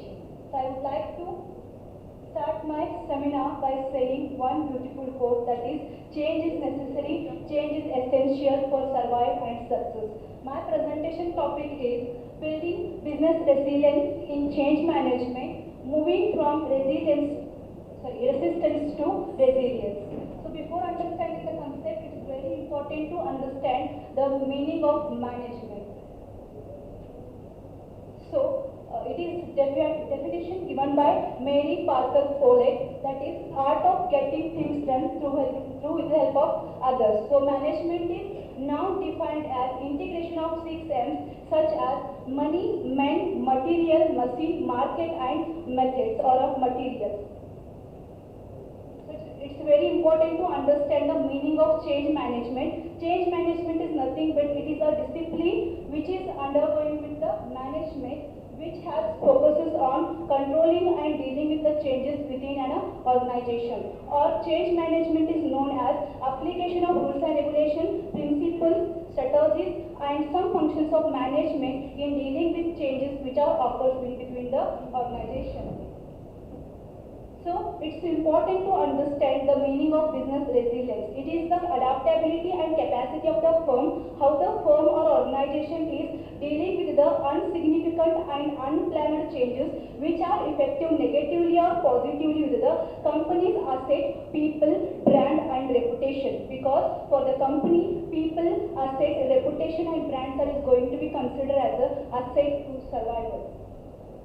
Then these are the objectives of my paper.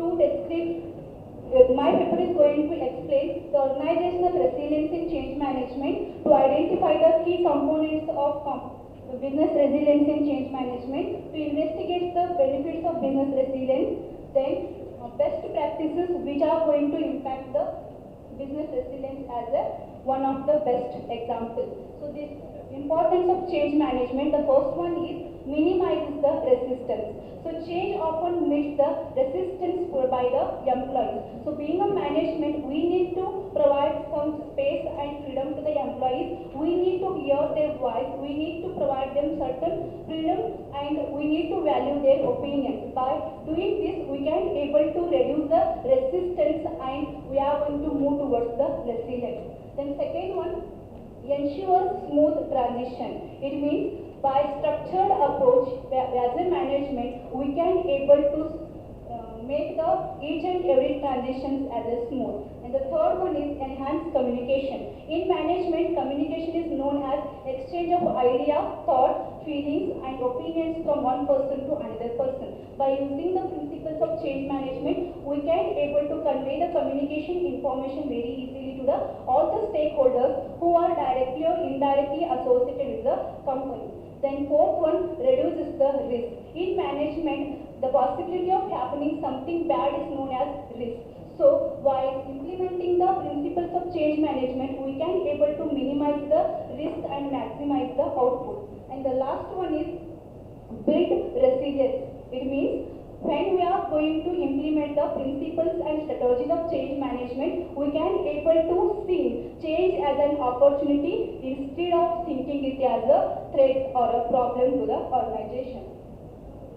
Then these are the way how we can able to build a resilience by using the change management. The first one is developing the change ready culture among the employees or in management. And the second one is effective change communication. For this we need to use various multiple challenges or channels such as social media or any other platforms to convey the information very easily. Then third one, employee involvement. Fourth one, training and development. Fifth one, support system. It means providing monetary benefit will not sustain us.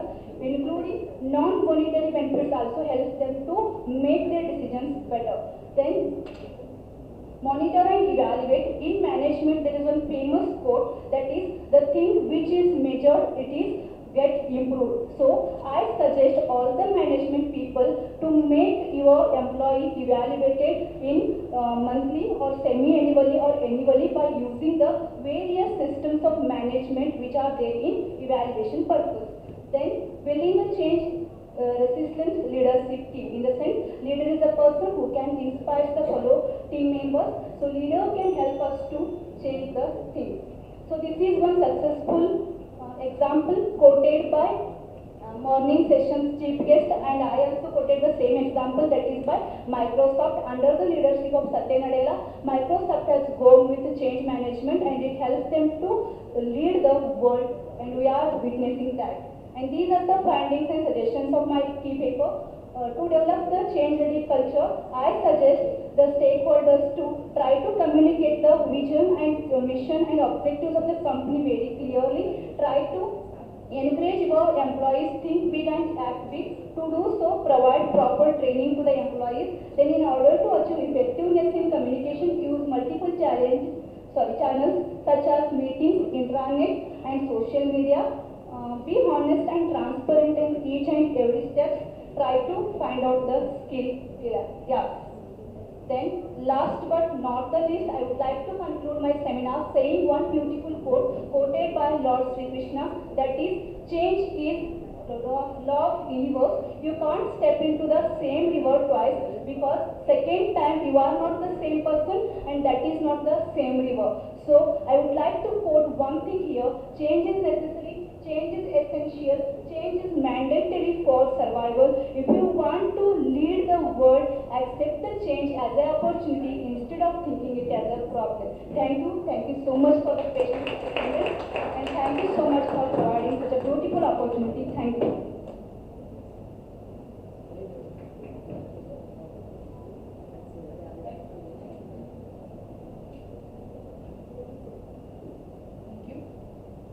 A request to all the delegates that, so in your conference kit, we have provided you the feedback form. I request all of you all to please fill the feedback form and submit it at the register counter, maybe after the valedictory function. But please do. So we have a short 5 to 10 minutes tea break. So it has been arranged next to this seminar hall, that is in the management lab. I request all the delegates to immediately go there and enjoy your tea and please come back. So we have still 2 more presentations to go. Judges, with your permission, should we continue? Others will be better. Okay. Yeah, only two presentations. Okay, fine. So next presentation is Mr. Snehikant Thanekar and Dr. Nitin Mari. Paper ID is VPIC 25013. It's on the 7th page. On the 7th page. VPIC 25014. Sorry, 13. VPIC 25013. The title is Transforming Organizational Behavior Through HR Digitalization, Evidence from the Engineering Sector in Colombo. I repeat, VPIC 25013. It's on the 7th page.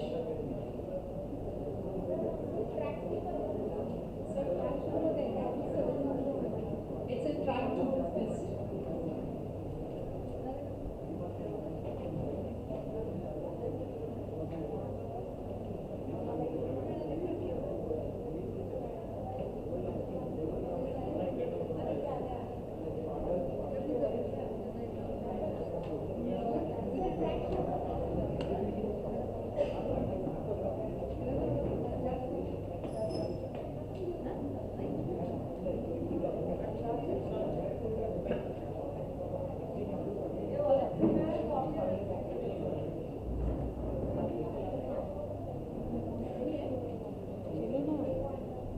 Paper झाला बस या मी खाली थांबले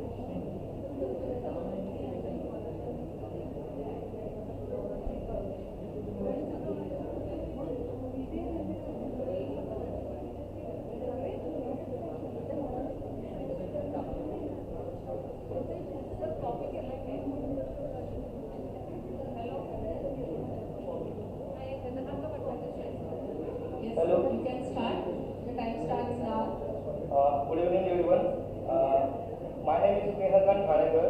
I am a research scholar of Commerce and Management Department, Shiva University, Kolhapur. By profession, I am as a HR manager, working as a HR manager in private organization, and I have 10 years of experience in the field of core HR practices. So, as a HR point of view, I have selected this topic. But the name is Transforming Organizational Behavior Through HR Digitalization, evidence from the engineering sector in Kolhapur district. So my whole background is from engineering industry, so it's easy, and I know all the practices, what's going on in engineering industry at the point of HR. That's why I'm taking this topic. So before going to start, the study is mainly focused on the impact of HR digitalization on the HR practices. This is the main purpose of behind of this topic. The study content is for Kolhapur district, mainly large and medium scale industries has been taken because of the maturity level of adopting the HR digital practices is mostly right now is medium to large scale industries. There are very small scale industries are there, but they are not adopting all the HR practices through the HR digitalization because of there are a lot of challenges, and that's the reason I focus on those industries who implementing the HR practices through the HR digitalization concept. Okay, sir. So it just theoretical. If you see the digitalization means what? What is meant by HR digitalization?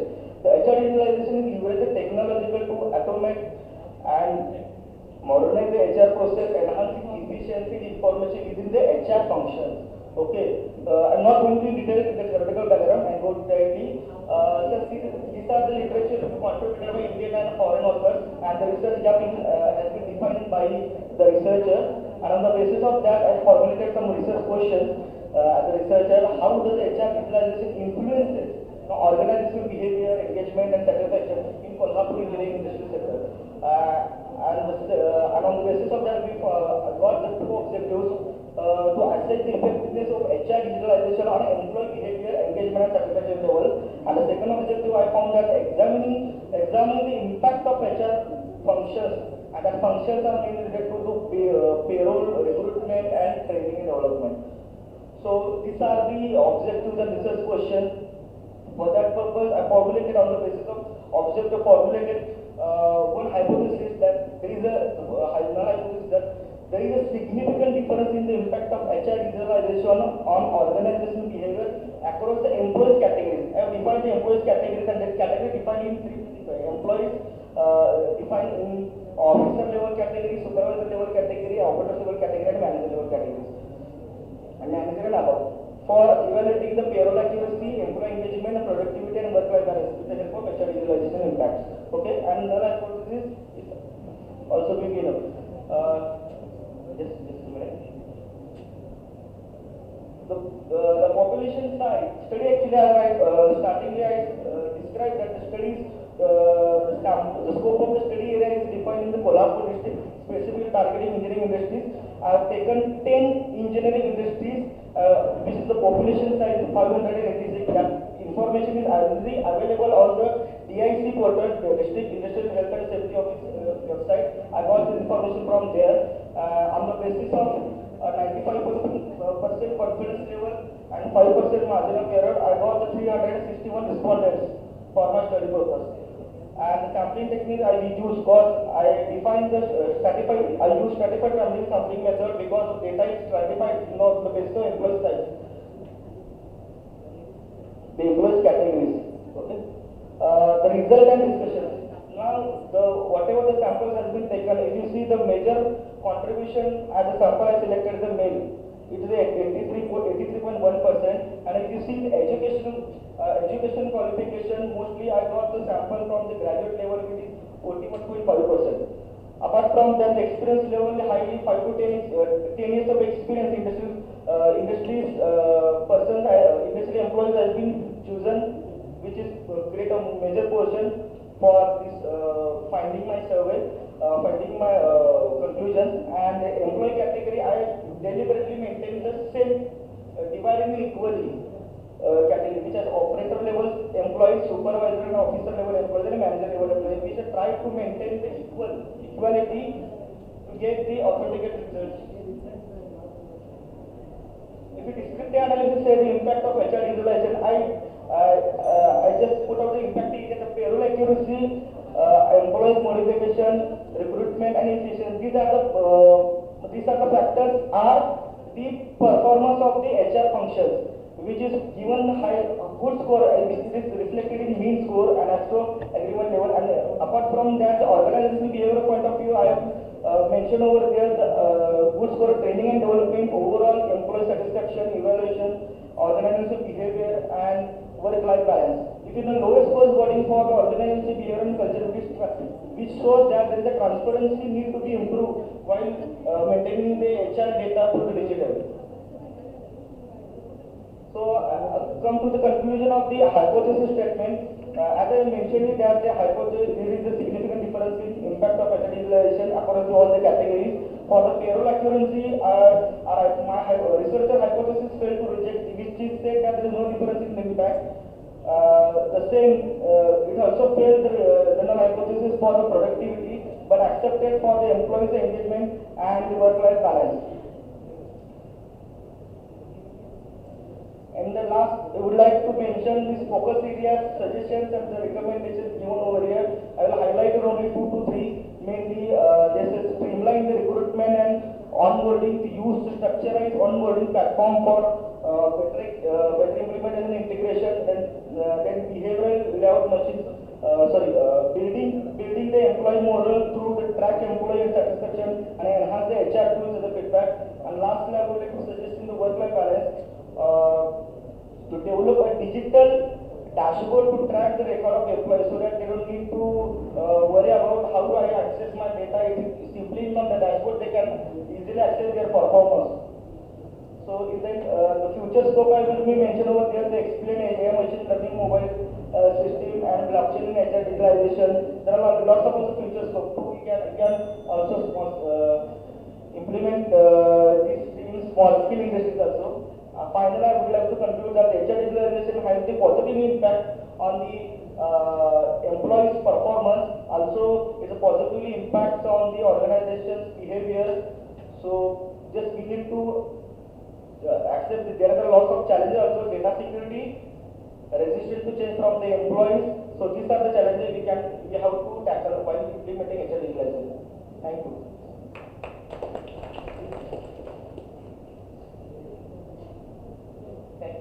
Thank you, sir. So the last presenter is Dr. Chandrasekhar Y. Paper ID VPIC 25029. And the title is Green Marketing and its Role in the Indian Economy, a Comprehensive Overview. Respected juries and delegates and dear students, it gives me an immense pleasure to present my paper on green marketing as something which has given in a conference brochure at international conference today. My topic is green marketing and its role in Indian economy.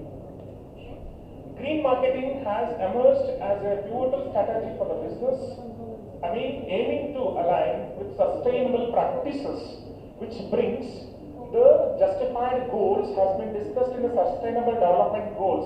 Morning the great person, Hariram sir said that Sustainable Development Goals are the only goals not in practice. But as I studied my paper, sustainable goals are not only for the goals for set, it is to the goals to achieve by 2030 at any cost by the world, so that all international forces are working on it under the leadership of our great Prime Minister Modi with the UNO. And the importance of green marketing in Indian context, India is the world's second most populous, because yet we have not declared officially that it is the first population country in the world, since it is a second. and one of the fastest growing economies, is at a grassroots where environmental sustainability must become a central focus of development. Green marketing as a strategy offers both environmental and economic benefits that can help India balance its growth with ecological preservation. Environmental challenges in India, as of we know that it is a population comprising about nearly 1.5 billion. That means so much of population brings such a burden on environmental, so that there are certain challenges we have. Number one, air pollution. According to the World Health Organization, 14 or 15 most polluted cities in the world are in India. That is very pathetic condition. Just we have to think over it. In 2020, the annual average PM 2.5 levels in India were 83. That means the more than 8 times higher than the WHO's safe limit of 10. Then the water scarcity is also another important major constraint, and carbon emissions. That is, all are responsible. And green economic implications are there. Expansions of the green marketing in India is not just about environmental preservation, but also plays a crucial role in the economy. Sustainable businesses practices help in India in reducing and resource dependency. That is of utmost significant implication that the transition of the renewable energy could reduce India's dependency on coal, whereas Jharkhand and Mizoram, there are certain states in our India which are highly producer coal, which currently accounts for around 70% of the country's power generation. Export competitiveness, the global demand for eco-friendly products is growing, and in the Indian government has targeted at 5 trillion economy by 2025. As of already we reached nearly 6 trillion economy, and whereby growing could play a significant role. Green marketing strategies in India, eco-friendly product development. India's organic food market is projected to grow at a compound annual growth rate CAGR about 20%, reaching INR 15,000 crore by 2025. Companies like Bamboo India and Fidimedia are capitalizing on this trend by offering sustainable alternatives to the traditional products and sustainable packaging. India generates 9.46 million tons of plastic waste annually. It is a very pathetic condition. And companies are exploring sustainable packaging solutions. Leading companies like Hindustan Unilever Limited have pledges to make all their plastic packaging recyclable, reusable and compensatable by 2025. Integration of renewable energy. India's renewable energy sector reached 1.157 kilowatt of capacity in 2020, according to nearly 40% of the country's total power generation capacity. This shift to renewable energy is supporting green marketing initiative across industries, particularly in sector like manufacturing, where companies like Tata Steel and Mahindra are adopting solar power. Challenges in implementing green marketing in India: high initial costs. The initial cost of transitioning to eco-friendly practices are barrier. For instance, the cost of installing solar energy system can range from 30,000 to 1 lakh rupees per kilowatt, depending on the scale. While the government offers subsidies, the initial investment remains high for many businessmen. For this purpose, our Honorable Prime Minister has taken decision for Surya Shakti Yojana for the solar system, solar plantation on every house, and consumer awareness gap. Despite growing awareness, 70% of the consumers in rural India still prioritize price over environmental concerns, which makes it challenging to convince the price-sensitive buyers to opt for the general green products.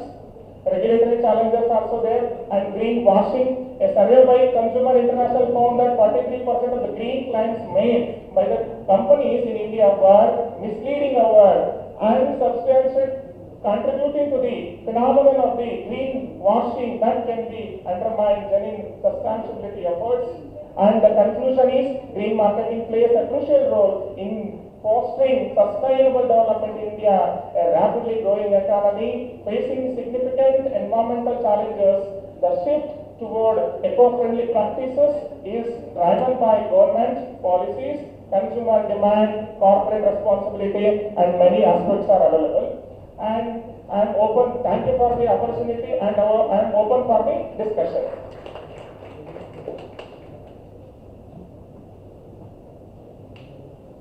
Sir, you have some statistics to support your discussion. Yes, sir. But anywhere you have not mentioned the source. No, From which sir, sources you have collected? Sir, How can I know? Sir, Whether it is. yeah, it is based on purely secondary data, sir. Yes, from which sources you have taken this? So only the referential books and materials, sir, which are available in You have our. not mentioned anywhere. No, sir, due to time has given us, sir. So No. that it is there in the book, sir. Okay. Paper it is available, sir. Okay. Thank you so much, sir. Thank you, sir. Judges, we have another 3 presentations. So the next presenter is Mr. D.N. Kalange and Mr. B.V. Narade. So paper ID is VPIC 25020. The paper title is Role of Statistical Methods in Business Analytics, Recent Developments.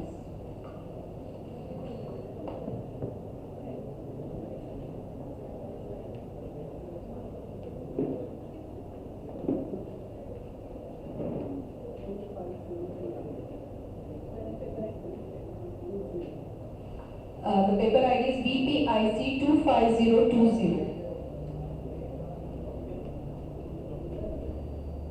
Role of Statistical Methods in Business Analytics, Recent Developments.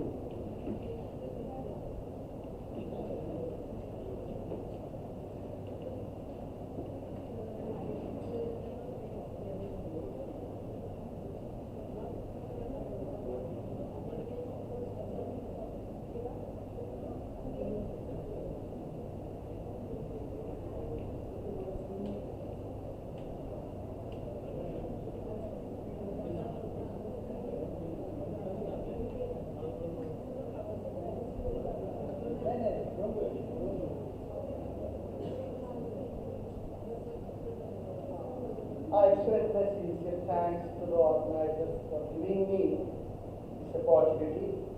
Respected judges, the title of talk is The Role of Statistical Methods in Business Analytics, a Recent Development. Let me clear, this is a review or survey of literature kind of paper. Me and my colleague, we have equally contributed for this research article. My objective is to talk about recent developments in 3 major aspects which most of the times researchers come across to. The very first one is the data visualization. The second one is regression analysis. Third one is the time series analysis. Fourth one is the cluster analysis.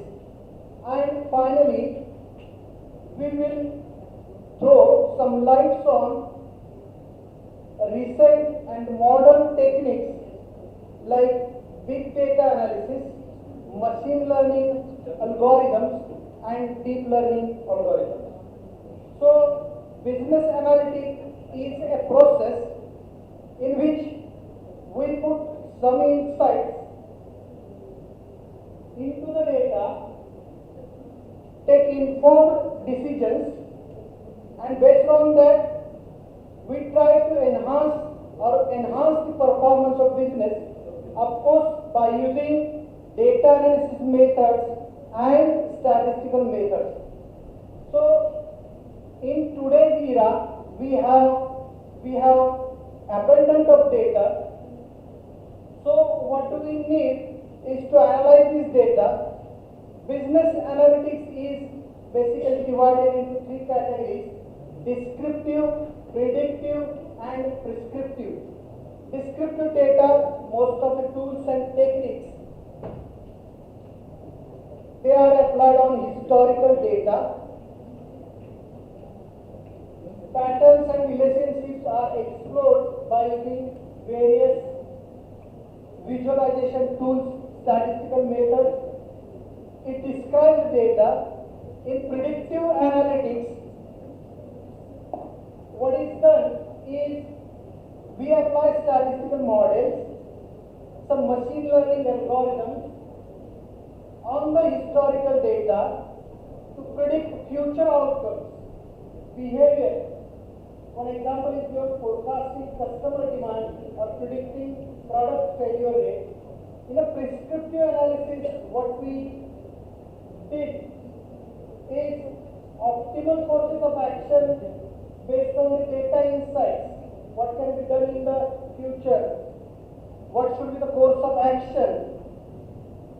After being applied statistical methods, for example, recommending supply chain adjustment to reduce cost and improve efficiency. The role of statistical methods in analytics, one of the very famous researcher, Montgomery, he has clearly said in his research article, statistical methods provide a structured approach to understanding variability and making predictions based on empirical evidence.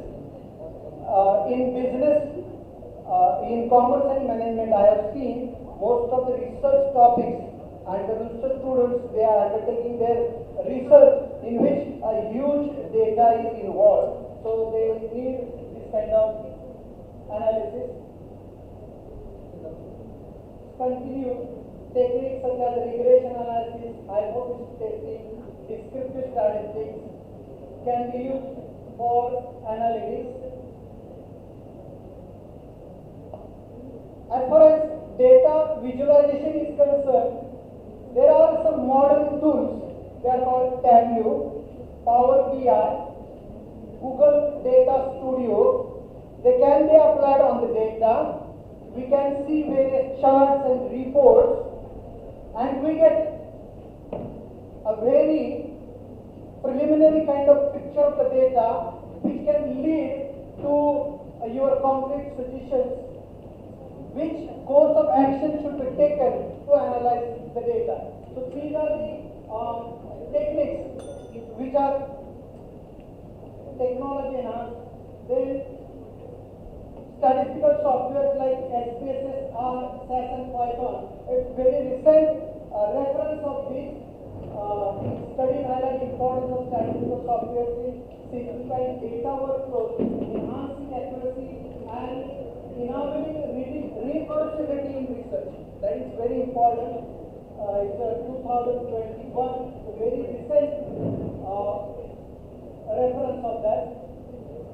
Then regression analysis is a fundamental technique in which we find out a relation between variables. One is dependent, others are treated as independent. When we deal with multivariate kind of data, then we have to go for multivariate regression, logistic regression. When we have categorical kind of data, a recent reference is 2021.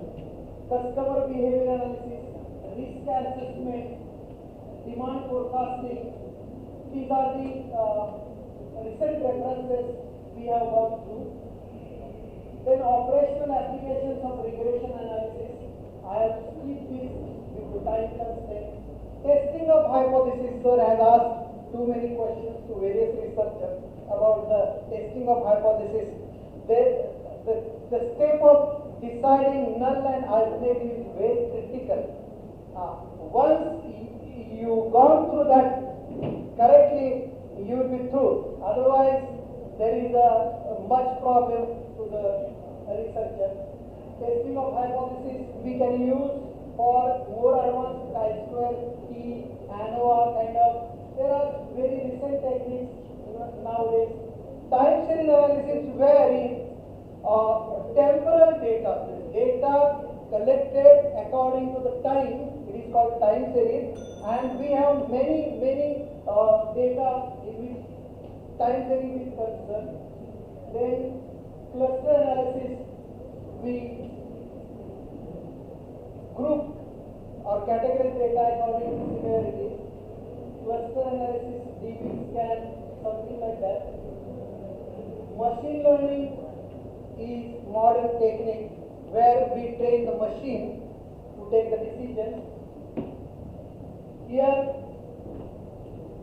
deep learning is another subset of the machine learning in which machines are trained by themselves, looking into the data, and these are the RNN techniques, LSTM techniques.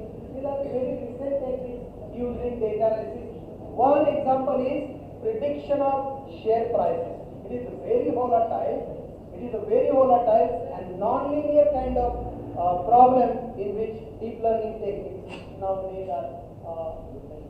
Sir, time constraint is there. I am done. It is my feedback that time is too short. Time is too short. Yes, sir. These are the references through which we have gone.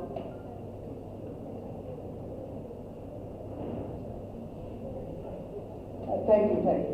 Madam, my suggestion is that time is too much. Even next time, sir, we will avoid inauguration and we will keep only technical session. Thank you very much. No, 5 minutes is too less. Yes, sir, we agree. So I think in this short span you will not be able to justify. It's totally theoretical. We know all this. What is your research here? You are collecting information. If we know all these techniques, can we even pass the research? I have gone through. I have gone through. Sir, what I am talking is that I have seen 20 to 25 cases of common sense. They came to me for the data analysis. Why I am participating in this conference is that at least I should mention this technique to them. So I am there will be time limit. It is my feedback, sir. Thank you, sir. Thank you. So the next presenter is Dr. Praveen Kumar Lupne and Ms. Aruna Zadav. Paper ID VPIC 25054. I repeat, 25054.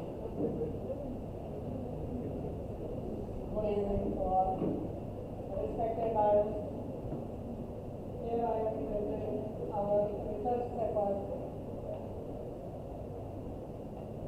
study of digital technology used in rural kirana shops. In introduction, the private village shops are the backbone of rural marketing. Private retail shops are ideal agencies for village generation. There are around 2 million sales outlets at the retail level in rural India. Due to demonetization, majority of people are used cashless transactions. There are no exceptions of kirana shops. The kirana shopkeepers are using various digital technologies in their businesses. Now in the rural area, people as well as kirana shopkeepers are always using digital technology in two manners. The total area of services is 8,572 square meters. There are 10 talukas and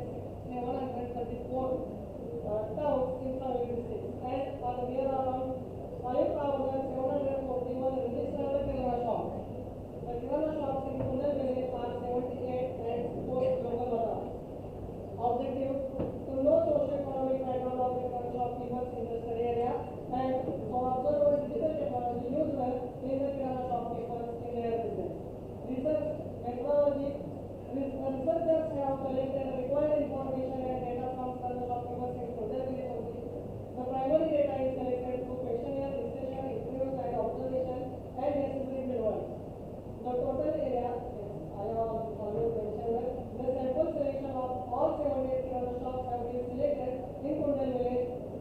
In 78, 9 female kirana shopkeepers are also included for the data collection. Data analysis know about the digital technology. Out of 78 kirana shopkeepers, only 67 kirana shopkeepers told that they are knowing about digital technology. Out of 78 kirana shopkeepers, only 28 kirana shopkeepers use the digital technology in their kirana business. Types of digital technology used for, they use for creditors to pay their amounts like debit cards, mobile apps, net banking. Out of 28, 67% of kirana shopkeepers are using the mobile app for paying their money to their creditors.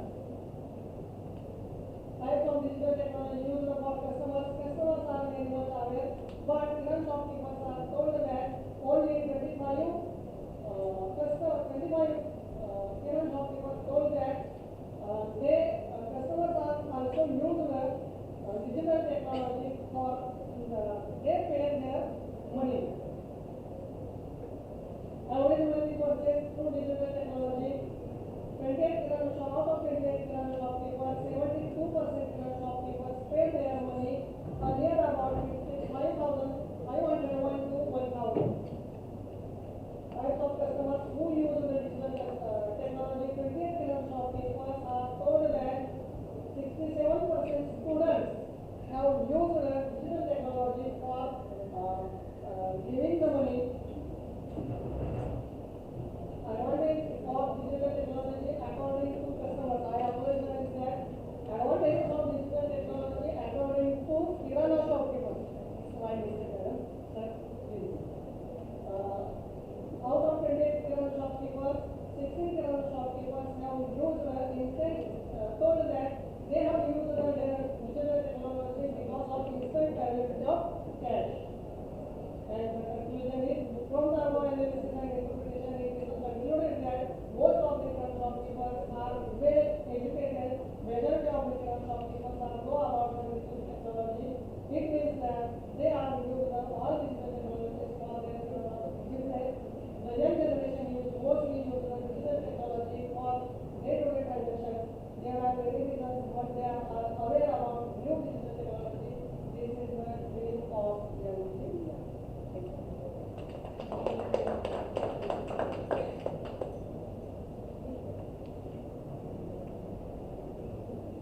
What is the definition of digital technology? Digital technology, here researchers are also there. For your research only? Yes, only our researchers. We consider that some kirana shopkeepers are aware about digital payment like debit cards, credit cards, mobile apps, etc. Only for payments? Yes, only for acceptance.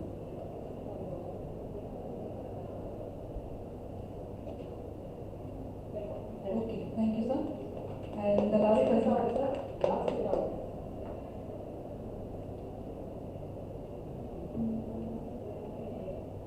This is my dream. Another paper which is contributed to my colleagues and my students also. Just a minute, sir. The judges, the next paper ID is going with the next presentation.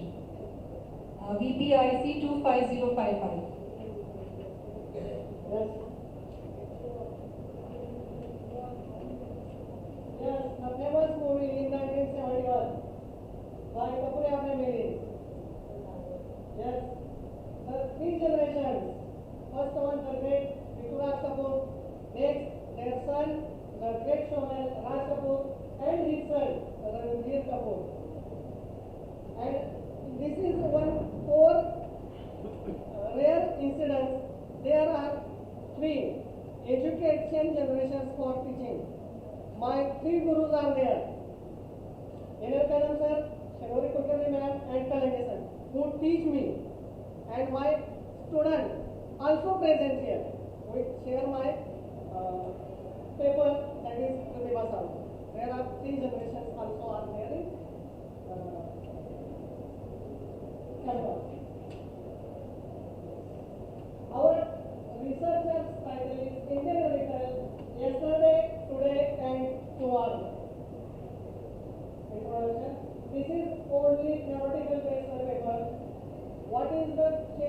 of concept in the retailing. Objective is to understand the Indian retailing, to study the changes in Indian retailing, to know various factors that changing in Indian retailing. This paper is based on descriptive type research and is based on secondary data. Researchers have discussed with various retailers about the changes in the retail sector. The paper is trying to study the changes in the retail business according to time and also to know the factors behind the changes in the retail. First one, retail, that is traditional retail is the kirana shops. In India, retailing refers to traditional forms of low-cost retailing such as local kirana shops. Technically, an unorganized retail outlet is defined as an outlet run locally by the owner or caretaker of kirana shop with lack of technical and accounting knowledge. This is unorganized sector. These kirana shops are one of the easiest way to generate self-employment. It does not require high investment in land and capital. Such kirana shops are their own set of management systems and principles. They are offered a variety of merchandise. Kirana shops sell customers cereals, grains, pulses, and cooking oil, such as for their demand.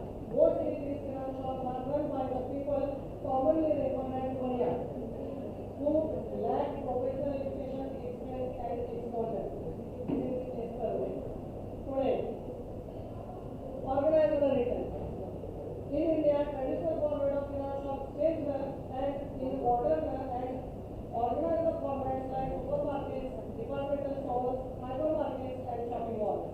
A number of kirana shops have expanded in size, allowing self-service and provide customers with deeper and wide assortments. These transformed modern kirana shops are now providing facilities like credit card, replacement, and home delivery also. And next one, retailing tomorrow, online retailing. We are very much aware about that, but in kirana shop, very few manners online retailing is being used now. Now in India, with several changes in retailing at one time, now it becomes retailing for sale of products across media such as internet, telephone, and television. Has emerged as an idea whose time has come. With the advancement of high-tech communication, electronic retailing becomes a reality to create platforms to sellers to sell their products through television channels and internet, for which payments can be made through online payments or e-banking. Non-store retailing allows a direct relationship with customers, that is mail order retailing, television shopping, telemarketing, and online retailing. India's one of retail industry has grown at a rapid pace, at least in the last 5 years, around 15 billion revenue in 2017-2018 to rupees 1,000 billion in 2022-23. It will expect their revenues to more than double, around 18% of organic retail by 2022-23 from around 8% in 2023. It expects a visible trend to sustain in the medium term and estimates the market will grow at a healthy 50 to 55% in India to rupees 504 billion by 2023. This is expectation. And in the conclusion, retail growth of 14 to 15%.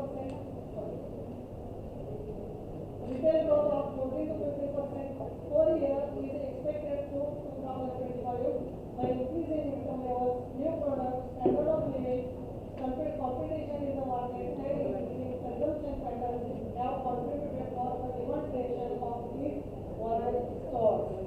Thank you. Thank you, sir. So, we are done with all the presentations. Now, I would like to request Session Chairperson, Professor Dr. N.L. Kadam sir, to share his experiences on the presentation slide.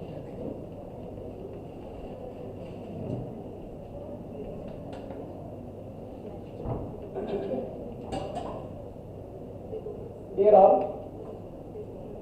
total 13 research papers were presented here by 11 research scholars. All the papers were good, some of them were better and some very few of them were best.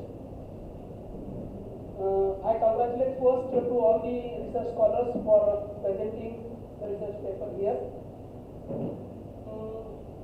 Within 1 minute I will cover. Only 2 suggestions are there.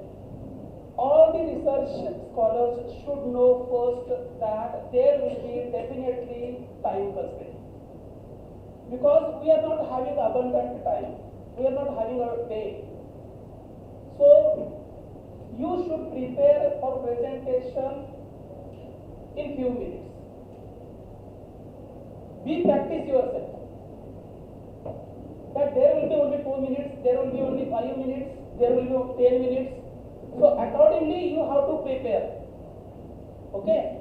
So time constraint will be there, that is to be considered first. Second thing that I would like to stress more, that when you are presenting only descriptive research paper, there should be some addition.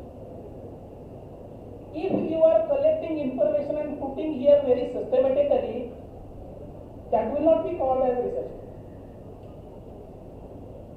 If you are collecting information from journals, from books and from internet sources and systematically you are presenting, it's very good. Presentation is very nice. But what is the addition? That is more important, I think. So, those who are presenting descriptive papers should take into consideration that what is my addition should be highlighted. Should be highlighted so that the chairperson of the evaluators can know that this is the addition. Some papers have given statistics. Statistics or the primary data is more important, I think, because the researcher should not have any bias. Many times it happens that when he is taking or she is presenting the research paper, her or his own views may reflect there. Research don't expect that. Your research should be unbiased. You have to collect information from the other sources, most preferably from primary sources, so that you can get different ideas, different corners, different thinking views, different opinions. Okay? So, and one more thing, that whenever you are presenting data, you have to make sure what is the source. Because source is also important. We have to think it that, or the evaluator have to take into consideration whether the source is reliable or not. You may know that whatever presented on the internet may not be correct. Whatever I will upload it. Whatever statistics I am having, that I may upload it. But it may not be true, it may not be correct. So, the data sources should be mentioned so that its authenticity can be checked. Okay? Thank you. I should not take more time because you are listening to many more resource persons since morning. So, again I congratulate all the research scholars. And also I am thankful to all the organizers for giving me an opportunity as the chairperson of this session. Thank you, one and all. Thank you, sir. So we heard to the numerous presentations through online and offline. Here I am in front of you all to propose the vote of thanks. First of all, I thank the technical session chairpersons, Professor Dr. N.L. Kadam sir and Professor Sharvari Kulkarni ma'am, for sparing their valuable time and being present here for these technical sessions. I also thank session coordinator Mr. A.M. Kazi sir. I also thank all the presenters who presented their paper in the given time and sharing your presentations on the topic business resilience in disruptive environment. With this we come to the end of the technical session, and within 5 minutes we will be starting with the valedictory function. So I request all the delegates to have patience and be seated. Thank you.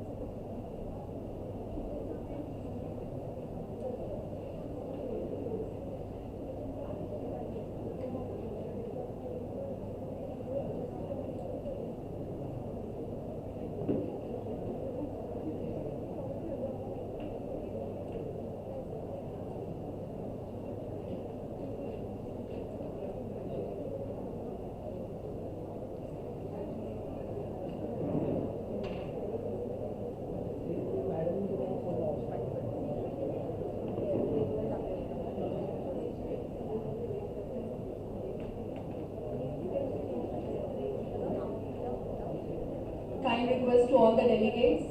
So you have been provided the feedback form. If anyone has still not submitted the feedback form, you are requested to please fill it up and then submit it. And during the valedictory function, when the certificates are distributed, make sure that you go to the registration counter and your signature is required. Once you collect the certificates, your signatures are required. So please do follow this instruction. Thank you.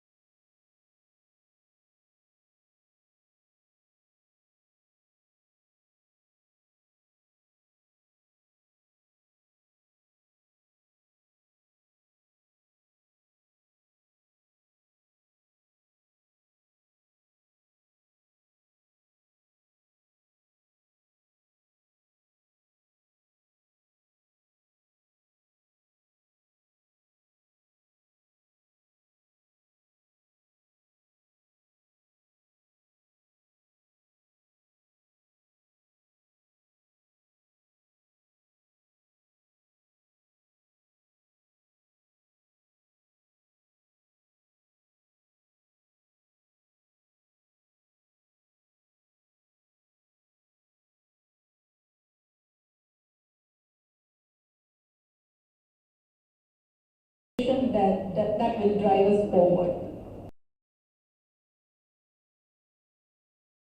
With this valedictory function, it's my privilege to welcome the chief guest for the valedictory function, Dr. M.M. Ali Sir, ex-director, C-Cyber, Kolhapur.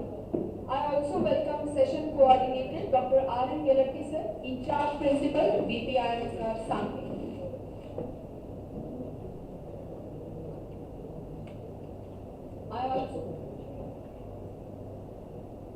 I also welcome session coordinator Dr. R.N. Yelatti Sir, in charge principal VPIMSR Sangli.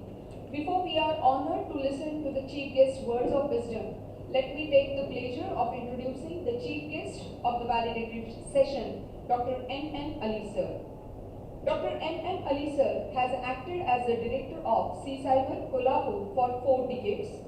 Besides, Sir has also shouldered the responsibility of professor in charge at our institute for 4 years. He has 40 years of postgraduate teaching experience. He has guided 300 plus MBA projects, 100 plus MPhil dissertations, and 51 PhD theses guided and awarded. Sir has completed Sir has completed 12 research projects funded by various agencies. He has countless number of papers presented at seminars and workshops, as well as published numerous papers. Sir has also edited many books. In addition, he has acted as the chairperson, resource person, and keynote speaker for technical sessions in various seminars, conferences, and symposiums. He has delivered more than 300 guest lectures. Besides, Sir is an active member of various committees. He has also shouldered various number of administrative and academic responsibilities. Thank you so much, sir, for accepting our invitation and gracing this occasion. Moving on further, now may I request Dr. R.M. Yelati, sir, to felicitate today's session's chief guest, Dr. M.M. Ali, sir.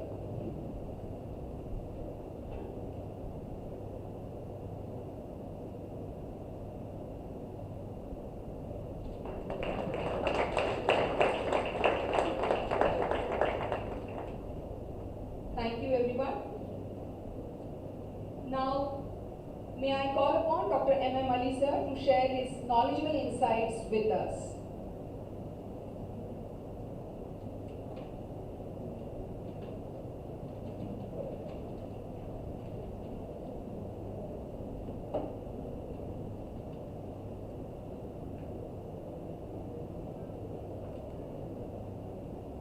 Good evening, one and all. At the very end of the day, I don't know what words of wisdom will get into our heads when everyone is just eagerly waiting to quit this room. However, as a formality, I have to be here, I have come here, and maybe right from the morning, so much of deliberation must have already taken place in terms of the theme what we have for today. And I have nothing much to speak about it, but before we conclude this today's session, I would like to congratulate wholeheartedly on behalf of VP Institute to all the organizers who have made this event a successful consecutively for the 8th year. I'm very proud to say that this is the 8th year without any break.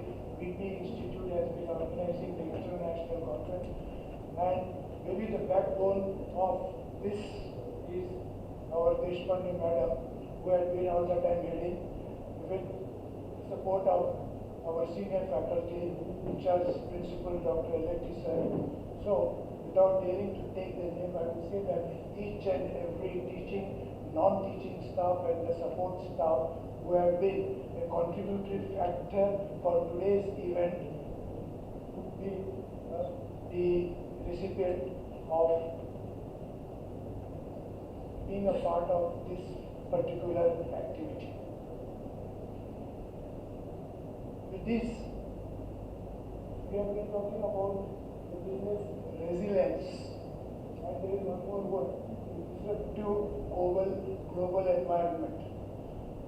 What I would like to add to this, that nothing is stable worldwide today. The whole world trade is in jeopardy. The supply chain is in shackles. The business strategies are shattered. Why am I saying this? Because the reality, what you can just trace back, the first challenge to the world trade was our epidemic, right? Then there is coronavirus pandemic, which has hampered all the things. Maybe we could recover from this a little. Then immediately started the war between Russia and Ukraine. 3 years have already passed. Still there is no sign of any ceasefire. Nobody is coming across the table to discuss and settle the things. Everything is hairy-fairy. to add fuel to the fire, the war between on the Gaza Strip, as you all know, in terms of the Palestine, what is happening there for the last 15 months between Israel and Hamas. With this war, and at the same time, all the supply chain which moves through the Red Sea has been hampered totally. Why? Because not a single ship is being allowed to pass through the Red Sea. The Houthis are simply bombarding at all these ships, only to see that this war, maybe these are all the political things that is taking place, which has led to this situation. Similarly, the newly elected President of United States has shocked the whole world with his policies. Illegal immigrants, okay, we can understand. But when the treaty was signed, that in terms of the world trade, every country has the right to go and sell in all the countries. This was the agreement. But what does Donald Trump says? That any goods coming from China, tariff has to be levied. Any goods coming from Canada has to pay the import taxes tariff. Moscow is also one of the countries. So, and he has not even spared the European Union countries, some of the countries which do not gel well with US. He is putting all the trade barriers. So what has happened? This is all was disruptive global environment. So now under this disruption, what is the answer? The bottom line of today's session, answer is facing the challenges and adapting your business activities.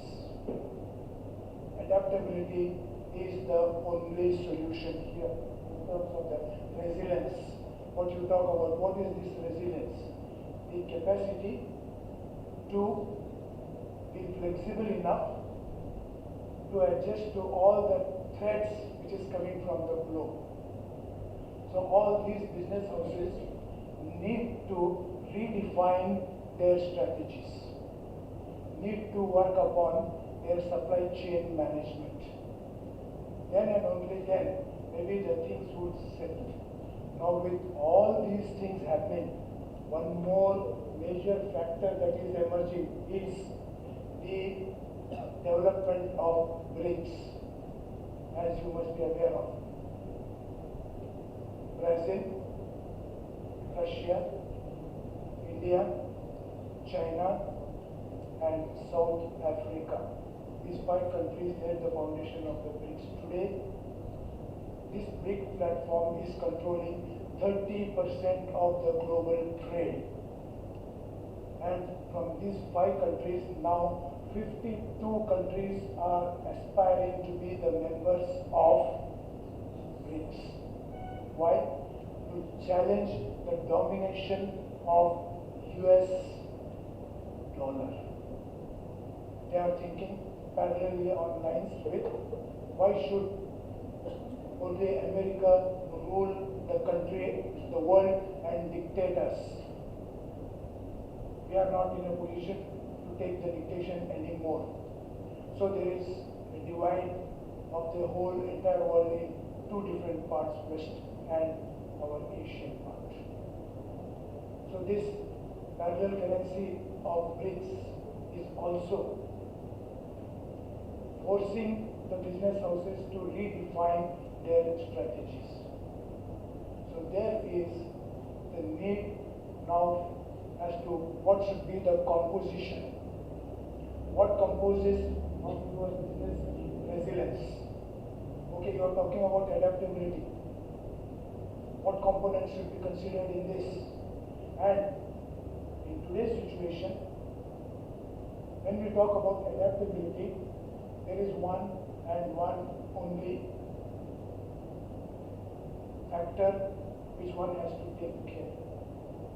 All these business houses, in terms of setting their houses right and to set right their business, their ears need to be constantly on the ground to identify as to what are the signals that are coming from each of these countries. And listening to these signals, their management intelligence department should be on the tip of their toes to adapt, to make the changes as the situation demands. So, today, all these business houses need to emphasize upon management, you call it, marketing, you call it, MIS, you call it, whatever the name you give, you have a nomenclature for this. I would say simply intelligence system should be so strong that you should be in a position to look out and see as to who are the competitors, who are the business leaders, who is having how much of the market share, what is happening to our market share, where are we getting the future shocks, what is the present shock that we have to face, and how to adapt to this. You have to have redefined and then redevelop your strategies. Then and only then maybe all these business houses would be in a position to set right. Otherwise, everything will be hairy-fairy. Everything will be hairy-fairy. No answers, simply struggling in the dark to search something which does not exist. Like how a blind man who is searching in a dark room for a black cat which does not exist. That situation has come now.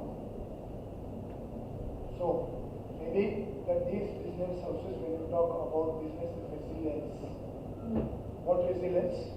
That your intelligence department, your business analytics has to be on the top priority.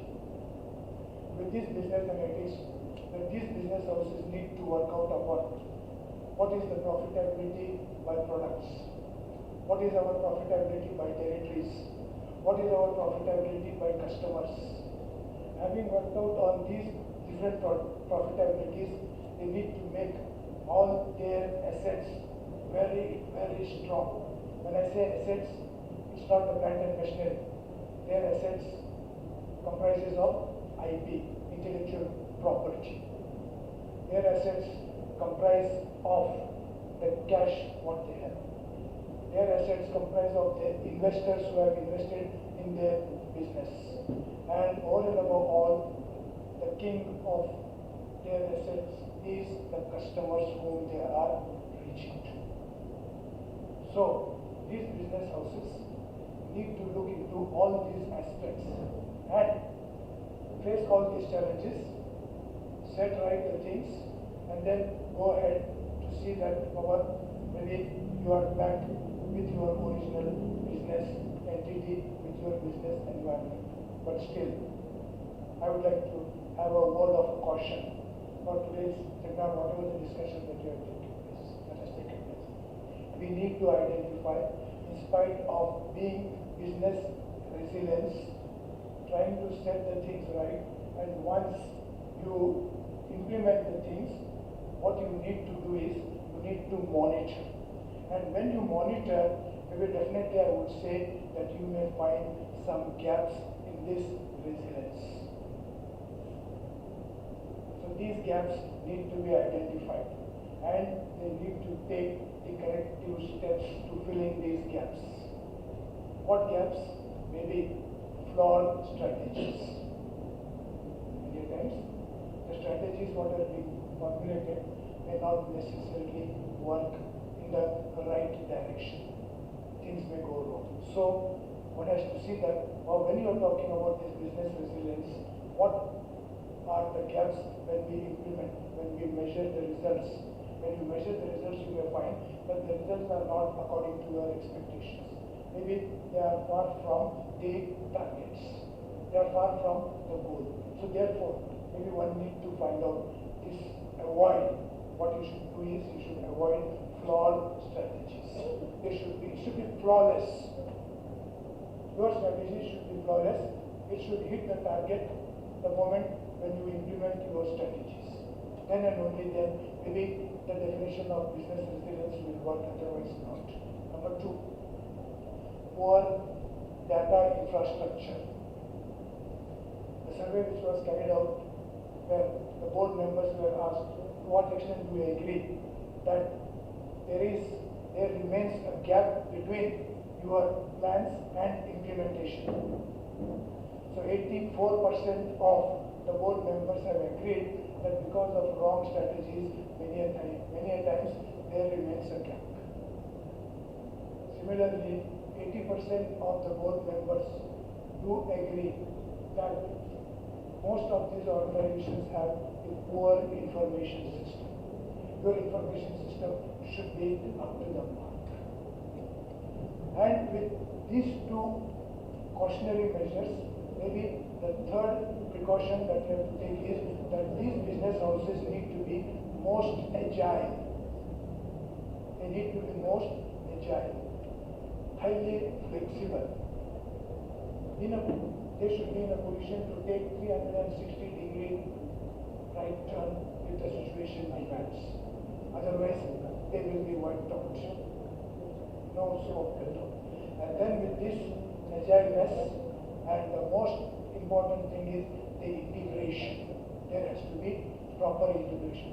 All the components of the business should be juxtaposed in such a manner that one component starts functioning, automatically it should take into motion the other component. Then the third, in this way, just like when you simply put up the first gear and the vehicle starts moving, in the same way, here the integration has to be there. So these are some of the reasons by which the business resilience gaps may remain. So to overcome these gaps, you need to be very flexible. You need to integrate. You need to communicate across the entire organization, and then you need to finally monitor and see how the things are moving. These are some of the conclusion part what I personally feel. These are my opinions, what I have expressed here. That in terms of to have a business resilience and to take care of all these disruptions that take place. Now, disruptions may be natural calamities, earthquake, flood situation, where you cannot do anything. Similarly, business disruptions may be man-made. California fire, something which has taken place there, the entire Hollywood, nothing place you can see there. Now, these incidences, these risks need to be predicted. Having predicted these risks, you need to identify what are the signals. At the moment when you come to know, yes, these things are likely to happen, then immediately, maybe you should be in a position to set the things right. This is the lesson what maybe we need to learn when you talk about the business resilience and identifying the disruptions. So with these few words, I am very much thankful to all of you for your patient listening, and at the same time to the organizing members to take the privilege of coming here for this function to bring down the curtain for today's function. Thank you. Thank you, sir. That was a really value-added talk. Before we conclude the session, a note to all the delegates and students are requested to submit their feedback forms to registration team. To conclude the valedictory function, I invite Dr. Mrs. N.U. Deshpande ma'am to propose the vote of thanks.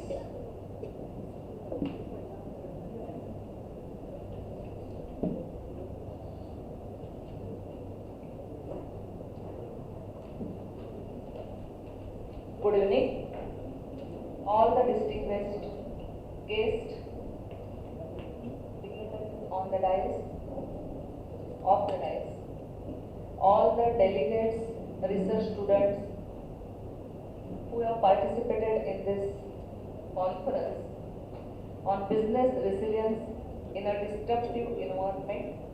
It's my privilege to offer a vote of thanks. From morning you are listening these three words: business, resilience and disruptive environment, okay? So I am not taking much time.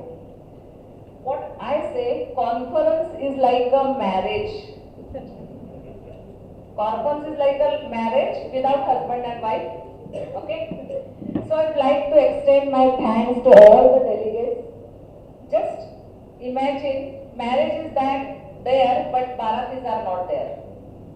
Marriage is there, but blessers are not there. What is the use of that marriage, okay? So you are all the Baratis. Shadi Mubarak, I can say conference Mubarak. Because without delegates, it's impossible to conduct such a mega event. Because I used to go in many conferences, but delegates never interested to present the paper.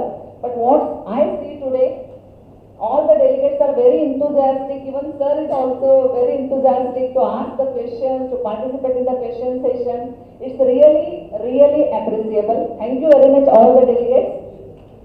I extend my sincere thanks to Dr. M.M. Ali, sir. Apart from his busy schedule, he accepted our invitation for the valedictory function because he is all-time busy, and that's why I just called before 4 days and asked him, sir, will you come? So he accepted our invitation. Once again, I thank you, sir. I thank Dr. R.A. Shinde, sir, for entrusting me that and shouldering me this huge responsibility of conducting the international conference. Last but not the least, again, to organize this all Shadi, my dedicated VP team, all the transportation committee, P.S. Sadhav madam, thank you very much, Kiran madam, who is, both of them are working since last 2 months, okay, without, taking lectures and again just checking the mails, reverting back. It's a very ridiculous time for them also. I thank anchoring committee. I thank all the committees in the international conference. I thank Kudale, who has provided us the food. I think it was delicious. Then in feedback session, definitely we will give the feedback about it. And I thank my volunteers. Since last 4 days, they are taking lot of efforts. They are helping the committees. They are assisting the committees. Thank you very much. Thank you very much. They are learning from just organizing these events. We have the event management program in our institute. Through that event management, whatever the events are organizing in our institute, definitely these students and event management students also participate so that they will get the practical knowledge how to organize the event. What are the activities are there, n number of activities, how to shoulder the responsibilities, how to take the decision, everything we teach them practically by involving them in the events. Thank you very much. Once again, delegates, thank you very much. Ma'am, last slide.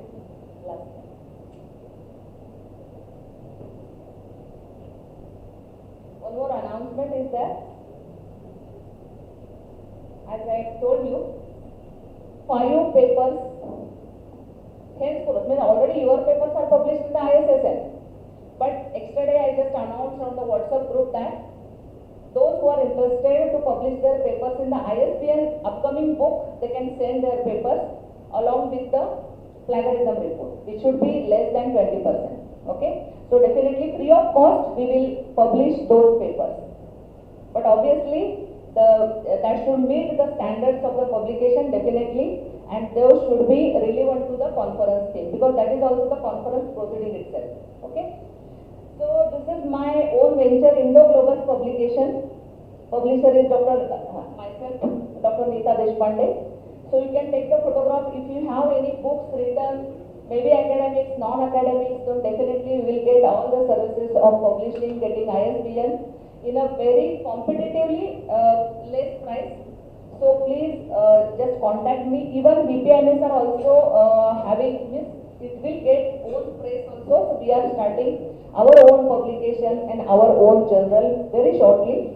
So definitely, please, those who are need these services, definitely they can approach us. Because if you just peep into the publisher's profile, then definitely they say you 20,000 rupees, 18,000 rupees for 10 copies and 5 copies. So if you are publishing your books and n number of publishers are definitely there, but only for the sake of publishing the books, then you can take 10 copies, but my charge will be half, okay, as compared to the other publishers. So you can take that advantage. Thank you very much for participating in the conference. Thank you. Thank you, ma'am. Now it's feedback time. So we would love to hear a few feedbacks from the delegates. Quickly, we'll have just within few minutes and then we'll proceed with the certificate distribution ceremony. Any two feedbacks?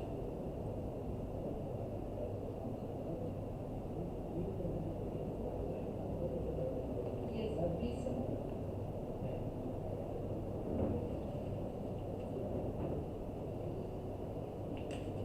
Respected dignitaries on the dais and off dais.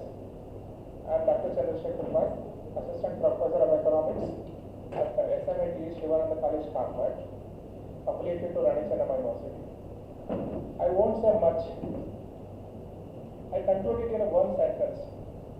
What VPIMSR thinks today, India thinks tomorrow. Thank you so much, madam, for giving this wonderful opportunity. Wonderful feedback. Thank you.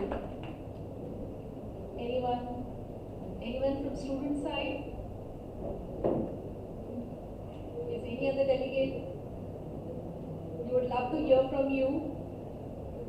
So whatever efforts we have taken, I think somewhere we need to know how were our efforts, any improvements. Actually, we are expecting at least 2 to 3 replies from the students and teacher faculty. Yes, sir. Thank you. Respected myself, Shreya Patil, working as Assistant Professor in CMD Institute. I am participating in VP Institute since last 2 to 3 years. Every time the arrangement of the program, it's very difficult to manage all these things. Attending a program, as Madam said, शादी करने जैसा है तो बहुत कुछ उसमें आ जाता है. So very well organized. Starting from the theme of the conference, which itself is a very lucrative theme. Thanks for arranging such a beautiful conference. The food quality offered was very nice, awesome food, and volunteers support was also very nice. Thank you. Yes, sir. Thank you so much. That really means us a lot. Final call for the delegates. Anybody? Okay. So now the moment has come where we were all been waiting for the announcement of Best Paper Award. Before that, each presentation showcased remarkable intellect and depth of research, making it an incredibly tough decision for our evaluators. However, as per the guidelines, only one paper can take home the honor. And so, to present the Best Paper Award, I request valedictory session Chief Guest Dr. M.M. Ali sir to please hand over this certificate. And first, the Best Paper Award in the teacher category goes to Mr. Shreyas Patil and Mr. Suhas Yadav.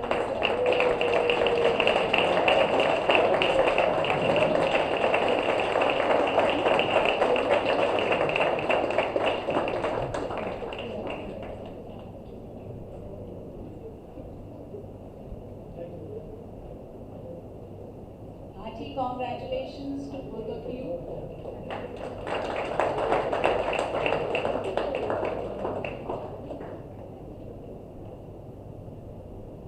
Thank you, everyone.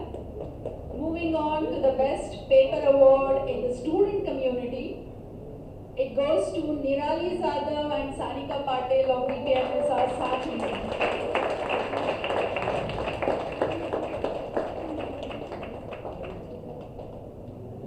Congratulations, Nirali and Sanika.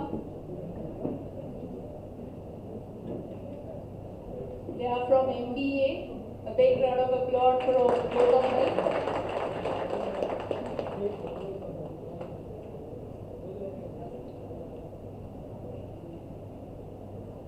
Now it's time to recognize the efforts of our participants with the certificate distribution ceremony.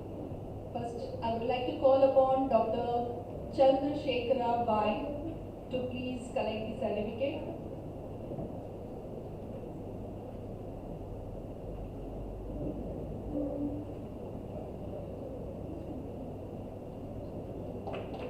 Mr. Snehakant Khanekar.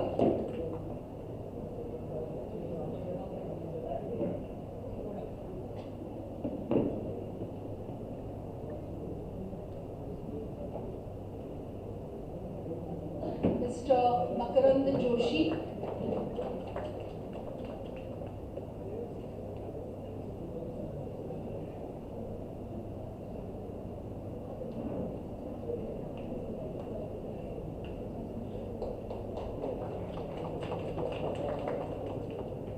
Dr. Purnima Nayak.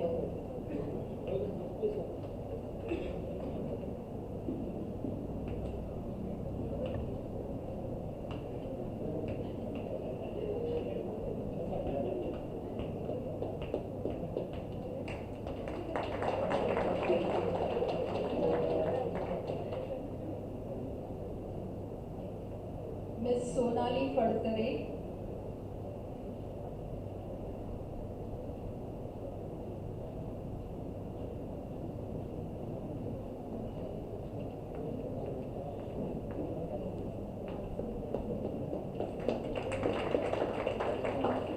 Thank you everyone. Rest all the certificates should be collected from the registration counter. Thank you. As we draw the curtains of this international conference on business resilience in a disruptive global environment, a heartfelt thank you to each and every one of you for being part of this enriching experience. We look forward to seeing you again at the next year's conference. Until then, keep innovating and keep inspiring. Safe travels and see you again. Thank you everyone.